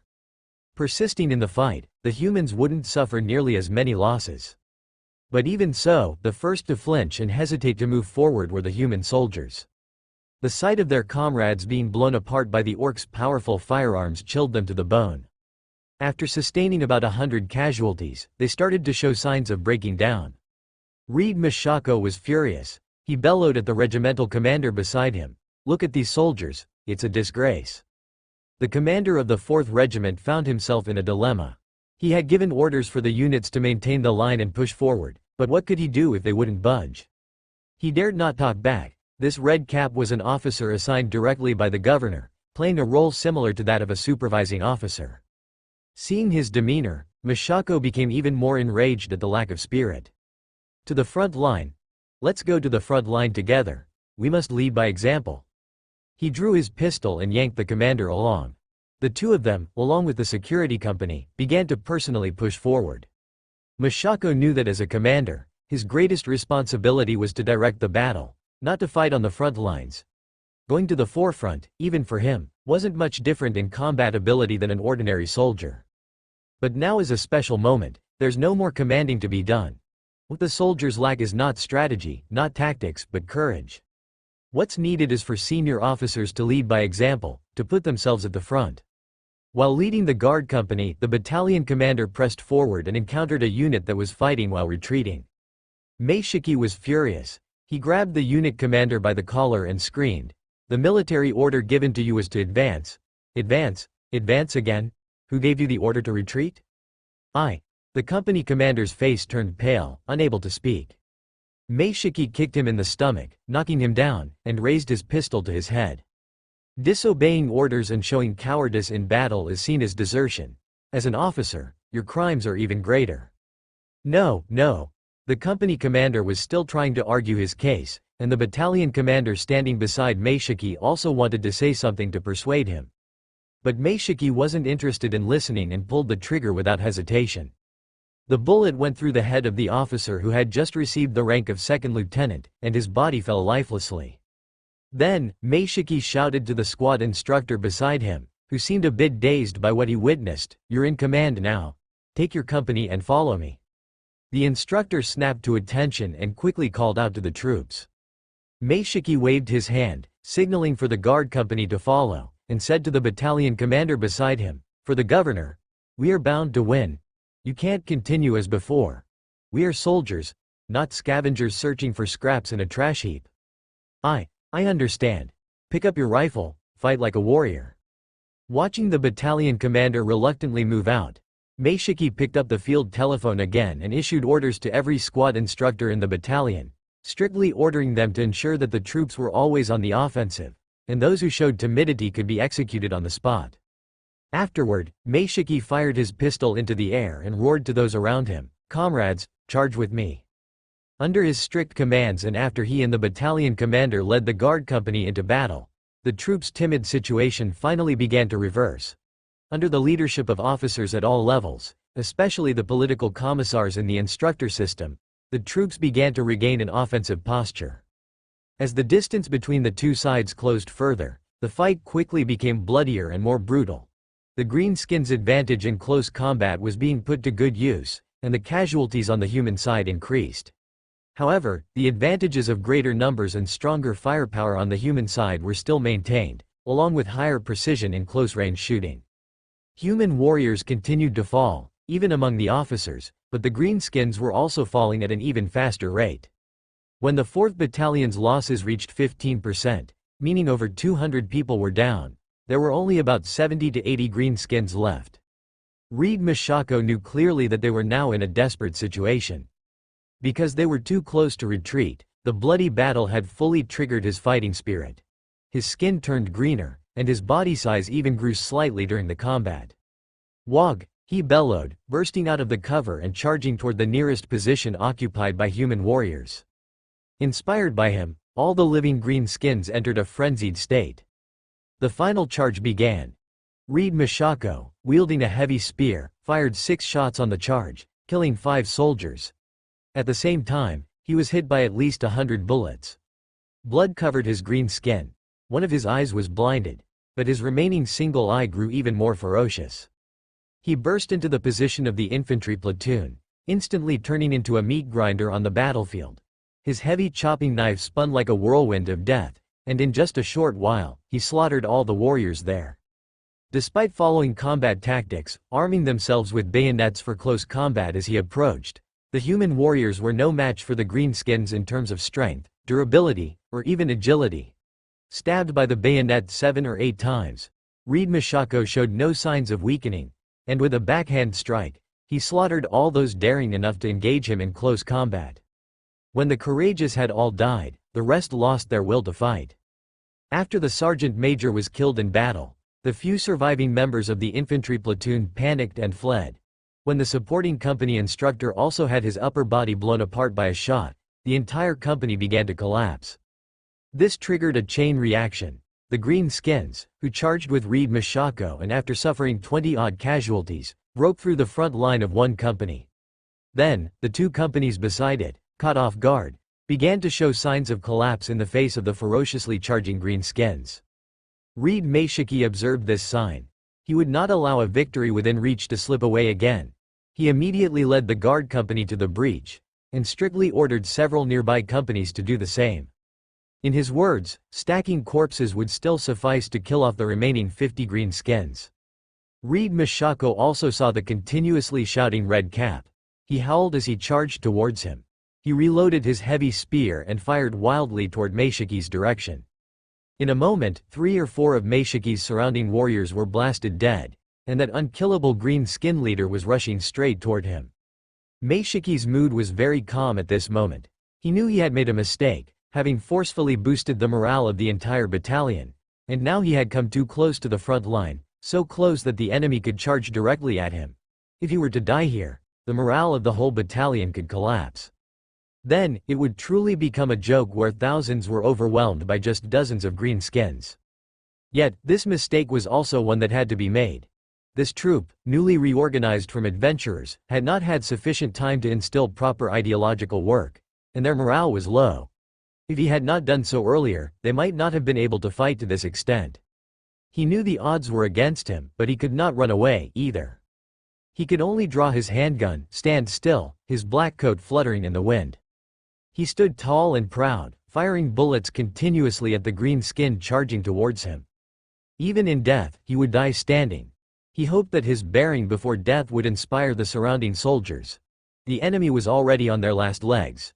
Just one more push and they could wipe them out completely. The handgun's ammunition did minimal damage to the green skins, offering only a symbolic resistance.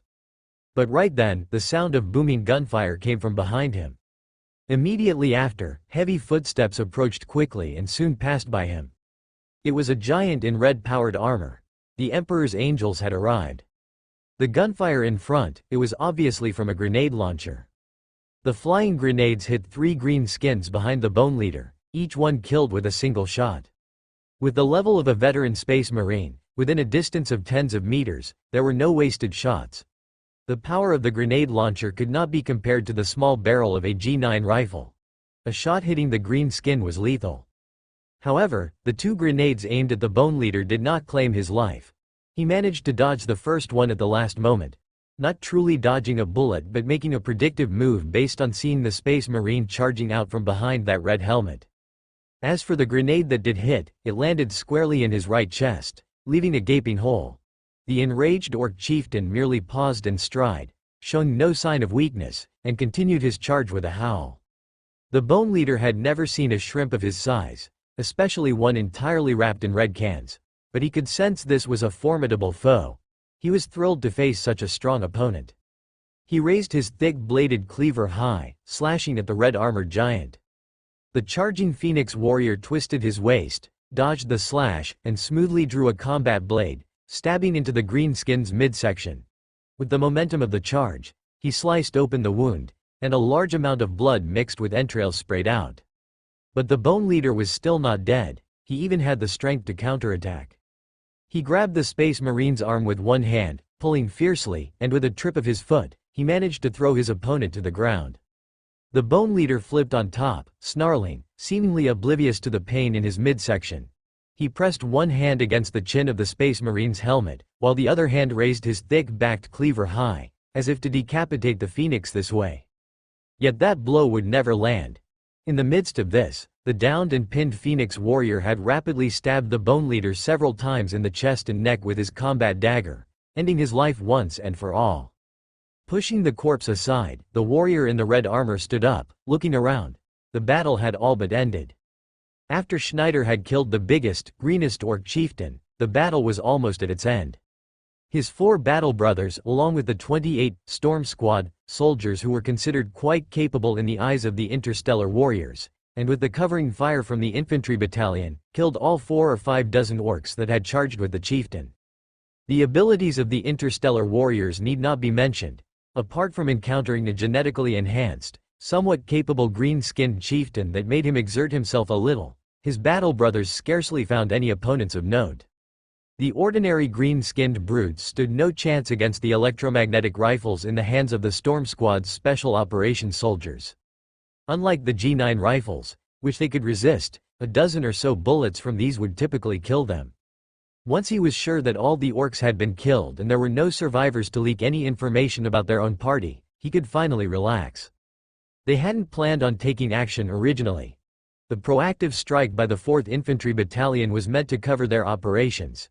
It would certainly be best to eliminate all the orcs in the area, for the most perfect infiltration is achieved by killing every enemy. Even if the attack failed, it didn't really matter. After drawing enough attention, the 33-man Special Task Squad could completely bypass the battlefield from the flank while the front lines were hot, just as stealthily. In fact, that was their original plan.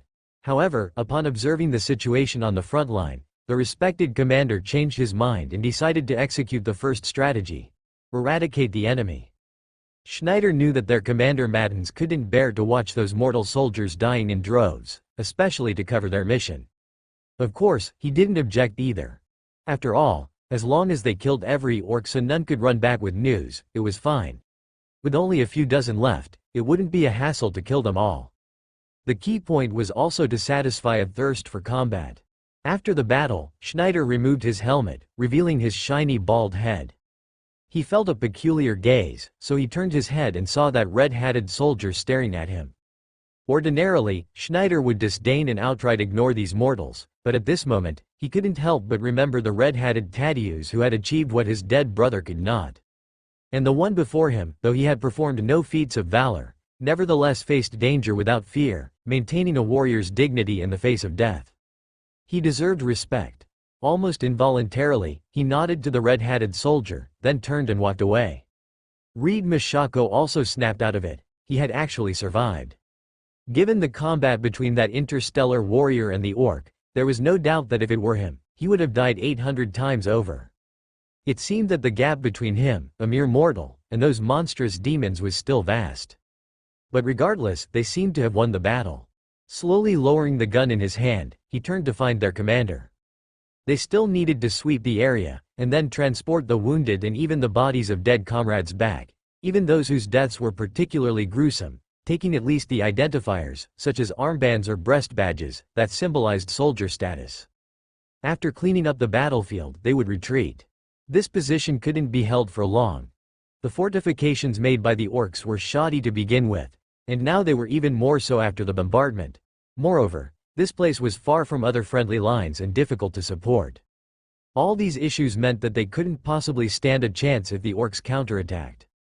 But abandoning this position didn't mean their sortie was in vain. In addition to providing cover for the special operations squads, the casualties they inflicted on the enemy were considerable. In this battle, nearly 500 orcs had died. In contrast, on the human side, the toll was over 320 casualties. This casualty ratio even exceeded their defensive battles. Of course, there was a special reason for this. After all, the cost to the human side wasn't just over 300 lives but also included 600 rounds of heavy artillery shells. Had they not recently received a shipment of newly manufactured shells from Wying City, they would have hated to fire off so many in just 1 hour. At least half of the orcs killed were blown up during the initial artillery barrage. Of the remaining 200 or so, more than 50 were dealt with by the special operations teams, and the real achievements of the 4th Infantry Battalion were just over 100 orcs. Yet, a nearly 3-to-1 exchange rate was still acceptable. What couldn't be ignored, however, was the inherent risk. They had won this time, completely annihilating the enemy. But what if they hadn't won? If it wasn't for Mashako decisively executing several officers by his iron hand during a moment of wavering morale, mandating that supervisors at all levels maintain discipline, and leading by example at the front to boost morale, they might well have crumbled at that time. Once collapsed, the death toll during the retreat would likely have skyrocketed. Not only would they fail to outkill the orcs, but during the pursuit, their casualties could have multiplied several times, and if pursued fiercely, even upon returning to their original positions, they might not have been able to stop a total collapse, leading to serious trouble. Fighting is a matter where the winning side always ends up with more spoils. Besides wiping out a considerable number of green skins, they had gained something else: an improvement in the army's spirit and morale. This had been a somewhat hard-fought battle, but they had won in the end. Although the process had its twists and turns, as long as they won, it bolstered the entire army's morale, combat confidence, and experience. The soldiers who had directly confronted the greenskins and survived would be less fearful when facing them again. The shadow that these greenskins had cast over them during their time as adventurers had been profound. Any alleviation in their phobia of greenskins was welcome. While the 4th Infantry Battalion was cleaning up the battlefield, a 33-member Special Operations Squad had already embarked on their journey once more. From this point onwards, there would be no more friendly forces to cover them. But that wasn't much needed anymore. After breaking through the enemy's most concentrated front lines and reaching the rear, within the 60-kilometer wide and nearly 100-kilometer deep urban ruins, it was clear that the greenskins couldn't possibly staff every area with their forces. On the contrary, with only tens of thousands of them, the area belonging to them was full of gaps. Occasional glimpses of greenskins and goblins did not mean they could easily spot the traces of the squad. The Space Marines' stealth capabilities were unrivaled. Despite being clad in heavy-powered armor, when they wished to be silent, their footsteps were indeed soundless. Likewise, the 28 Special Forces members were just as proficient in the art of stealth. They would spot the enemy first in most instances. It was rare for them to be discovered. When operating deep behind enemy lines, they avoided combat as much as possible to reduce the chance of being exposed. However, if they couldn't avoid a confrontation, for example, if they were actually discovered, or if someone was on their route of advance and bypassing them would take too long, they would then choose to engage. Even when they engaged, they would strive not to fire their guns. They would close in quietly, strike swiftly, with combat daggers and military sabers becoming their primary weapons. Madden's chainsword did not rev its roaring sound. Merely relying on its teeth to tear through people was enough. And truly, there was no target worthy of engaging his chainsaw for. And so, they operated within the ruins for approximately 24 hours, with only a few hours of rest in between. They pushed as deep as possible and then spread out as much as possible to broaden their reconnaissance.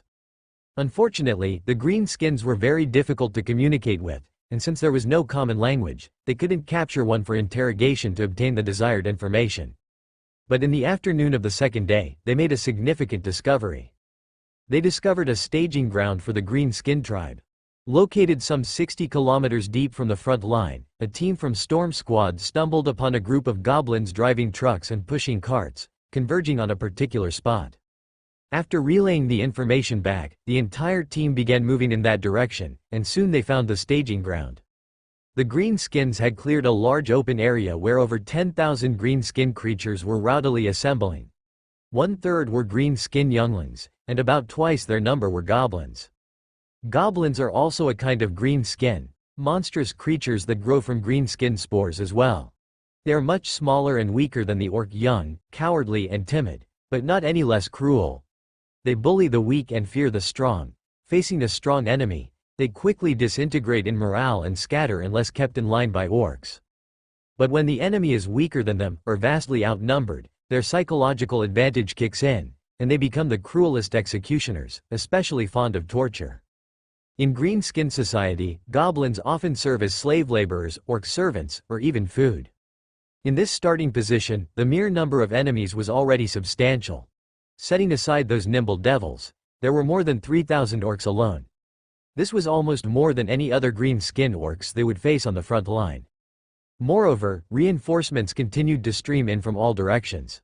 As for the final number they could gather, no one knew. Not to mention, the greenskins gathered here not only outnumbered others, but their equipment was also very sophisticated. Armed pickups and iron barrel cannons had already been encountered, but Maddens and his crew had spotted 2 other big fellows. One of them was an armed truck. It was called a truck, but in reality, its rear cabin was covered with armored plates and provided outward extending firing positions, making the whole back of the truck awkwardly shaped. On top of the cabin was a turret gun, and the front was equipped with a bulldozer blade. Overall, the appearance was one of chaos, wildness, and irrationality. However, this is the essence of green-skin technology. No matter how irrational it might seem, if greenskins believe it to be rational, then it can move and is quite effective. The other invention, also in the same style, made those present feel somewhat heavy-hearted. It was a powered armor, a war mecha? Whatever it was, it had been seen among many of the green-skin tribes. Humans called it a killer can. They stuffed a nimble devil or a disabled orc into a metal can. Due to the greenskins' staggering technology, This was clearly not something that could be worn or removed at will, but rather something that would fuse with the machine for life. From the upper and lower sides of the can, mechanical structures extended out as limbs. On the upper limbs, there were melee or ranged weapons attached, and on both sides of the can were large-caliber machine guns. This contraption had appeared on many battlefields ravaged by greenskins. They were not the main armored force of the Greenskin army, as they had even bigger contraptions. However, when such a 3-meter-tall device appeared on the battlefield and could maneuver in places where many armored vehicles couldn't, its level of armor and firepower caused despair among human infantry. Even interstellar soldiers could not ignore such an adversary. A few shots from the machine guns on the sides of the can were enough to breach powered armor. The twin-barreled, auto-loading rocket launcher it held in one hand also had formidable lethality, and being hit by that large axe was fatal. Of course, generally speaking, the interstellar soldiers won more often. Each of the 5 veterans present had destroyed at least 5 killer cans in their careers. But those were career achievements, not the result of a single battle. If they were suddenly surrounded, even 2 or 3 of them could be overwhelming. And now, in this still-gathering Greenskin army, they had spotted 10 killer cans. With more Greenskins joining, who knew if there would be even more? The armed trucks comparable to Strider armored vehicles, the killer cans equivalent to a beggar's version of powered armor. Over 3,000 Greenskins gathered with several powerful leaders, or tough lads far stronger than the average orc. Such a force, if directed to the front line for a direct assault, would result in catastrophic consequences. Unprepared humans would almost certainly be crushed instantly. Fortunately, they had discovered them. Now that they were aware of the intelligence, things were easier to handle. They did not alert the enemy, and after marking the coordinates, they quietly left and conveyed the intelligence to the governor. They had not brought any communication equipment, nor was it necessary. The powered armor worn by the interstellar soldiers was equipped with the necessary communication modules and was already connected to the frontline command post's wireless communication channel. The communication towers erected at the command post did this job, and during encounters with Greenskins, there was little concern about the threat of eavesdropping on the radio. What the governor would do with this intelligence was beyond their concern for now. They received further orders to continue their reconnaissance, following the designated objectives to find the Greenskins' main base, their armories, their farms, their breeding grounds. They might have lacked clues before, but now things were manageable. 2 interstellar soldiers were left with a few members of Storm Squad to keep an eye on the large group of Greenskins at the starting position, while the rest followed the route of the converging Greenskins in the opposite direction to search for the source. After receiving the message, Jiu Hang couldn't even enjoy his meal. There were 10,000 Greenskins, over 3,000 of which were proper orcs, and their numbers were still growing. There was already a disparity in single combat capabilities, with the greatest difference being in their ability to withstand attacks. Now, the enemy also had all sorts of crude, laughable, but absolutely formidable heavy firepower and equipment. This was already a very huge threat. Well, Jiu Hang had been planning to wait 2 days to call for orbital bombardment before launching a full counterattack. But now were those Greenskins going to launch a full-scale attack first? Luckily, this intelligence was gathered in advance. Had they been caught completely unprepared by such an onslaught, there would have been serious trouble. Jiu Hang was considering solutions. First and foremost, the mobilization of troops must be accelerated. The troops that were resting at the joint military camp now had to be urgently assembled. The soldiers currently on the front lines had actually been reduced to about 50,000 strong. Roughly another 50,000 were resting and reorganizing in the rear. Even though the front line was short-handed by half, it was definitely much more stable than when those adventurers from Rubbish Town were stationed there.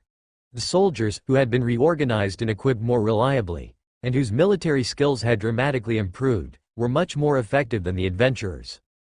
But wasn't the plan to prepare for an onslaught, even a full counterattack? The follow-up troops, of course, needed to be brought forward as a reserve force, ready to be deployed at a moment's notice. Of course, if they weren't needed at all, that would be for the best. The orbital strike firepower that had been requested previously from Yelicia was meant to address this kind of situation, wasn't it? If those Greenskins were scattered, hiding in the ruins of the city, they would be difficult to hit. Orbital strikes may be powerful, but could they reduce an already ruined city to dust? Those Greenskins hiding in the rubble, with their strong vitality, Those in the core area of the bombardment would be doomed, buried alive. But those in the peripheral areas might well survive.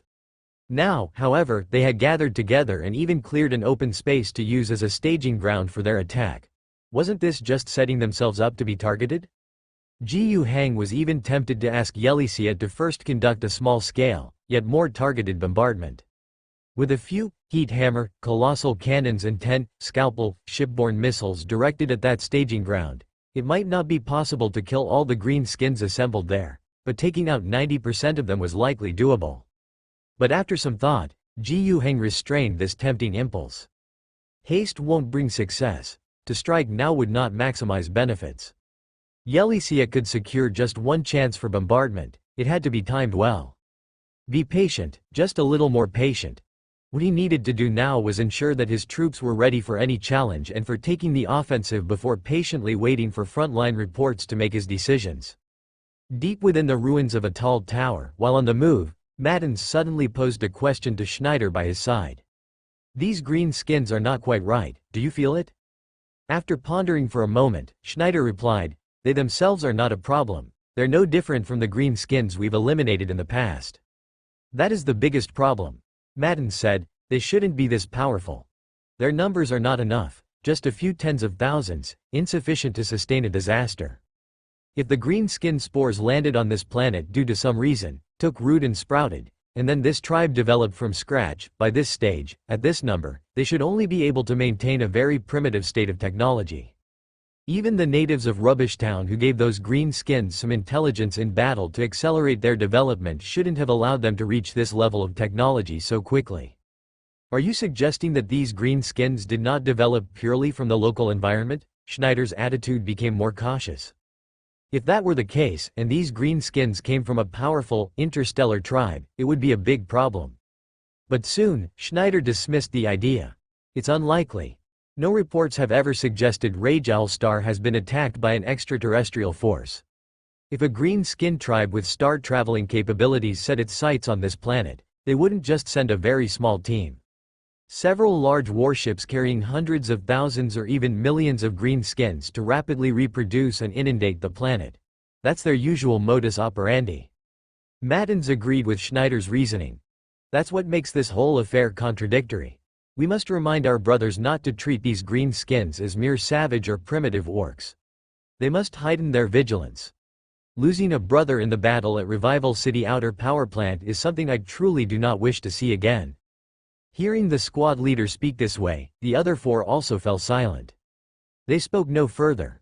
Following the green skins' supply routes and troop reinforcements to track down the enemy headquarters was not challenging. By the evening of the second day of their journey, they had already found their target. Those green skins were, of course, busy preparing for war. Their headquarters were brightly lit, and their factories were bustling. Interstellar warriors of Storm Squad didn't have the capability to infiltrate the enemy's main base. After all, without the conditions for disguised reconnaissance, cross-species exploration can only go so far. But it was enough. They marked the location of the green skin main base, their munitions factory, and then in the surrounding area, they found 3 large-scale breeding farms. Those huge, tropical plant-like things had grown sturdily amidst the urban ruins. Just as Maddens had told Jiyu Heng before, this was definitely not an ideal place for the green skin orcs to breed and thrive. Even though these green skins had tried their best to clear a relatively flat area, exposing the soil and diverting water flows as much as possible, the soil was unsuitable, the light insufficient, and the water resources not abundant enough. The green skins were resilient enough to grow in such an environment, breeding one batch after another. It was now the harvesting season for the green skin plants. They saw with their own eyes, under the lights, the crooked plants with huge seed pods hanging down. Something seemed to be wriggling inside, and then suddenly, the pods opened, and a green skin creature would fall out. Such a process kept happening before their eyes. Most of the time, the creatures that fell out were of varying sizes but similar in form to beasts. These creatures, known as skugs, were a domesticated livestock bred by the orc herders and had always been part of the green skin tribes. These creatures lacked intelligence and were vicious by nature, with sharp teeth and mouths that could open exaggeratedly wide. In fact, in the green skins ecosystem, they served the role of livestock. Some were used for grooming, some for food, some raised by the orc kids as pets, and the largest ones could even be ridden into battle. These skugs fed on various kinds of trash. Skugs ate what the orcs wouldn't, and the orcs ate skugs in return. They, along with fungi, were a major food source for the orcs. Besides the skug beasts, the second most numerous were the fart spirits.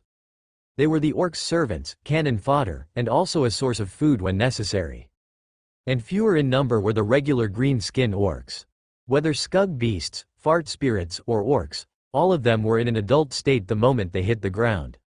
This breeding farm was indeed in its harvest season.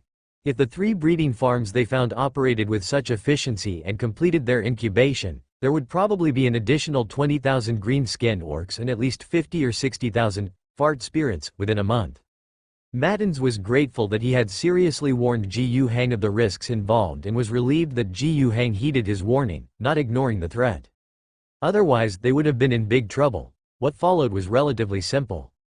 It was just a matter of marking the coordinates. They couldn't be very precise because they were still some distance away from their targets when marking them. Even at that distance, they encountered greenskins a few times but silently took them out.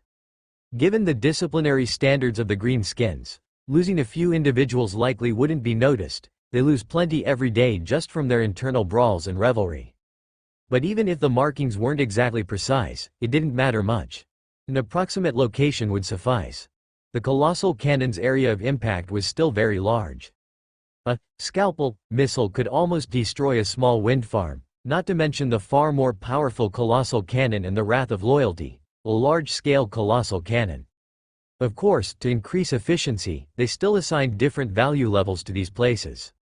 The 2 highest value points were the main base and the departure position where the Green Skin Army was gathering. The next priorities were the munitions factory, the breeding farms, and the locations within the Green Skin Army where the killing jars were positioned. Then, they marked a bunch of places that they couldn't explore thoroughly but suspected were of value. After completing these tasks, they moved away from the Green Skin main base and then notified Mr. Gu. Soon after, they received a reply from the governor. Leave the area as soon as possible. You have 14 hours to get out of the orbital strike's range. Please ensure your safety, and after the orbital strike is over, confirm the results of the strike. Received. You've worked hard. After replying to the Special Task Force's message, Gu Hang let out a deep breath. All preparations were finally complete. He contacted Yelicia again, provided the relevant strike coordinates, and informed the female colonel that all actions were proceeding as planned. The orbital strike would arrive as scheduled at 11 o'clock Terra Standard Time the next day. His troops would complete their pre-battle preparations before then, eating a good meal, and after the orbital bombardment ended, they would launch an attack against the enemy in front. The green-skinned orc front with which they were faced would not be subjected to overly intense bombardment. Only a few scalpel missiles would precisely hit several key points. The colossal cannon would not strike here. The main reason was that the power of the colossal cannon was too great, its coverage too broad, and its precision, compared to scalpel missiles, was less reliable. A slight deviation and it could easily cover their own positions as well. It was better to use a few scalpel blasts and then leave the rest to their own troops. At the front line, Lucy Lee Ko-shi, the commander of the 3rd Independent Regiment who was earnestly striving to regain the title of Beast Slaughter Group, had just concluded a battle meeting and seen off Colonel Tadius, the Inspector General of the Army's political work. Colonel Tadius had conveyed the governor's orders to them, announcing in a meeting attended by all military chiefs of staff from company level upwards and political instructors that the 3rd Independent Regiment would be the fist, the vanguard, in the comprehensive counter-offensive at noon the next day. Their objective was to tear open the Greenskins' defenses right at the middle section of the entire defensive line, completely seize their positions, split the front line into 2, and create a gap for the mechanized 3 composite camps to penetrate. Afterwards, once the subsequent friendly forces took over the position, and troops were allocated, accompanying one composite camp, they were to execute a sweeping movement to the north side, cut off the retreat space of the northern green-skin orcs, and complete an encirclement with the forces on the front, thoroughly annihilating the green-skin orcs present. All the commanding officers and warriors silently listened to Tadius recounting the battle objectives and demands. The silence continued, but this was by no means fear or dread. Li Keqi could see a fire in the eyes of his subordinates. And he felt the same way. They had waited for too long. All right, everyone go back. Li Keqi broke the silence. Return to your companies and get ready. There are 13 hours left until tomorrow noon. The staff will break down tomorrow's assault mission, and by tomorrow morning at the latest, it will be in your hands. This is the battle we have long awaited, and an opportunity we wouldn't even dare to dream of in the past. I have just one request. Fight beautifully. We must honor those we have lost, the hatred for which we would lay down our lives to avenge, and the opportunity the governor has given us.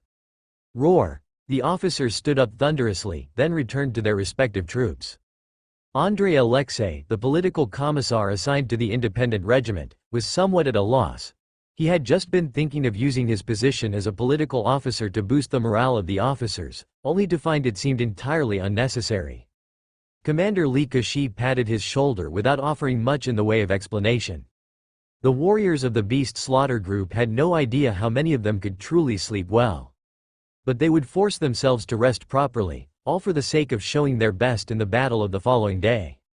The night was exceptionally long. No matter how long the dark night, there always comes an end. As daylight brightened, Li Keqi, who had awakened, went to inspect the front lines of the troops. He watched the soldiers eat, he observed them checking and maintaining their weapons, he saw officers conversing with the warriors. All of this strangely settled his anxious heart. They had done everything they could, only waiting for the order to attack. The issued pocket watches ticked to 11 o'clock at noon. The order to attack had not yet been given, but he first saw many red dots vaguely appearing in the sky. A meteor shower? No, he quickly dismissed that thought. These must be part of the powerful strike Colonel Tadeusz had mentioned earlier. At the time, he had thought that the rear artillery positions would fire relentlessly, but it seemed that wasn't all. He watched those red meteors streaking across the sky, getting closer and closer, then falling onto the ruins that stretched as far as the eye could see. Immediately thereafter, two huge, almost city-encompassing spheres of light suddenly appeared. Along with those two enormous orbs of light, there were many smaller ones, but because of the obstruction from the ruins, they didn't seem quite as distinct. The scene felt strangely peculiar, with only brightness and no sound, as if watching a silent film. But the thing they were waiting for soon arrived. The earth was shaking. It was as if there had been an earthquake, with some soldiers, who hadn't secured their footing, even staggering about. Even some of the ruins that had been weakened by artillery fire during previous battles collapsed amidst this tremor. Fortunately, the fortifications they were hiding in had been specially reinforced, so there were no casualties as a result. Then came the shockwave, accompanied by a tremendous noise. It was like a gust of wind blowing through, carrying with it a sensation of scorching heat, causing many to retreat several steps, feeling a heavy pressure in their chests. Although physically uncomfortable, from Li Keqi down, all the soldiers of the 3rd Independent Regiment felt immensely relieved in their hearts. The explosion had occurred deep within the ruins of the tall towers, where the green-skinned orcs were most concentrated. If the aftermath of the explosion could be felt so clearly from dozens of kilometers away, whether it be the searing heat or the shockwave, what about those green skins at the epicenter? Even if those monsters had much stronger resilience than humans, they could not possibly survive such an onslaught. As long as they could eliminate the enemies before them, this green skin disaster that had spread over several years and had become increasingly severe would end by their hands. Li Keqi was already eager to command his troops to charge. But it wasn't time yet. The order to attack had still not come.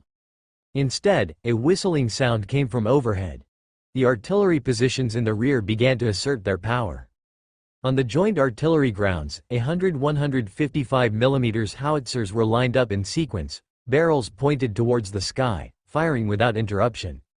The production of artillery shells was limited, and Wying City had to produce a lot to sustain the logistical supply for an army totaling hundreds of thousands, including armored vehicles, bullets, guns, equipment, explosives, hand grenades, rocket launchers, and cannons.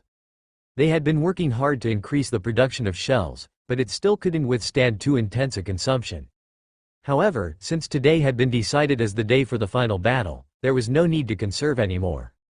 Hundreds of cannons fired at full speed, raining down shell after shell on the orc positions at a rate of 500 rounds per minute. This was an all-out barrage like never before, with the artillerymen no longer caring about the lifespan of their barrels or the consumption of shells. They planned to drop 15,000 heavy shells on the green skin orc positions within half an hour, and the total stock of shells left was just under 20,000. The remaining 4,000 to 5,000 shells were not to be conserved either, but kept in reserve to coordinate with the infantry charge. While the artillery was firing, Lucy Lee Ko-shi finally received the command to attack. He impatiently relayed the charge orders to the entire regiment.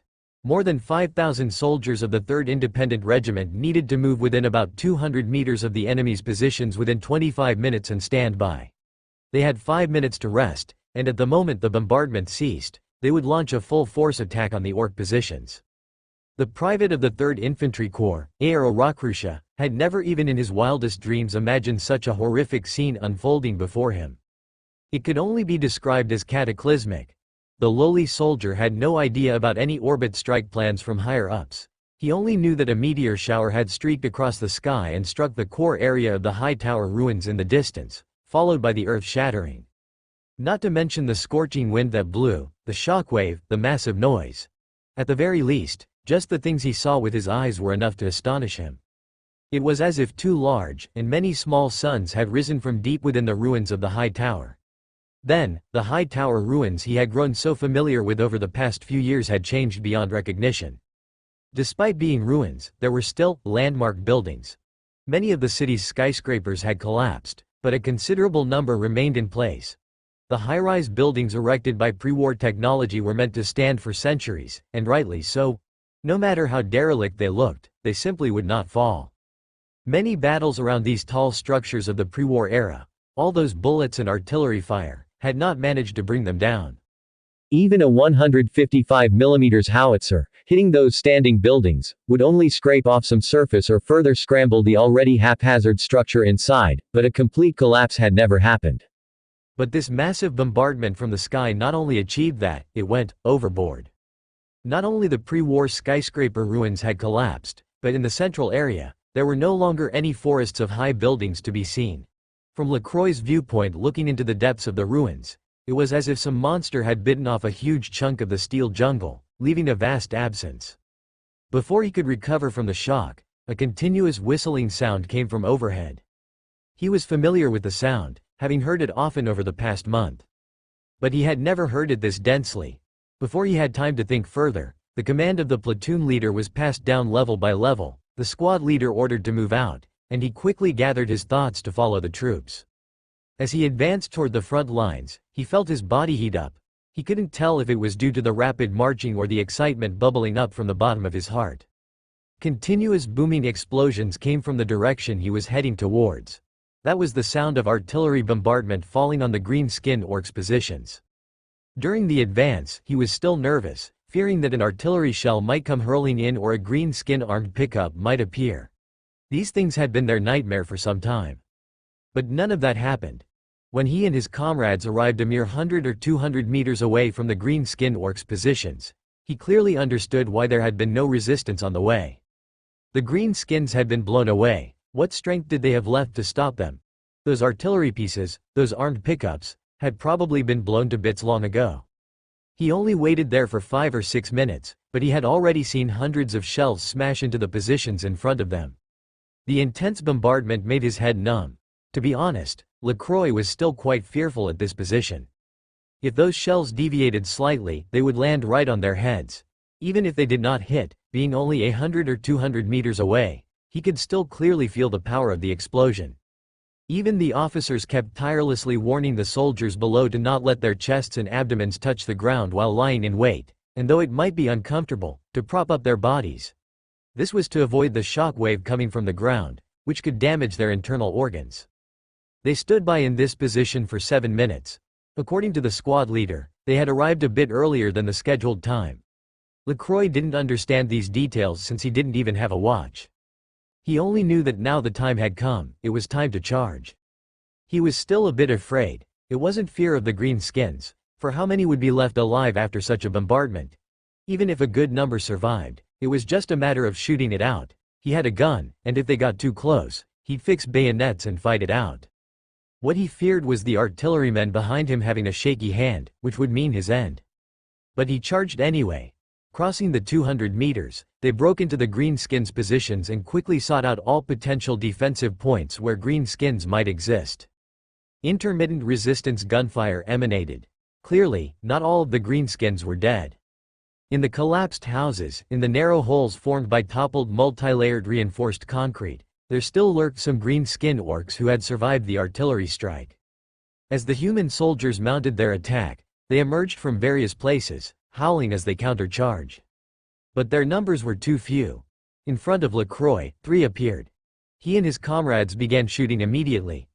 The squads in his platoon were not far apart, over 30 guns aimed at these 3 greenskins, showering them with concentrated fire. The greenskins fired back, but they only managed to get off 2 shots each before they were hit by nearly 100 bullets and killed. As for their last stand, they merely managed to break a soldier's leg.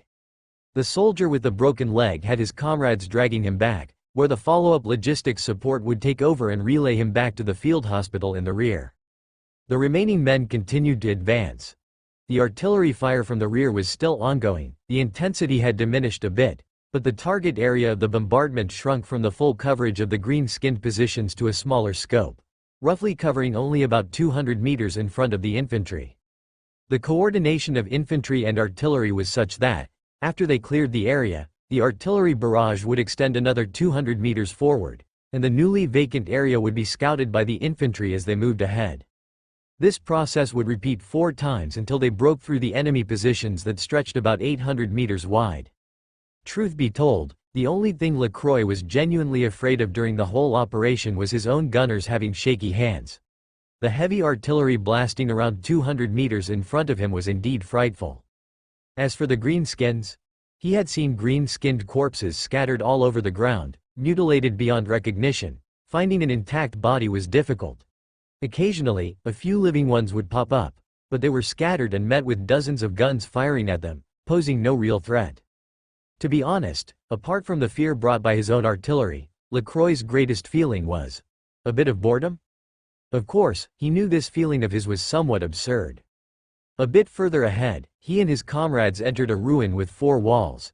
The roof of the building was covered with a resting concrete slab, likely hit by a shell, with smoke still billowing out. There was a 50-50 chance that it was empty. The other 50% was that it contained green skins mangled beyond human recognition or still alive yet equally disfigured. If they encountered the latter, they would just deliver a few shots to end their lives. Even so, according to tactical protocols, they still had to go in and make sure it was cleared. This time, they ran into an unlikely event. With a loud bang of a gunshot, the first brother to enter had half his face blown open. His helmet was blasted away by the large caliber green skin weapon, and his body fell backward violently. LaCroix was second in line. He instinctively took a step back, opening up a position to raise his gun easily. His G9A assault rifle began to wildly sweep the pitch-dark space inside. He couldn't see the target, so he fired blindly. His comrades from the same squad rushed over and, like him, poured bullets inside. LaCroix was the first to empty his magazine. He deftly straightened the bayonet, then, once the others in his squad had ceased fire, he rushed in first. In the darkness, he vaguely saw a monstrous figure taller than himself approaching, with a pungent odor. His mind went blank, but his hands moved in the most standard position, thrusting the bayonet forward. Immediately, he felt a huge resistance. He had struck something. He pushed forward desperately, twisting the rifle. The resistance made him step back a few paces, but it quickly lost its strength and was fiercely pushed down by him. LaCroix fell as well. He felt his clothes were wet, stained with the stench of fresh blood. Suddenly, several comrades from his squad rushed in. Someone pulled him up, while others stabbed at the corpse under him with their bayonets. The green skin was indeed dead. Upon leaving the narrow bunker, and with the help of light, LaCroix saw that he was indeed in a sorry state, covered in blood. But it seemed all to be green-skinned blood. He did not feel injured, only a bit shaky in his arm from overexertion. As he regained his senses, he was amazed that he had actually managed to kill a green skin with a bayonet.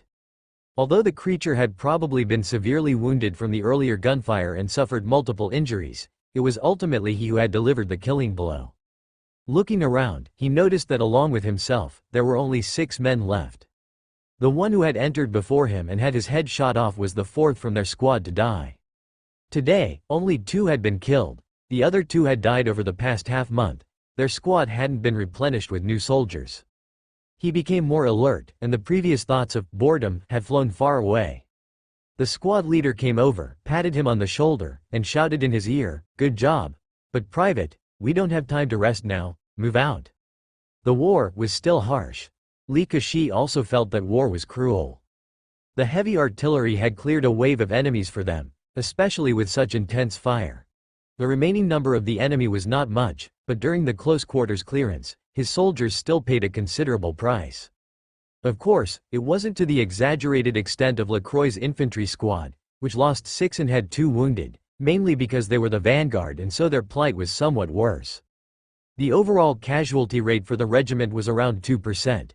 They had lost about 100 warriors, eliminating over 200 scattered green skins that emerged. As for the total death count of green skins in this position, that was harder to estimate. The heavy artillery had been firing for more than an hour. At least 5,000 shells had exploded here. The number of dead green skins was at least over 500.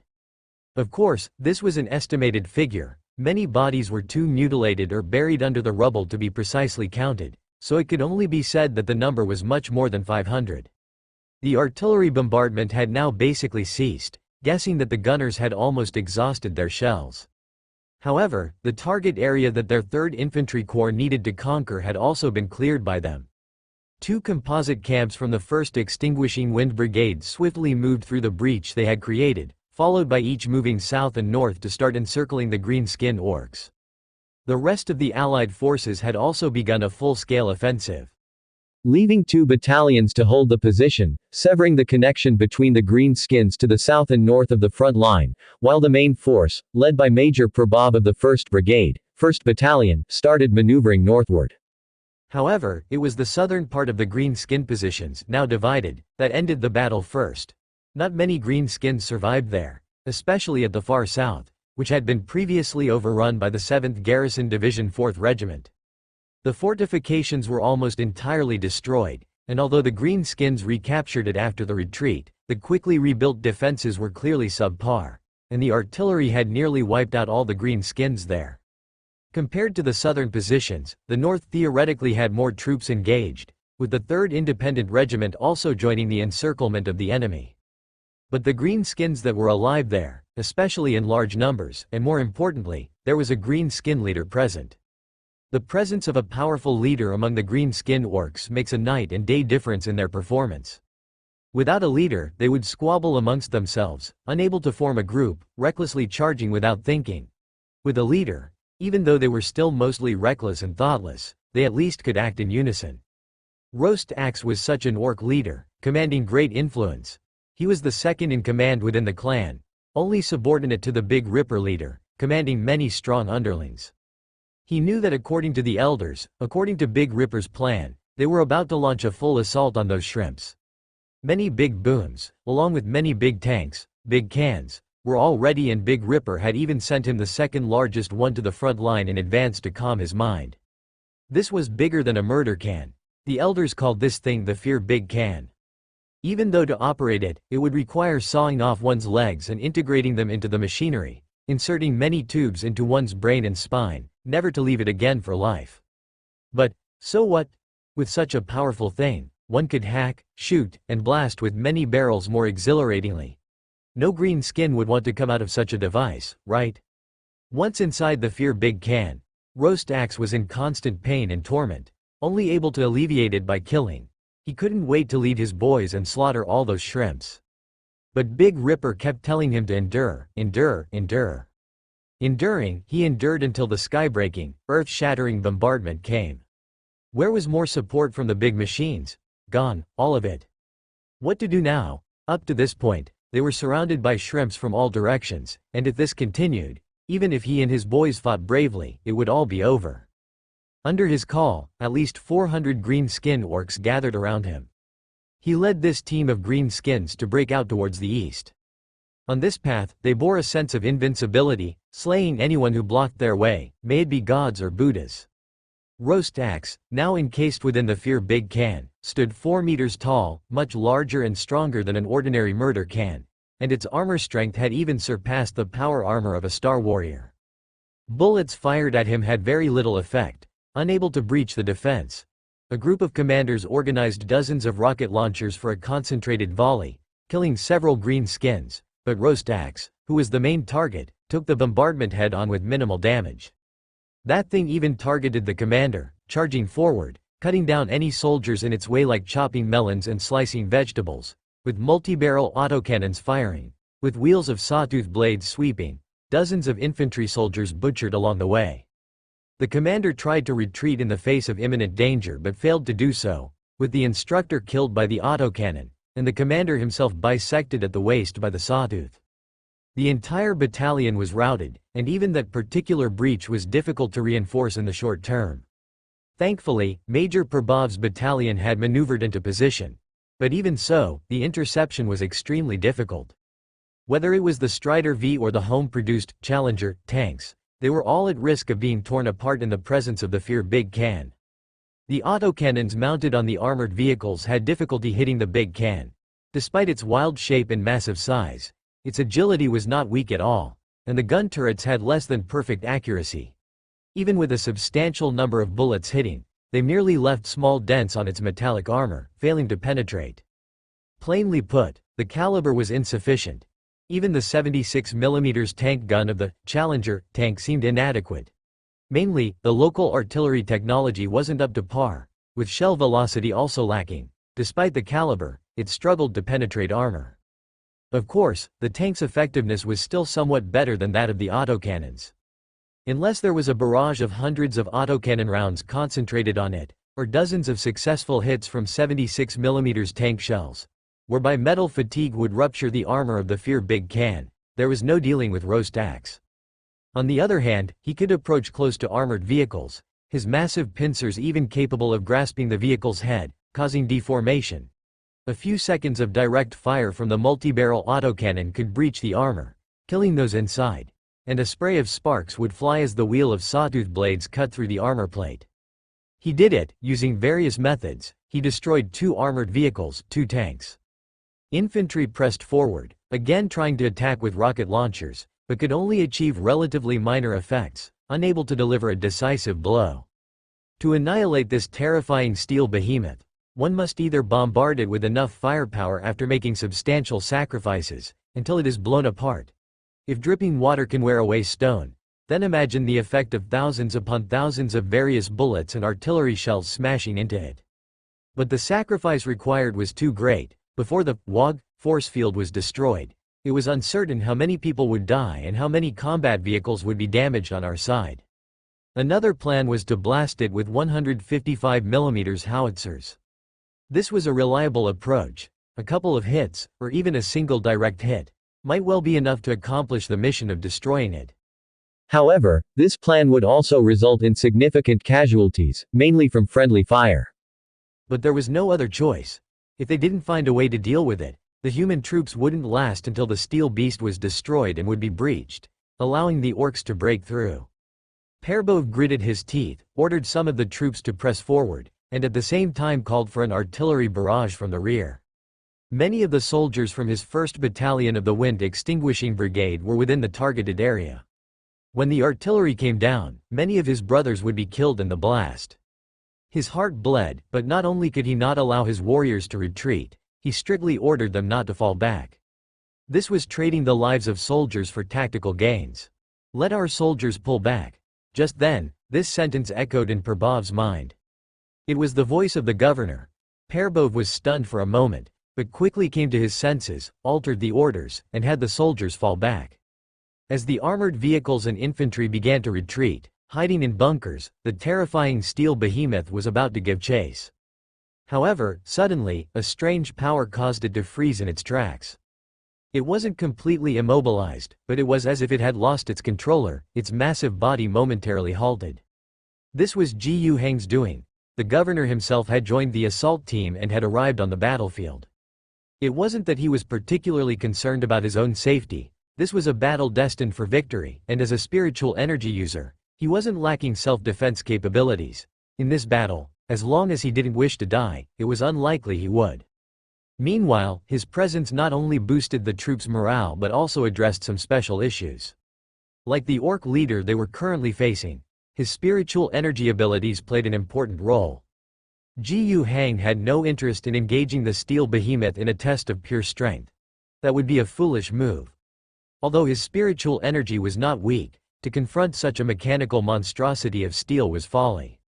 What he controlled was the orc leader inside the iron behemoth itself. Clearly, as formidable as the orc war machine was, it lacked the spiritual energy resistance provided by interstellar warrior-powered armor. Against spiritual energy, this large contraption had no defense. However, the orc leader's WOG force field was quite formidable. Ji Hang had to use all his might to attack the part of the soul representing the central nervous system through soul cutting. This was difficult, only slightly easier than killing the soul itself. Ji Hang's strike could only temporarily immobilize it. After about 1 or 2 minutes, it would recover. But this period was long enough for the 155mm howitzer shells to arrive from the artillery position in the rear. The axe-wielding warrior, along with the dreadful iron tank he was piloting, was blown to death by 50 descending 155mm howitzer shells. The dense barrage smashed down. Just as he regained power, he had no time to escape the blast zone. Even if his armor was extremely strong, it couldn't withstand such intensive artillery bombardment. Of course, in this process, collateral damage was inevitable. Within 2 minutes, quite a few of our soldiers couldn't make it to a safe place in time. Even if they found cover on the spot, being too close to the explosion meant they still couldn't avoid death. But this was a necessary price to pay. Ji Hang's proactive strike merely minimized this cost. Saving 100 or 200 soldiers was, of course, valuable. The death of the axe-wielding warrior also signaled that the green-skin orcs' front, which had been confronting the human forces for over a month, had completely collapsed. Furthermore, with their morale shattered, the green-skins had no path of escape. With human forces encircling them from all sides, even if they could fly or burrow, escape was still no easy feat. And this was precisely Ji Hang's goal. What he wanted was not just a defeat, but an uncompromising annihilation. Although the casualties, on the whole, were not few, with more than 1,000 soldiers likely wounded or killed in the full assault, the victory achieved was at least 4,000 greenskins annihilated. Among the enemies, 70% perished under the initial rain of artillery fire. It was at this time that Ji Hang saw a new change in his event panel. Event. Green skin threat. Mysteriously appearing on this planet, the green skin orcs had grown into a formidable threat over the years.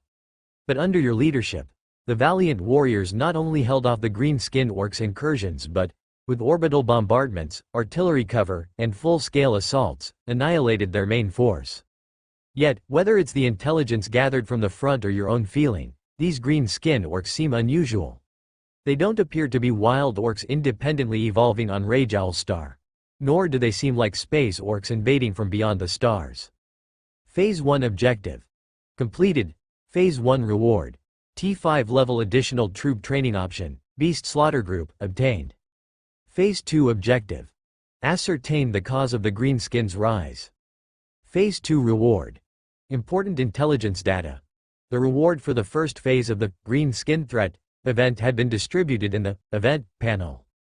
Ji Hang was now able to see the Beast Slaughter Group training option among the additional troop types on the troop card interface. As long as the unit is T5 or above, by spending some extra grace, they could add some special attack effects against the green skin orcs. As for the Beast Slayer trait that the 3rd Independent Regiment got for free, it could be counted as part of the rewards for the first phase, saving him 60 points of grace. The second phase, on the other hand, was something Ji Hang intended to do anyway, but he was somewhat intrigued by the reward of so-called important intelligence data. What could it be? He would find out in time. After briefly checking the updated event information, Ji Hang no longer paid attention to it. The situation on the battlefield was still the foremost priority. After collapsing the main resistance of the green skin orcs, the bulk of the troops took a rest on the spot, and at 5 p.m., they unifiedly consumed the dinner supplied by the logistics, rested for another hour and a half, and departed at 6:30 p.m. toward the depths of the tower ruins. This was not considered rash. There were likely still a few green skins surviving in this area, but they were no longer of significance. It wasn't feasible to completely ignore them, as subsequent forces would still need to fulfill their missions deep within the tower ruins, and logistics supplies also had to be transported through this area, so the security of this place still needed to be safeguarded. Therefore, Ji Yuheng left behind the 6th and 7th Garrison Divisions, one to the north and one to the south, responsible for continuing to eliminate any possible surviving scattered green skins within the area and to serve as a reserve force to ensure the safety of the supply line. Let's put aside the mopping up task for a moment, it wasn't difficult anymore. And the main force advancing deeper faced no real difficulties either. The previous orbital bombardment was no joke. Under such a scale of strikes, very few green skins could have survived. Especially the most crucial targets. The departure positions of the green skin offensive forces and their main camp had been the focus of the strikes. Other areas received lighter firepower, but there were inherently fewer green skins there to begin with. As the troops advanced, indeed they still occasionally encountered some isolated green skins, but they posed no threat. Of course, for the sake of safety and future progress, every 20 kilometers traveled, one garrison division would still be left behind. While ensuring supply routes, they also had to take on the duty of eliminating the local green skin orcs. Fast forward to nearly midnight that same day, the troops arrived at the rallying point of the green skin orcs, which had been reported by the interstellar warriors. According to the latest intelligence before the orbit bombardment, this place was meant to have gathered over 4,000 green skin orcs and 3 times that number of cannon fodder grunts, along with a significantly larger number of heavy-duty equipment, more sophisticated than anything encountered before. However, now all that was left was a vast crater and a vast expanse of wreckage. In the center of the green skin rendezvous lay an immense crater, empty. Atop this massive crater, logically enough to contain thousands of individuals, there was now no trace to be found.